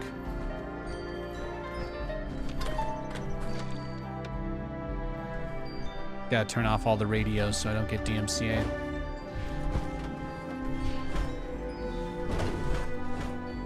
And this is my power armor suit. It's like excavator armor. This is what the noobs use because it's the easiest one to get a full set of. But it lets you carry more stuff. So, I mean, carrying more stuff kind of just sounds smart, not to me. Can you believe it's almost been 9 years since you first subbed? It's crazy, man. We were just talking about that. I make people feel old because I'm like, man, it was crazy doing that first StarCraft event, man. Man, being 19 was wild. And then they're like, you're 19? And I was like, I mean, I wasn't making up my age back then. I did finally catch up. I caught up with how old I look, I guess, now, but not too much else. Okay, is there an event going on? Path to Enlightenment. Let's see. Summon the Mothman by lighting the lamp. Very easy difficulty. There's 2 people doing it.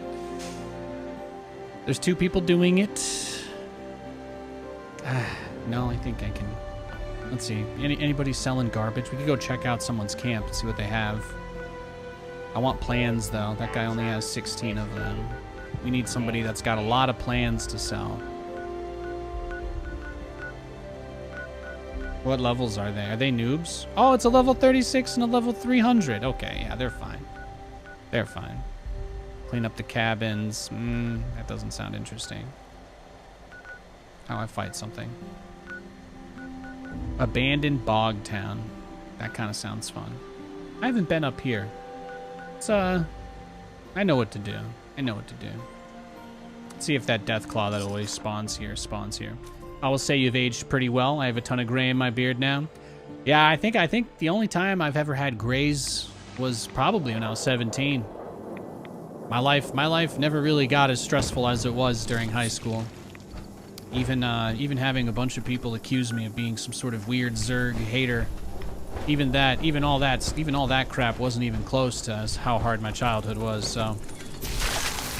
At some point, I guess I'll probably have gray hairs again, but I used to have a lot more. There's supposed to be a Deathclaw that spawns here.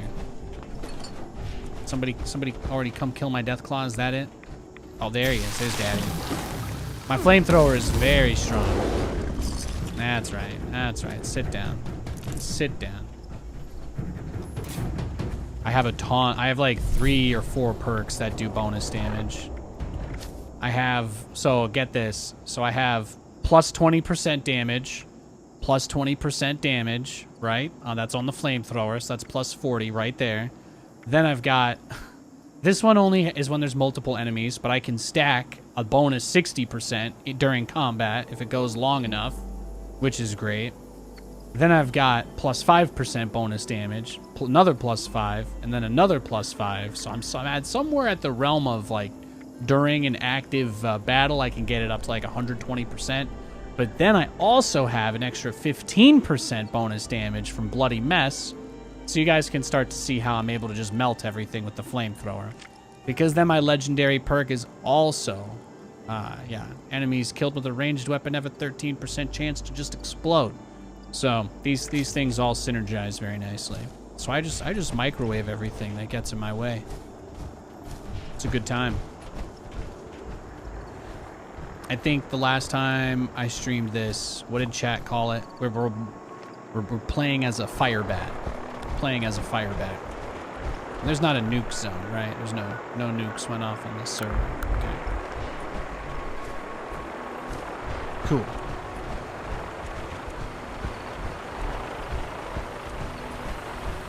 Where are these guys coming down? Is there anything here? Are they fighting these robots?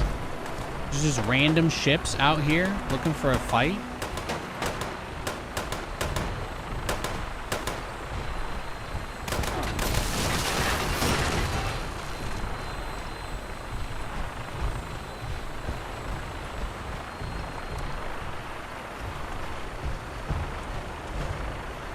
I think I see a bunker. I see some sort of waypoint on my map that I haven't uncovered. Just gonna head in that direction.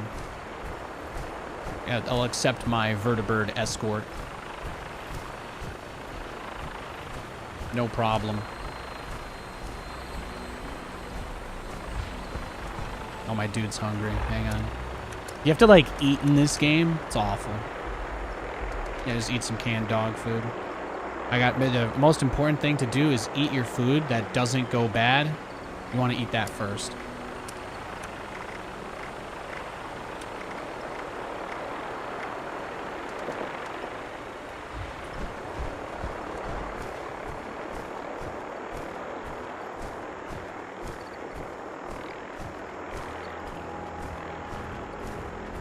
My dad still has some pretty nice hair at 54. I feel pretty confident there. Fingers crossed. I think I'm doing okay. What's over here? What do we got? Oh, they're shooting at ticks.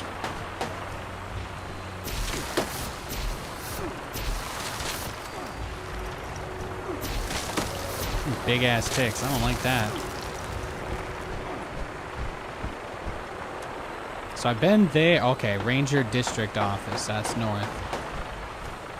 I think there's some raiders here, though. Can I get these Brotherhood people to fight the raiders? Because that would be a good time. Yeah, they are. They are. Perfect. Perfect. Okay, we'll make a little pit stop then. I think they're gonna kill everybody here if I don't intervene. So. And by that I mean the raiders are going to destroy all of these ships. I think they'll do it pretty easily.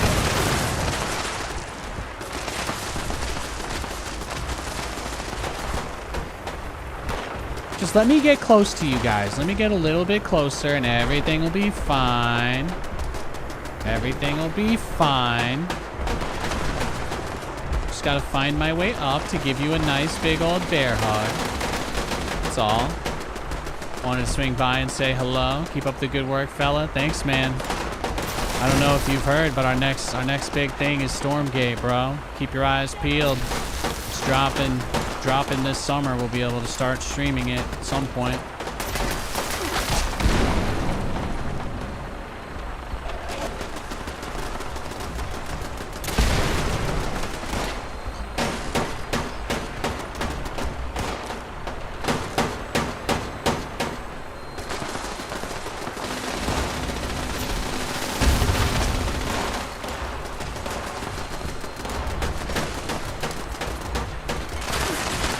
I just like how distracted they are. This makes this so much easier.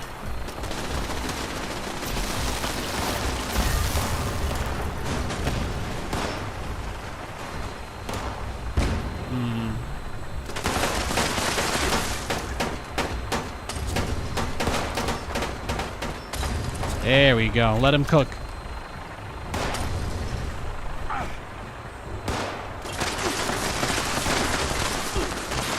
Ooh. He's got something. He's got something over there.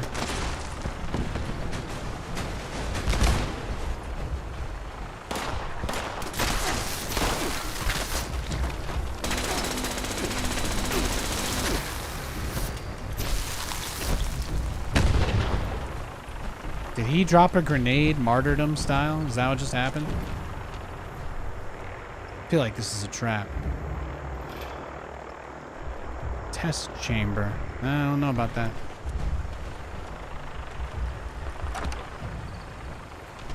I think I cleared this morning actually too, so there won't be any bonus loot for me, but that's fine.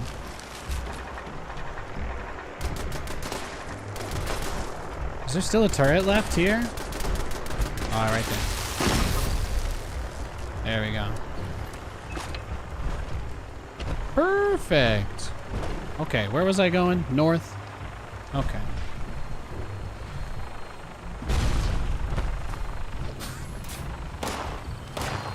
You kidding me, bro?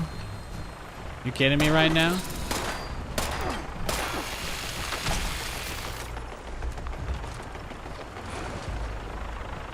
What? Is there an event happening here? Oh, they just spawned one. They just spawned one. I see. Oh, hey. Hey, baby. Okay, I love you. Katie's oh. Hi. Hi. Sorry Get a candy apple. You're apologizing for that? Do you think they have them? How much do you think those are at Safeway? Can we go get a candied apple? How much are those? Like a caramel apple. Yeah, if I want to just go get one. Like if I wanted to pretend that it was my birthday or something. $3.29. That'd be nice. Wait, I'm.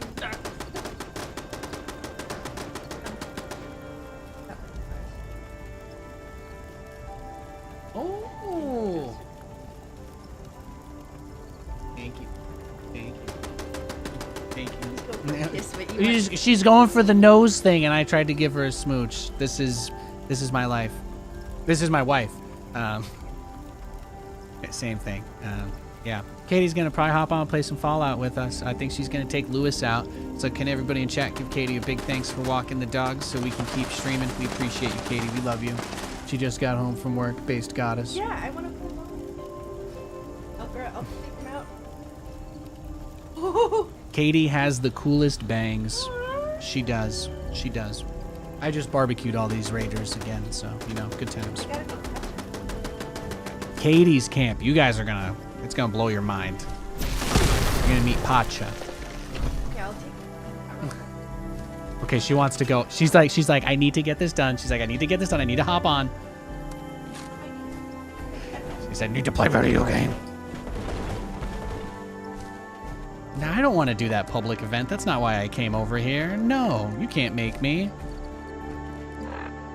Why do I have too much stuff? What did I pick up that was so heavy?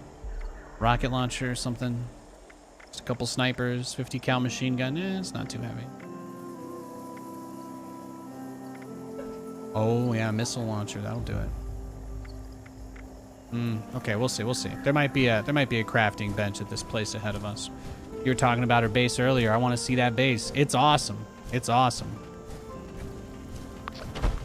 Lou knows when it's talkies. He always gets upset whenever Kate, especially if Katie and I are having like, even if we're just talking about something that's not interesting at all, but we're using like plain voices.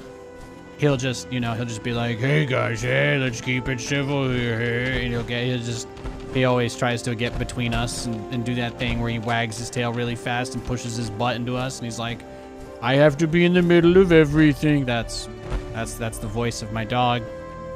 The writers, I don't know if you were supposed to know about that, but I do the voice for the dog if you guys watch this show, so.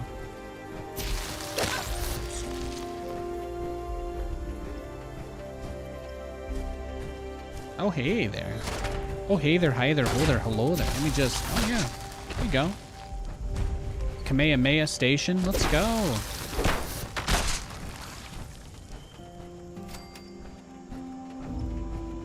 What do we got?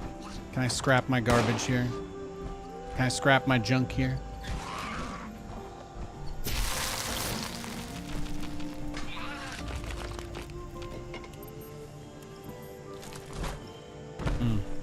Oh, there's a lot of stuff to scrap. That's nice, though.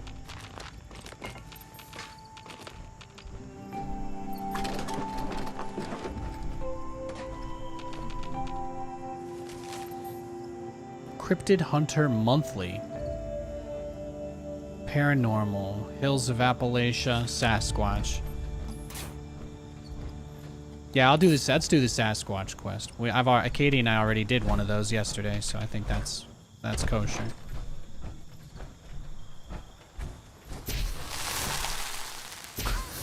Wake me up inside. Can't wake up. There's gotta be a crafting bench in this shed, though, right? You guys like my DPS flamethrower build or no? The only hard part is looting the bodies because they're in chunks everywhere.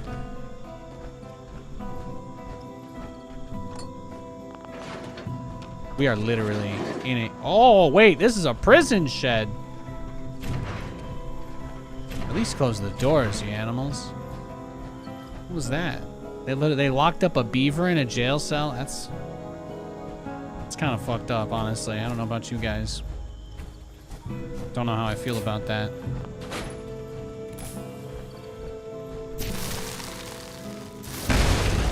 Okay. Sometimes these guys just don't move.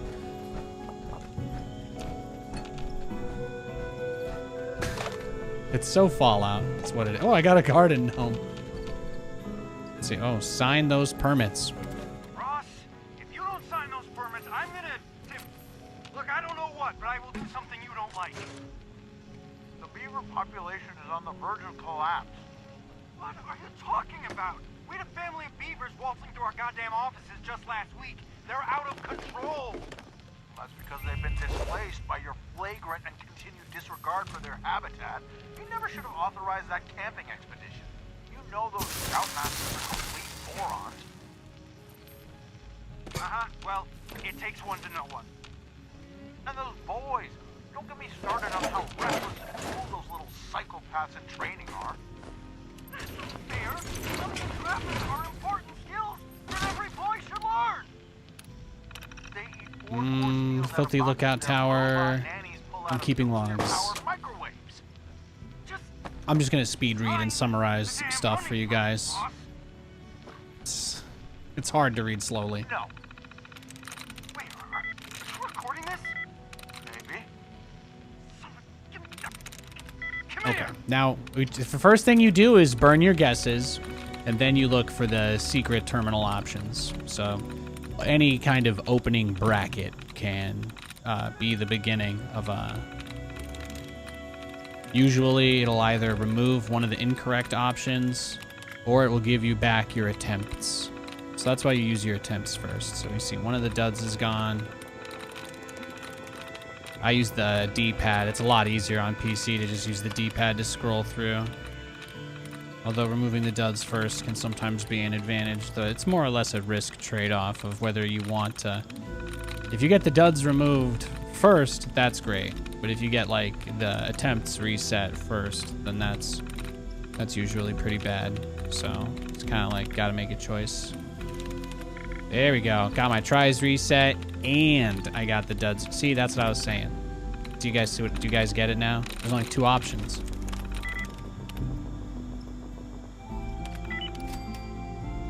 Remote door control, door open. Now, is that the door right here that I already opened up earlier? Yes, but that's not the point. This is a moral story of triumph and success and endurance. There's no second floor here, is there? Where are we going next? Northeast. All right. Party rock it is. I didn't find a crafting bench anywhere here, though. That was unfortunate. That would have been nice.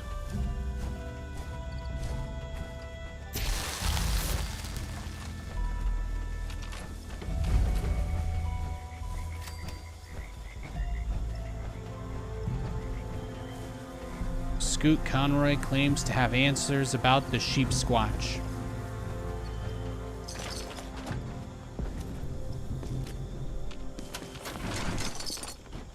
Do I hear combat in the distance?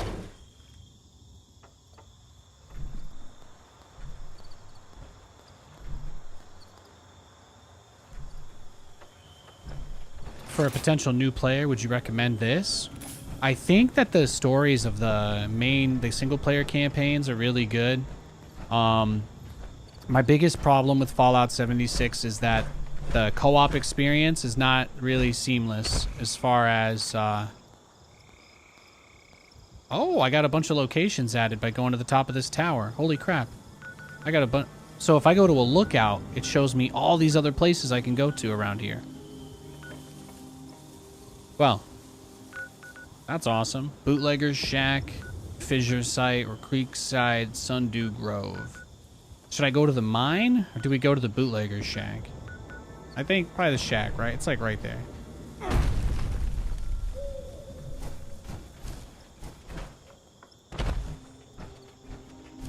Like, if I was just going to play Fallout or just stream Fallout randomly, if I wasn't playing this game, I'd probably be playing 3 or 4 or New Vegas, right?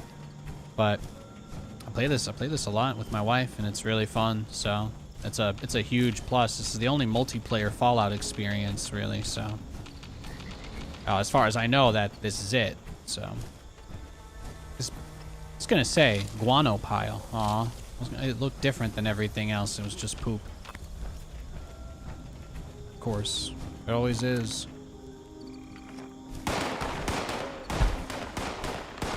Okay, something's going on here.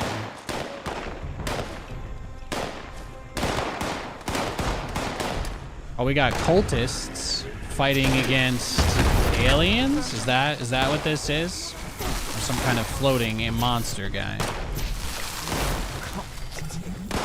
I didn't start this fight, but I can end it. Where is this guy? Where you hiding? There we go. Perfect.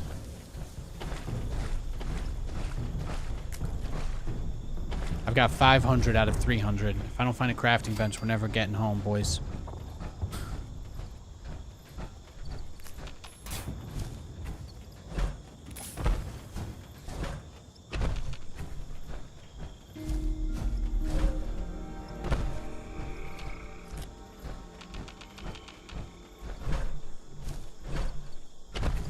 Oh, you see those guys over there? Missile launcher. Here we go. Here we go.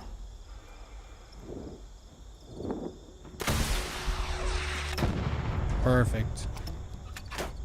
I'm still invisible. Oh.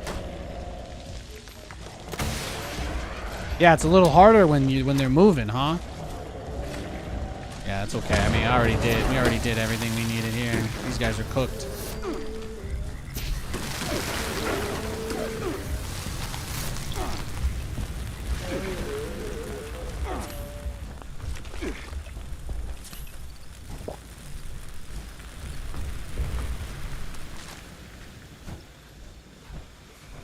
What else was here? The Moonshiner Shack, huh? It's probably on the south side of these woods. Hates the Invisible Man that Artosis has nightmares about. Yeah, exactly. But it seems pretty good. I don't know what the new player experience is like. When I first played this game, it was when it came out, and it was in much worse shape. Like, everything about this game was a lot worse in 2017, 2018. Thank you, honey. So, I think it's a lot better now, but like even Katie already did the tutorial before we took our 5-year hiatus before we tried this game again. So neither of us have seen like how they've done the opening stuff anymore. We kind of just skipped over a lot of it.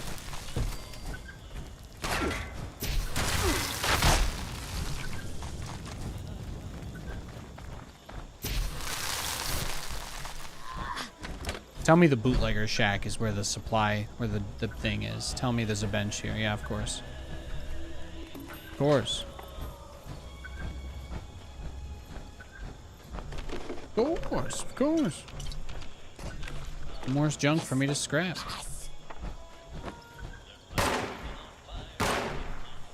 Oh, there's somebody upstairs. You're really bad at hiding, you know that?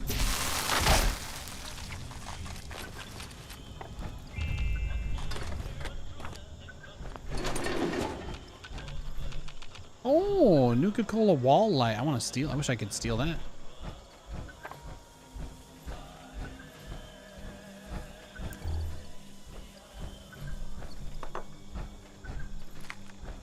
Nothing like ant meat.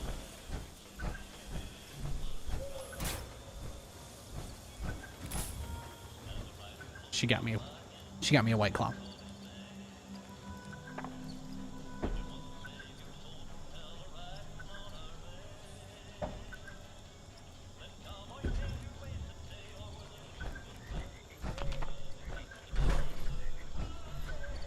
Oh.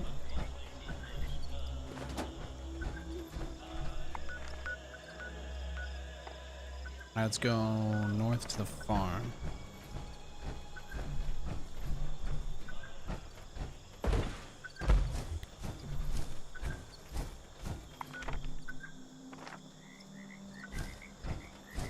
Nate sits down to his delicious dinner of ant meat and White Claws. I mean, Look, just because I know how to party doesn't mean you gotta, you know, you gotta hate, right? Kappa. Nate, you did not use the bench to get rid of any of your garbage, even though you were just there. Yeah, let's just hold out for the farm. Let's just hope the farm's got a bench. It's gonna be okay. Don't tempt him with a good time. Yeah, exactly, exactly. The White Claws alone make up for everything else. Oh, okay, Pookie's on.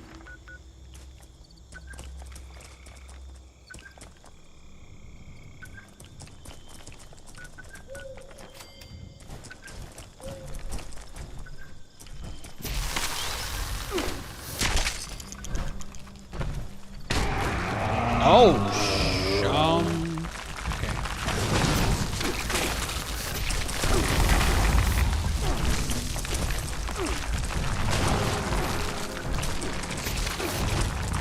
This is the part of the show where the guy just starts dropping the F-bomb 20 times and running.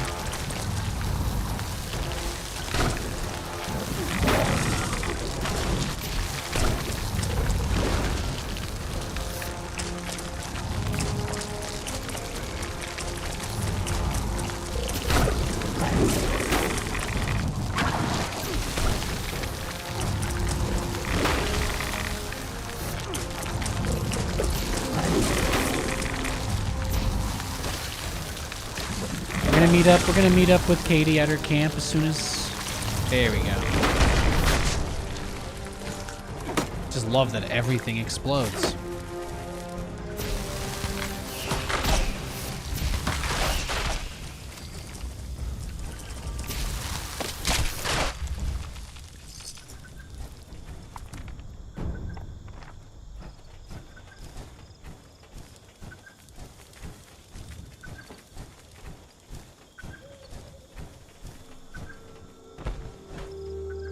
I'll try to be more careful the next time I'm in a swamp, I guess.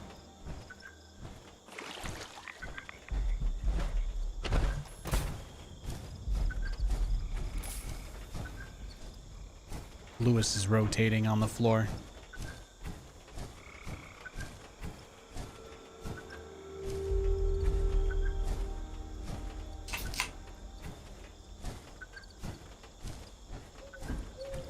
I'm right here. I've been here the whole time. Oh, hey baby. This is Katie Charsh. All right, I'm gonna come over to you as soon as I can get rid of my crap. It's okay. I'm trying to help Pacha. He's in the ground, and I don't really know how to help him. He got stuck in the floor again? Yeah, that's he's gonna feel Pacha. He's gonna feel really silly if everybody on stream sees him stuck in the floor too. So I appreciate you trying to help him. I'm trying to encourage him to be better, but you know, it's not easy. I don't know why he always spawns in one spot, which is of the ground. Yeah, I don't know what I did that fixed it, but I stopped spawning in the ground at my camp recently. I couldn't tell you what I did to fix it though. Trying to give him a gentle push. No, nothing happened there. Oh, I got a bunch of moonshine. Good job, Pacha.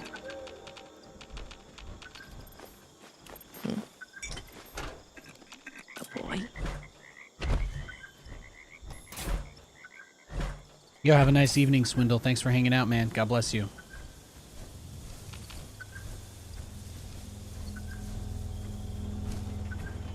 There's a dragon over here.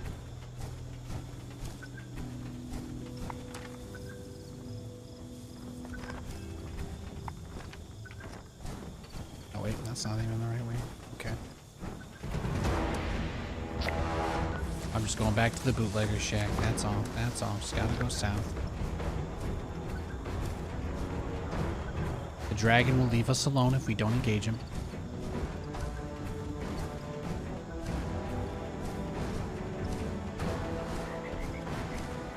How are you doing, Kate? Traffic okay? Everything okay? Everything is fine. I'm just trying to get this freaking guy to get into the house.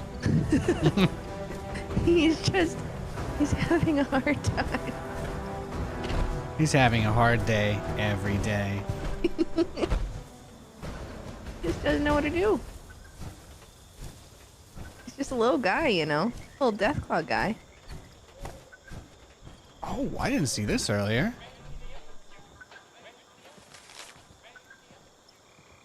Oh, gee. He tried to kill an old man in his sleep to take a key to get into this place, but he failed. Here come the Beach Boys with wouldn't it be Come on, Pacha. Come on. You need help? You need a ramp? Can I push you? Is this playing the 51st Dates song on this radio? Could be. Oh, there you go. All the crafting stuff was under this house. Perfect. Push. Pacha, come up here. Come here, Pacha. Come here. Come here, sweet boy. I would like my house to go back to being a house. If you could just be better. You're nodding at me.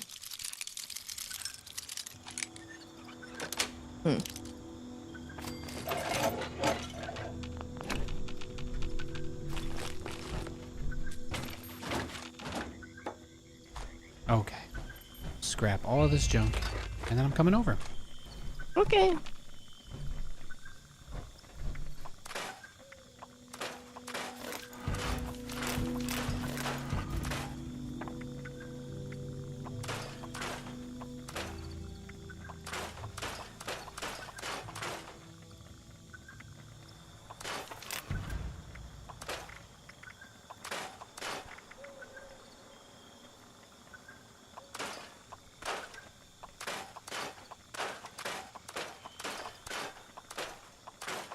Just playing crafting simulator over here. Gotta get rid of all that junk, huh? I have like 30 different weapons from everything I've killed so far. Nice.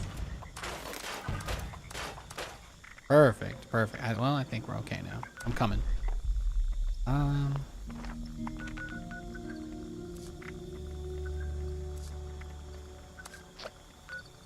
invited you to my team, and I'm heading to camp. Okay.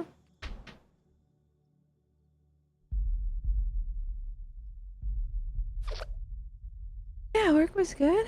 It was just a bit of a long day. You know how it goes. I feel ya. I love you. I love you. Stream was pretty good today. Somebody, yeah. somebody asked me what stuff I like to cook for fun. Pretty wild, pretty out there kind of day. Ooh. Somebody asked me that exciting. while I was playing StarCraft. I know. That is so nice. Wait, like it was like an in-game player? Is that what you're saying? No, somebody just came in chat and was just like really casual, nice and chill. Actually, chat the whole day was really good. Let's go. Yeah, it was just a good stream. Just a really good day. StarCraft stuff went really well today. No complaints. That makes me so very happy to hear. I think telling myself before I started that I was only gonna ladder for 4 hours and then play this helped a lot. So. Okay. I do not know where Pacha went. Okay, well, can I come over or? Yes, of course. Okay. I'd hate to be a poor guest, you know. You're not a poor guest. I'm letting you know that I'm on the lookout. He despawned, so oh, here he is. Okay. We finally figured out how to exist in a normal household. So this is Katie's place. This is Katie's place. It's pretty nice. Swagalicious.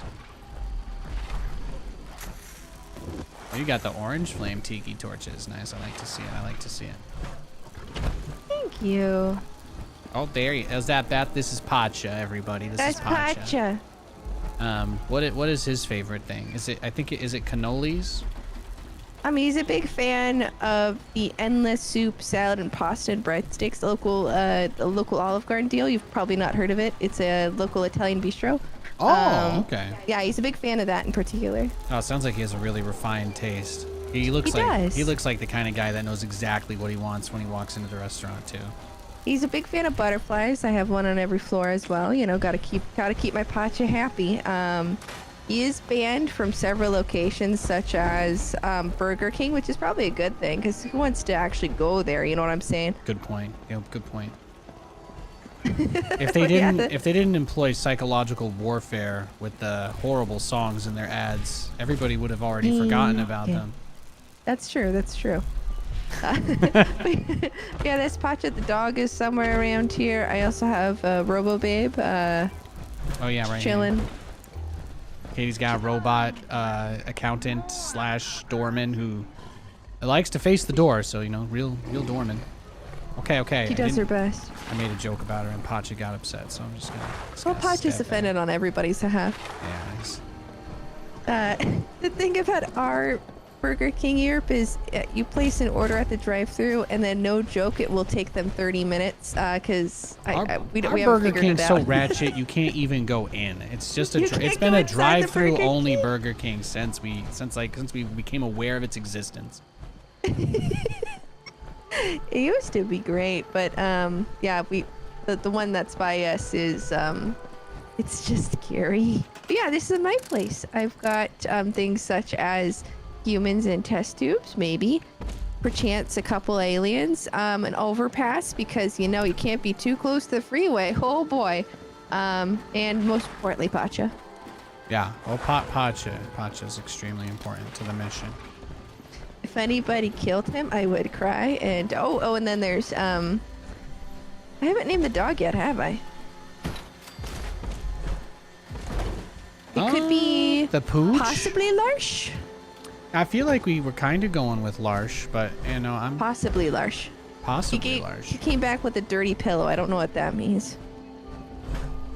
He's a dog. I mean, picking up pillows and just carrying them to random places is.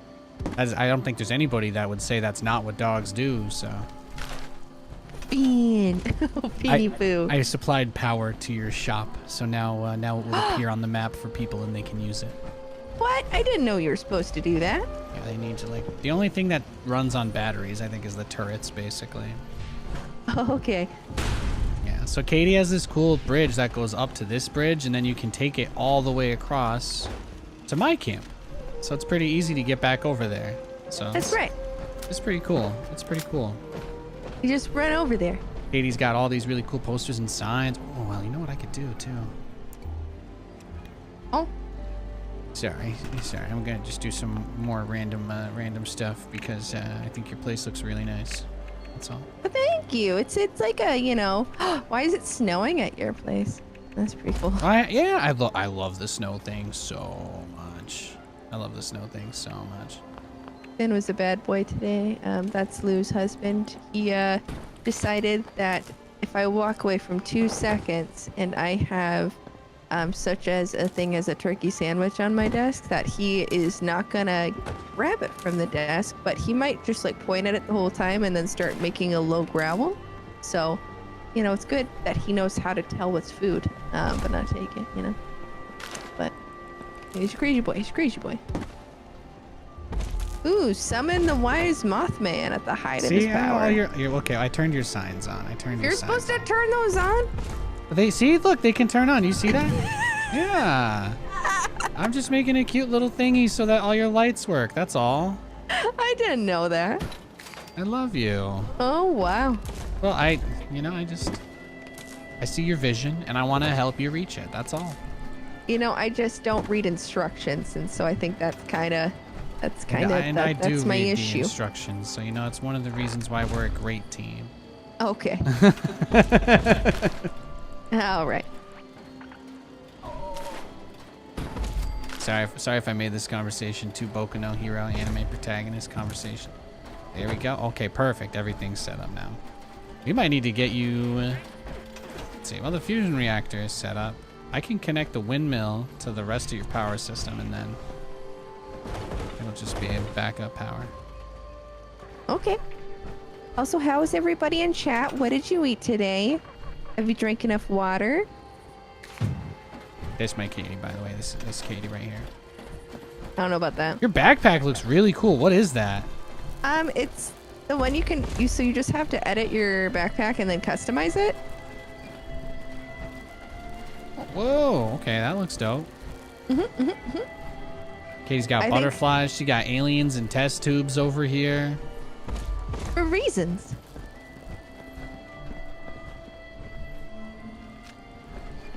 I haven't done this yet, but Katie set up a bunch of displays, little models, and this frog that for some reason clips out of it because it's in a T-pose. He's busy. For some reason, when you put this frog on display in the game, it's just always T-posing, so there's nothing else you can do. It does. But what else frustrate. is there to do? You could do. You just think, right? Imagine all the other things it could be doing. Great question. Potatoes, pizza, salad, pickles. Okay. In that order? You just wake up and then just chomp into a tater, you know? I have to eat him 100% on the waterfront. Yeah, I mean, you can do it sometimes if you feel like it. If you're a little crazy. Spicy noons. Sausage and cabbage? gyoza. Ooh. Cereal beef jerky. Let's go. We need to get. We're gonna try that dumpling place soon. But we tried to go the other day, and the entire road was closed down. Like they shut the whole road down. Nathan, there was a motorcycle that was split in half. Do you think that might And be I've the never reason? seen something like that where they didn't at least open up a way for people to get around it. That was nuts. I think we saw something we weren't supposed to see. Yeah, but crazy. It was probably the Men in Black, right? They were probably gonna neuralize. For all we know, we got neuralized. So. I mean, I don't remember going to said place to get the food, so probably. Probably. I have to shoot a rabbit with this dart that makes them talk, and then I can get rid of this stupid syringe gun. Okay. Do you want to I'll come with follow me? you. Because it's Of not that course. far. Sure. So if maybe we can both just do it, but we just make sure you have some syringer ammo on you. That's all I'm gonna. Okay, let me grab it.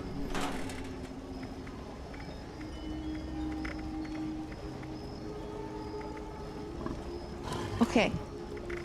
Got it. Okay. I do not have any. I'm gonna see if I can make some. I have some. Let me see if I can drop you it. Okay. It shoots like one at a time, like a really slow dart. It's basically like Teemo Q.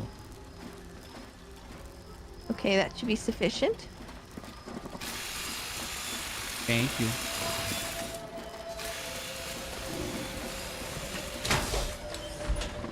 And of course I've got my beer hat when I'm not in my power suit because that's how I roll. That is actually how you roll. So let's... Your death claw terrifies me. Anyone Papa, tried? it would never hurt anybody. Has anyone tried the new coconut Dr. Pepper? There's a coconut Dr. Pepper. Oh my. It's south? It sounds delicious. Okay, Okay. we just gotta head south. I'm running.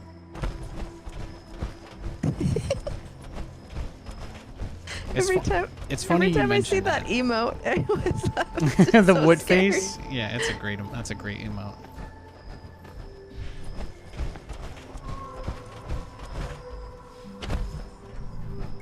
Okay, I got Katie to try something new, and this was another one of those experiences where, of course, then I ate all of them very quickly. But I had Katie pick up the. We were gonna get cookies the other day, so I pushed Katie to the. What was it called? Like the caramel coconut chocolate kind of cracker guy. Oh, so good. Oh my gosh, Strangden knows about Fred Meyer. Do you know how many people don't know about Fred Meyer? That side of the Pacific Northwest. We're God bless Fred cultivating. Meyer. We're cultivating the Pacific Northwest people. We're collecting them like infinity stones up here. I love opening up my Fred Meyer monthly coupons, yes, and seeing that they have given me free Doritos and or Cheetos every month, and I'm just like, you bear, you son of a gun. Yeah, so Oregon, let's go. Tillamook. The land of Tillamook. oh, that's a scavenger. I don't think I'm supposed to shoot him. Can I say hi? Supposed to? I mean, I guess so. Yeah, it can't hurt. Hey there. You also looking for some... Found a He's rabbit. looking for gold. Well, I He's guess panning for gold? Bro, this ain't 1910. Jeez. It gave me a treasure map from an anime fan fiction. Notes about Fred Meyer. My God. Mission initiated. Collect data on the rat. I have to follow the rabbit now that I've hit it with the vocal syringe thingy. It's gonna tell you its secrets. I'm pretty sure it's just leading me to a death claw, probably. Like, it's just gonna make me walk into a nuke. That seems like the kind of thing that would happen to Nathanius. You are getting too far away from the box transmitter, Dark. I can't help it that this fucking bunny runs faster than me in a power armor suit. Bunny? Oh, of course, yes, he did. Of course, he led me to enemies. You betrayed me, rabbit. Box transmission received. I'll kill the enemies. I don't see any enemies. Did you What? see that the bunny might have disappeared now? Did you not hear? You don't hear voices? There's something nearby. Oh. Oh. I hear that, did I? Dude, Tillamook does not miss except for frozen pizza. That's the only flaw. Yeah, Tillamook frozen pizza we definitely thought was an L, but otherwise everything they make is pretty great. The cheddar, the mozzarella, the parmesan, the yogurt. Their ice cream is unreal, but their pizza sucks. And the mac and cheese, right? We tried the mac and cheese. Yeah, well, we're pretty picky with mac and cheese, so. That's true. That's true. Oh, there was a mound I could dig open here. I kind of remember that. There were plans buried in the ground here. Okay. That's kind of cool. Just a random hole, just a random thing that it's like you would just never know about it unless you just went over and just checked it out on your own. Oh yeah, I got plans to make an electric chair too. I don't know what I'm gonna do with that, but I'm excited. I think you know. Well, I do know, yeah, of course. We drove past the Tillamook factory when we moved from Vegas to Washington. That's for sure. So I have to get Smell an it. angler with the dart now and a mole rat. Okay. An angler and a mole rat, wherever those guys are. They're somewhere. Oh, do you hear that? I hear shots. Oh, is that a camp right there? I see signs of life. Let's go eradicate them. Hazelnut chocolate Claws ice out. cream sandwiches. Oh my god. That does sound really good. We've tried like the bear-proof trash can. Okay. Bear-proof. Funny. That's what we should fear. We tried the campfire ice cream. You live an hour from the factory, you go there. Oh, that's cool. They do tours. I guess that makes sense. I spent a little bit of time around Washougal and Portland, maybe like 2 weeks. I think I've been past the factory a few times, but I didn't know you could go there. Okay, That's Kate, we gotta put it on the amazing. list. We gotta put it on the list. There's only a handful of places that we really want to tour, and it's pretty much entirely the Yingling factory, and now we're putting Tillamook on there. Big fans. Big fans. Then I can finally ask them the most important question of all time. Where do you get your milk? Where do you get your milk, and why don't you sell it on its own? The only question God. Tillamook refuses to answer. You know, the fact that I was able to figure that out. We've been, been married for 1 year, but it feels like 20. Oh? Do you get to sample the cheeses when you... Who's this? The cheese Oh, it's a raider tax. punk. Cheese tax. Wait, it's Hello. a raider that's not a bad guy? I just need to get out on my own one of these days, you know? Damn, I felt All I that. want to do is get out of this place, get my radio set up somewhere, and talk about the world. How it is now. You get me? I hate React content, bro. I've been around, kid. I've seen things. Yeah, let's do it. YOLO. You have? Well, I bet you didn't see stuff while just hanging out in town, did you? You just get that guy to be your friend? I got this dream. I guess he can go to the camp. You can stay at my place for 50 caps a day. I can charge him rent?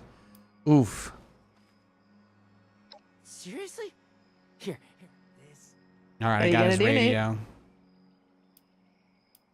You say 50 caps? No. Ready to go on You know, hey, he doesn't want to just murder and pillage, right? So I'm not gonna put that kind of energy out into the world. This guy tells me he doesn't want to be a raider anymore. Tillamook milk is people? El Diablo. If he's trying to- What kind of the purple haze have you been dreaming about in your lifetime?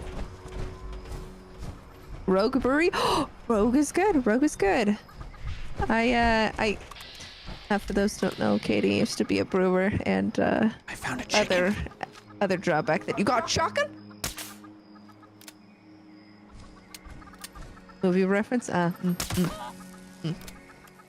Movies, yes. Like, I'm gonna need to set this one out for like just go in the corner, talk to Lucky Star for like 2 minutes, and then come back to us. Okay? Got to reevaluate your. I don't know your what life it is, choices. but this view is doing it for me. What? Just Oh, is that a this pink is. chicken? I mean, I'm just vibing right now. Oh.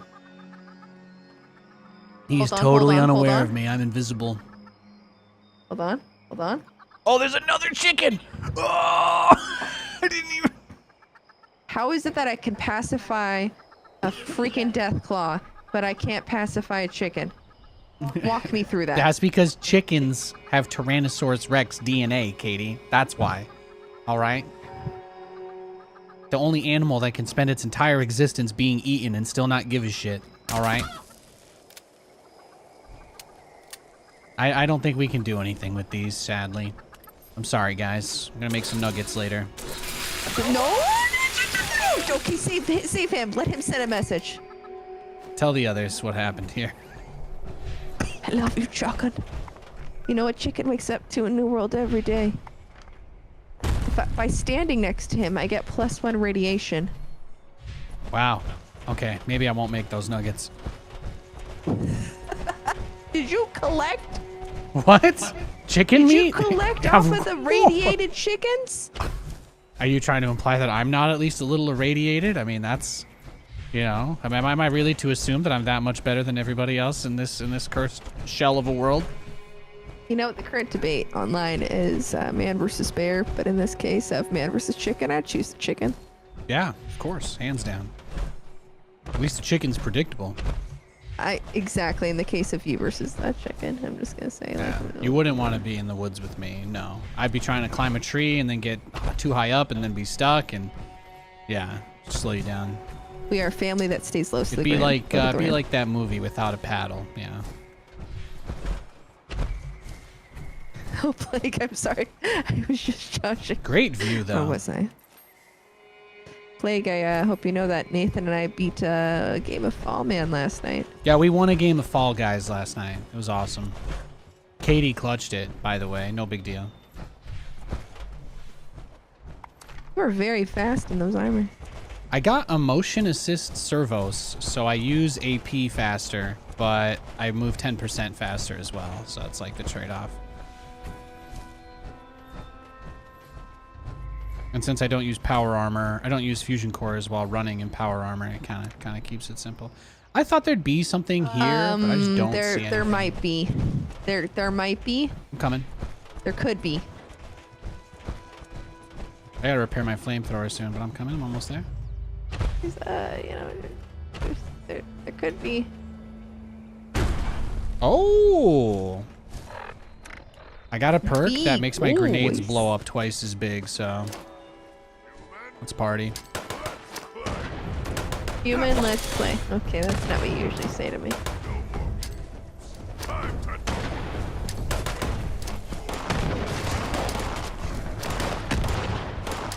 I love grenades. Uh-oh. I didn't realize there was a settler there, so I kinda... No, this is a cultist. He's legendary. Look at us go! Let's go!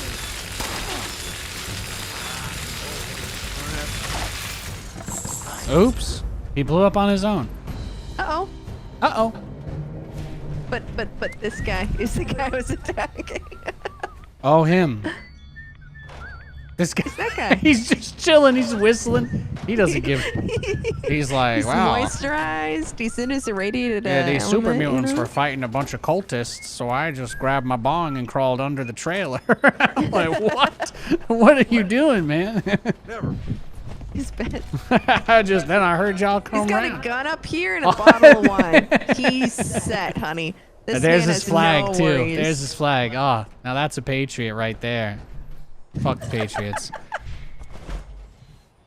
Wow, he's got a thing for tires too. The man of a he's just smiling down at me. Wow. God, to You know be what? This calm. I'm glad we saved this man's life. He doesn't. He at least doesn't seem like he's getting in anybody else's business. He's in his lane. Yeah. You know. Look at this Nothing's spot. Look, bothering look him. at all this room. There's nothing else around here. It's pretty Man nice. is in permanent Margaritaville. Is all I can say. That's for sure. That's for sure. Jimmy Buffett will be proud. So where are we going to next, Chief? Huh? I'm supposed to shoot a mole rat with that dart and an angler, like the watery guy. So I just don't even, it's not even telling me where to go to do that. So let's see. I'm still getting all the other quests. So that's another thing about this game is they don't make it easy. You can't view your quests on the map screen. You can only view where they are on the map, which you Just the can't. rest real Yeah, quick? I can't just pull up a list of the missions that I have to do and just do them. So that's pretty much the most frustrating thing about the game. The map is telling me where I need to go, but because there are 500 other missions in the game that I can also be doing, it doesn't show me where the one I'm doing right now is. So it's just a little annoying. Let's see. Sometimes you can do it from the Pip-Boy though. If you go to the Pip-Boy and then find the quest. So where it's under dailies, wasn't it? Show on map. Okay. They're both in the northeast. Oh, well that works. I'm just gonna go over there.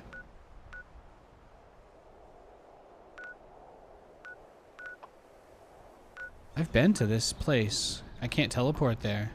Is it because it's a workshop? I guess. Go Pumpkin House.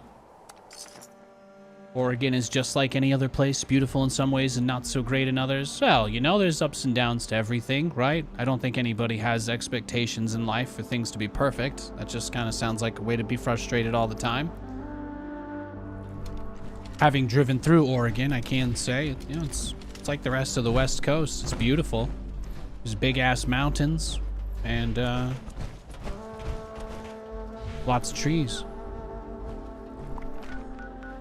I'm going to the Red Rocket place. I found the mole rat. They're north. They're in this place we've never been to. There's nothing to teleport over to there, so. Okay. I'm just going to the Red Rocket stop and then we can, yeah.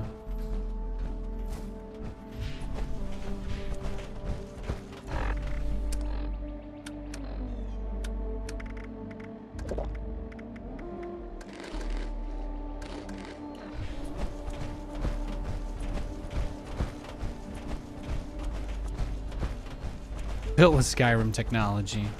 I have not. I think they patched jumping backwards up cliffs in this game. I think this one was the one they finally did it. They were like, if there's other players, maybe letting people just Spider-Man everything is not the move.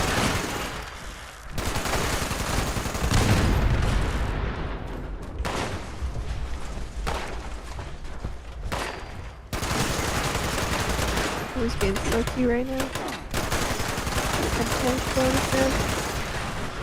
Boy.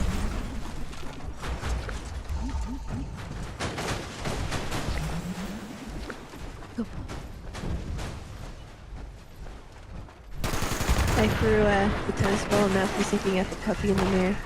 Our dog does not understand that there's just sometimes just another doggy when he looks into this rectangle.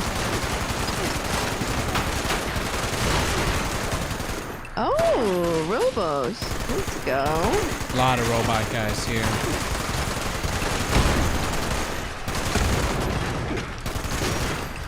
How was he still moving?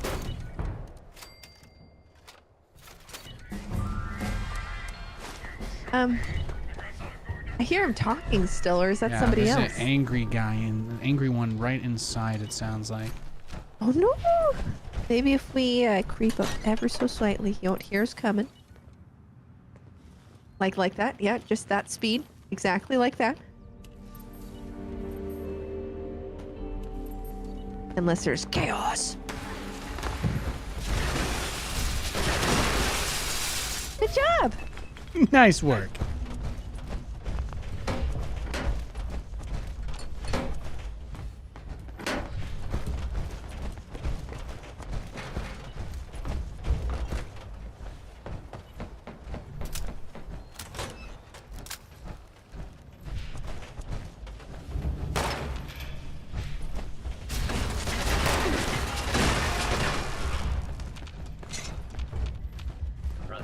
It's interesting that some of them aren't, like, attacking us. Like, there's a Protectron in here that... He's just chilling. Is he, though? Oh, he is! That's what I'm saying. He's friendly.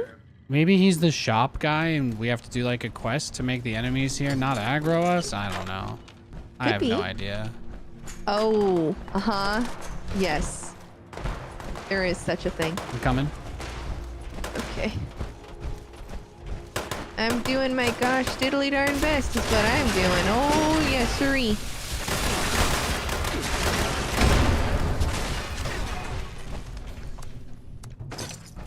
Nice work, Ace.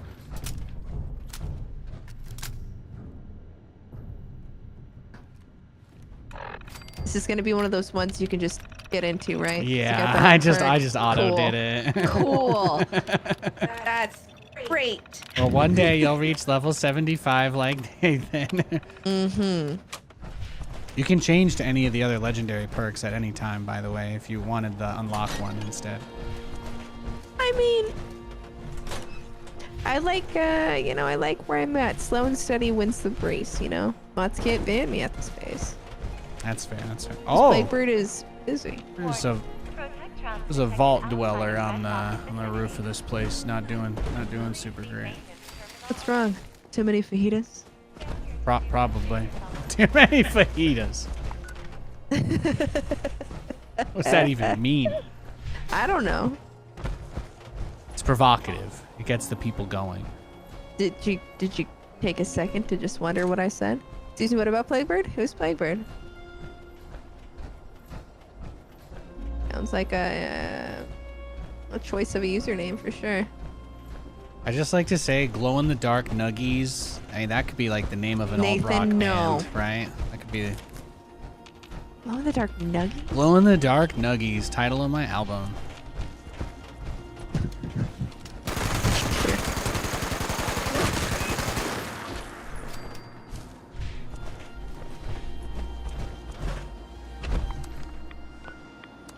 Okay. When I went to Hagen's today, there was a woman buying, it looked like 7 gallons of milk, and I just kind of want to know what she was up to.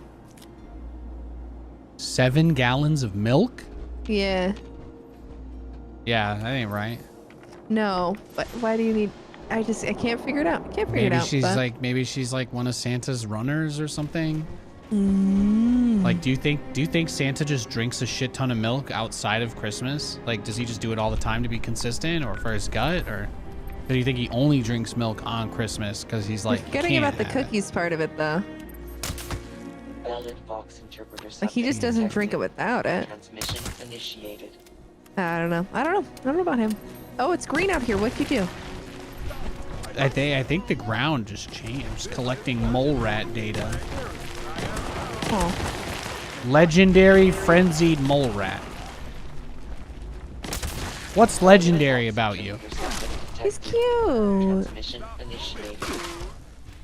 He's so cute. I put the translator thingy on 3 of them, and now it's quite easy.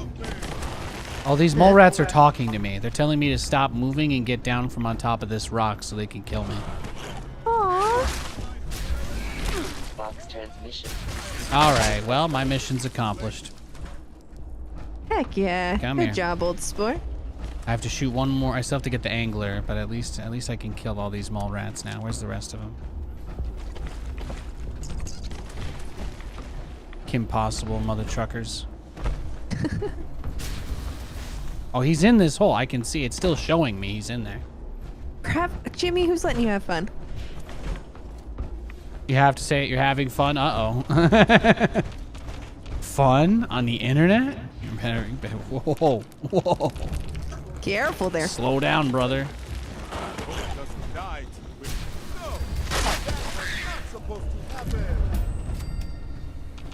No, that was not supposed to happen. No, that was not supposed to. The mole rat talking to me as I'm lighting it on fire is definitely an experience.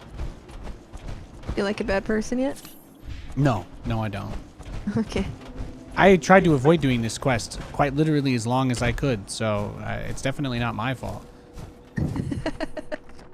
If I had the option, I wouldn't do this quest at all. I just dumped the syringer out of my inventory, but you know, There's a stash box in here if you were looking for one.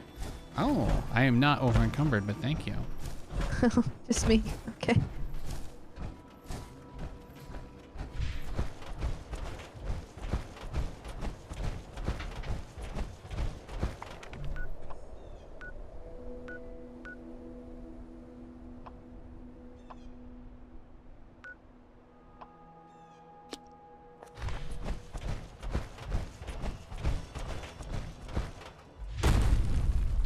Heading back to the swamp, to the swamp, to the swamp.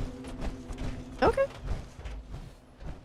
I'm almost there. Just in, you know, this remote ass corner of the map where there's literally nothing.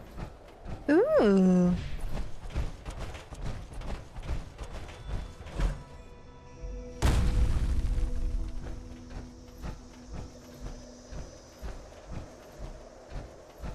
Looking for a sheep squatch too. Some gonna eat me.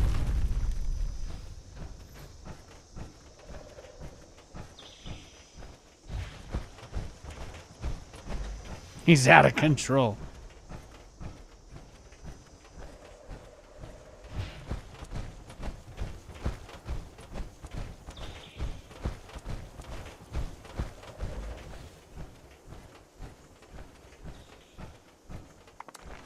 Okay. Oh, here we are.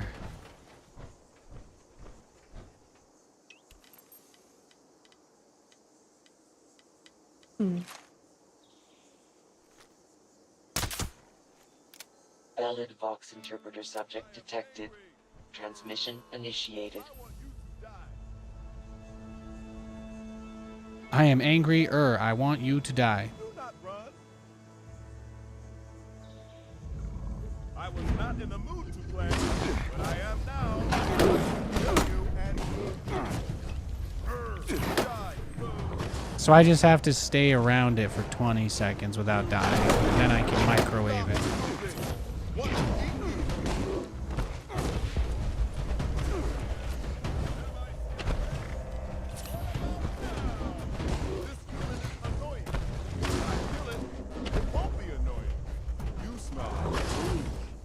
Well, I don't need you alive anymore.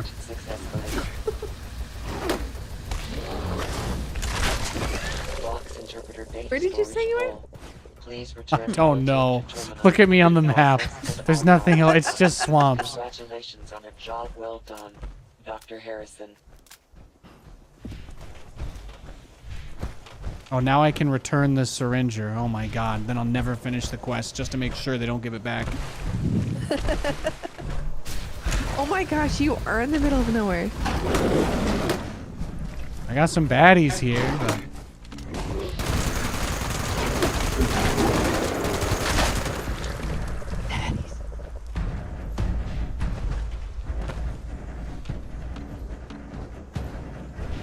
What else is out here? What is here? Is this it? Just this clearing and nothing else? Probably. I'm gonna guess this is the end of the world. I'm gonna guess this is where the map ends. Try to keep running in one direction. Do what you want. I'm okay, I guess. Yeah. F you, I'm gonna do it. I'm gonna run in one direction. Like that band.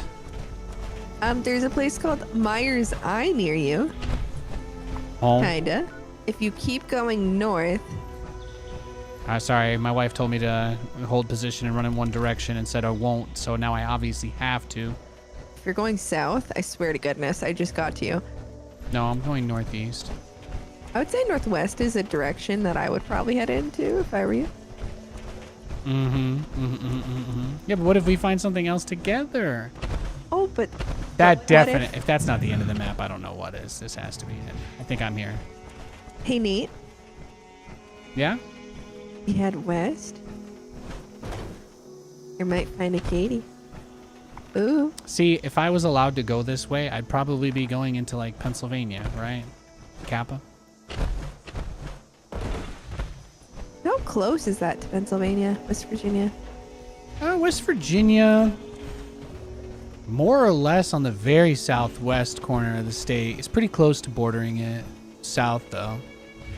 Oh, okay. Like directly south of PA is Maryland, and then south of Maryland is Virginia. But West Virginia kind of wraps around Maryland a little bit, if I recall correctly.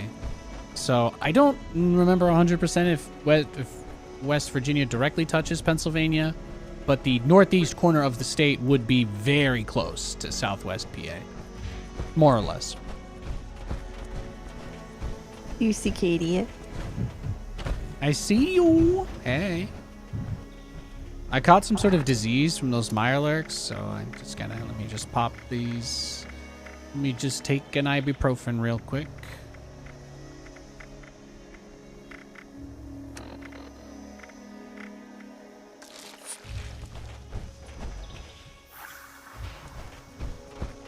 Hey! Hey, folks. Look at this. Hey, Katie. What's this? Oh! Whoa! What the? Yes. This is where I spawned when it said fast travel to Nathan, and it was not the case. You've never been here? No. Okay, let's go. Okay, this was a cool find.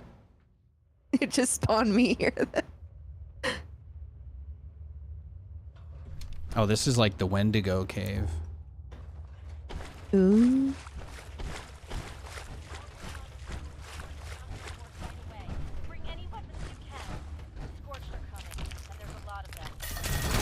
Oh, huh?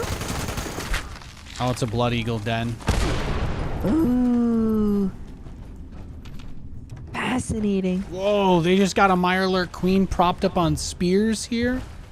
Damn. Not how I would decorate my They didn't cave, even they eat say. it. They didn't even eat it. What a waste. They're trying to send a message.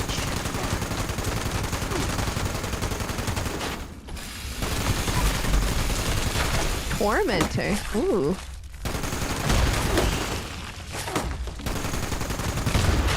Oh, those guys explode. Oh, these guys are cooking. Okay, they are cooking the Mirelurks. Okay, okay. Like they've got some water. Yeah, they got a water purifier. And look, it's like they got a little camp. It's like their own camp. And we're killing all of them. Yeah, well, we need their supplies to live, so it's unfortunate they were in our way today.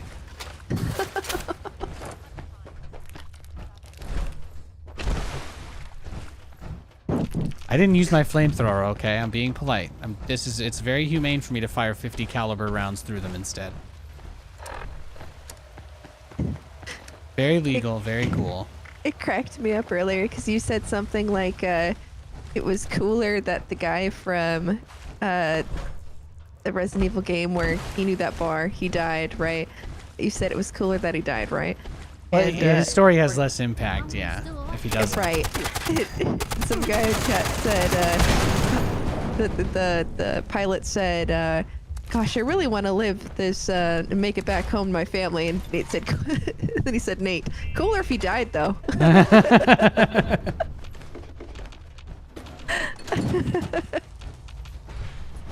Hey, Resident Evil 4 would not be the game it is without Mike, okay? The good and the bad.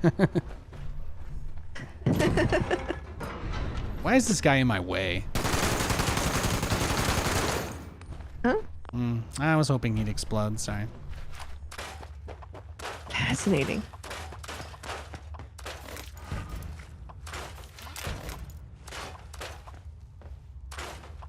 Wow, you kind of went to town in here.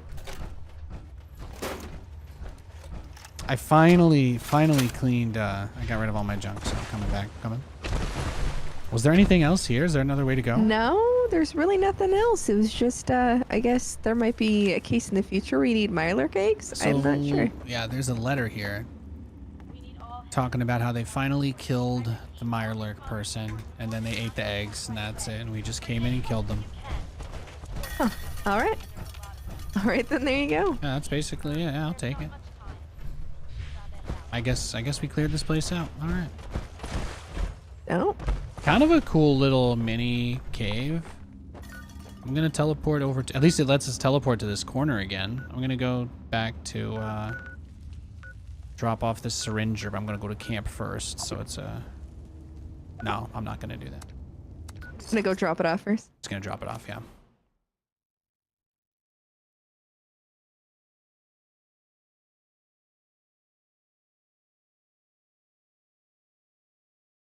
I just want my inventory space back. I just want my freedom back. Well, there's a fight happening. Maybe I'll get involved with that first.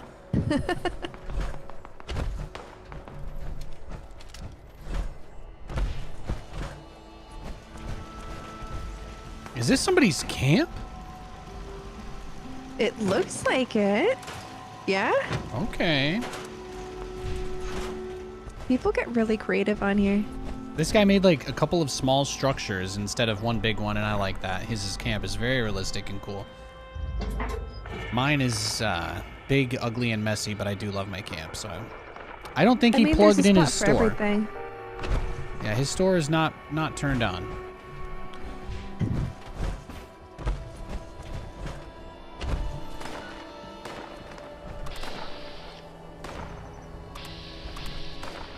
There's a super mutant here trying to shoot at me. Is that it?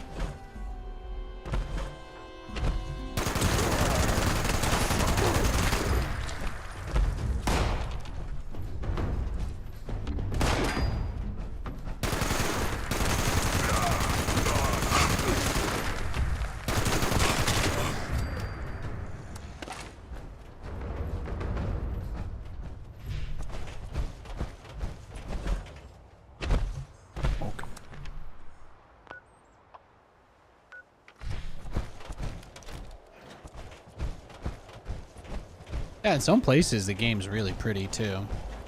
You like in the lighter forests during the day, it looks really, really nice. Yeah, and when did this game come out? Like initially? Yeah, I feel like it was, what, 2018, 2017?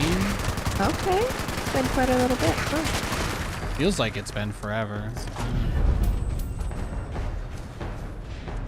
Anti-armor auto grenade launcher. Now you're speaking my language. What, bloodied auto grenade launcher?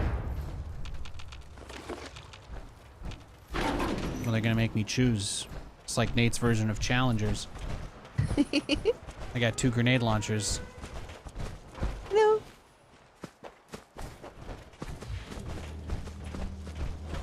Where are you headed? This way? Yeesh. I think it's... Do they have different super suits? Yeah, so this suit, I had to put together piece by piece and make everything. Like, you can... They're either swappable, you can kind of see my character will, like, parts come on and off as you switch them, so each piece has to be maintained. You can get a jetpack, but it's only on certain models of the suit that are really hard to get. Eventually, that's what I'm gonna have, but I'm still a noob in this game as far as that stuff's concerned. There's mole people here. Fallout is such a ridiculous game.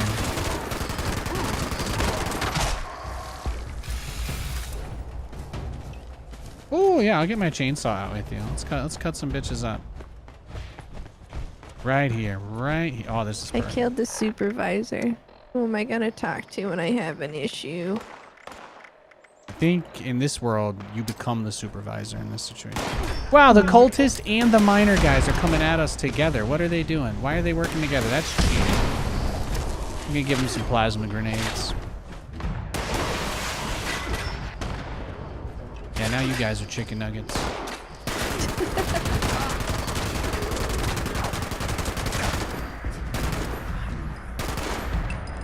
Come on, come on.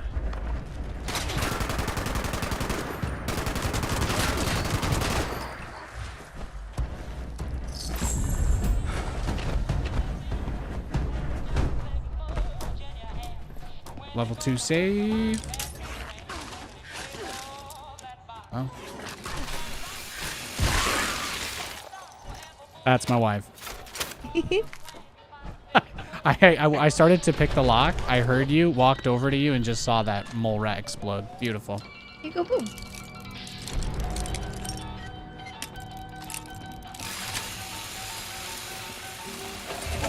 Safe is open. I gotta repair my buzzsaw though, and my flamethrower. I think we're almost there. Pretty sure it's just under this house. And there should be a crafting bench too. How delightful.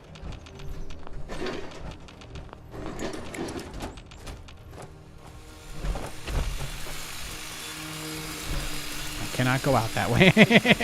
I'm stuck.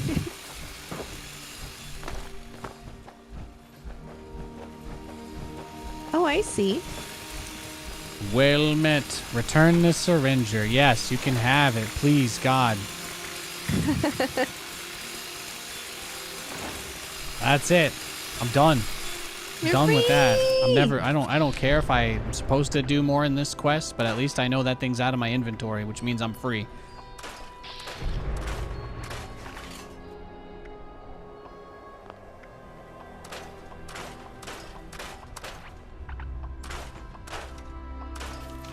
Yeah, Schnookums, yeah. Hello. I love you. I love you. All right. Did you? I could help you do something if you like. We could wrap up if you want. I know we got dinner stuff on the way. There is a pizza in the oven. So there is a pizza in the oven. Okay. Hell yes. We can play more again soon, though, for sure. Yeah, that sounds good. That sounds good. Thanks for helping me with the quest. And Of course. I love it when you show off that chainsaw.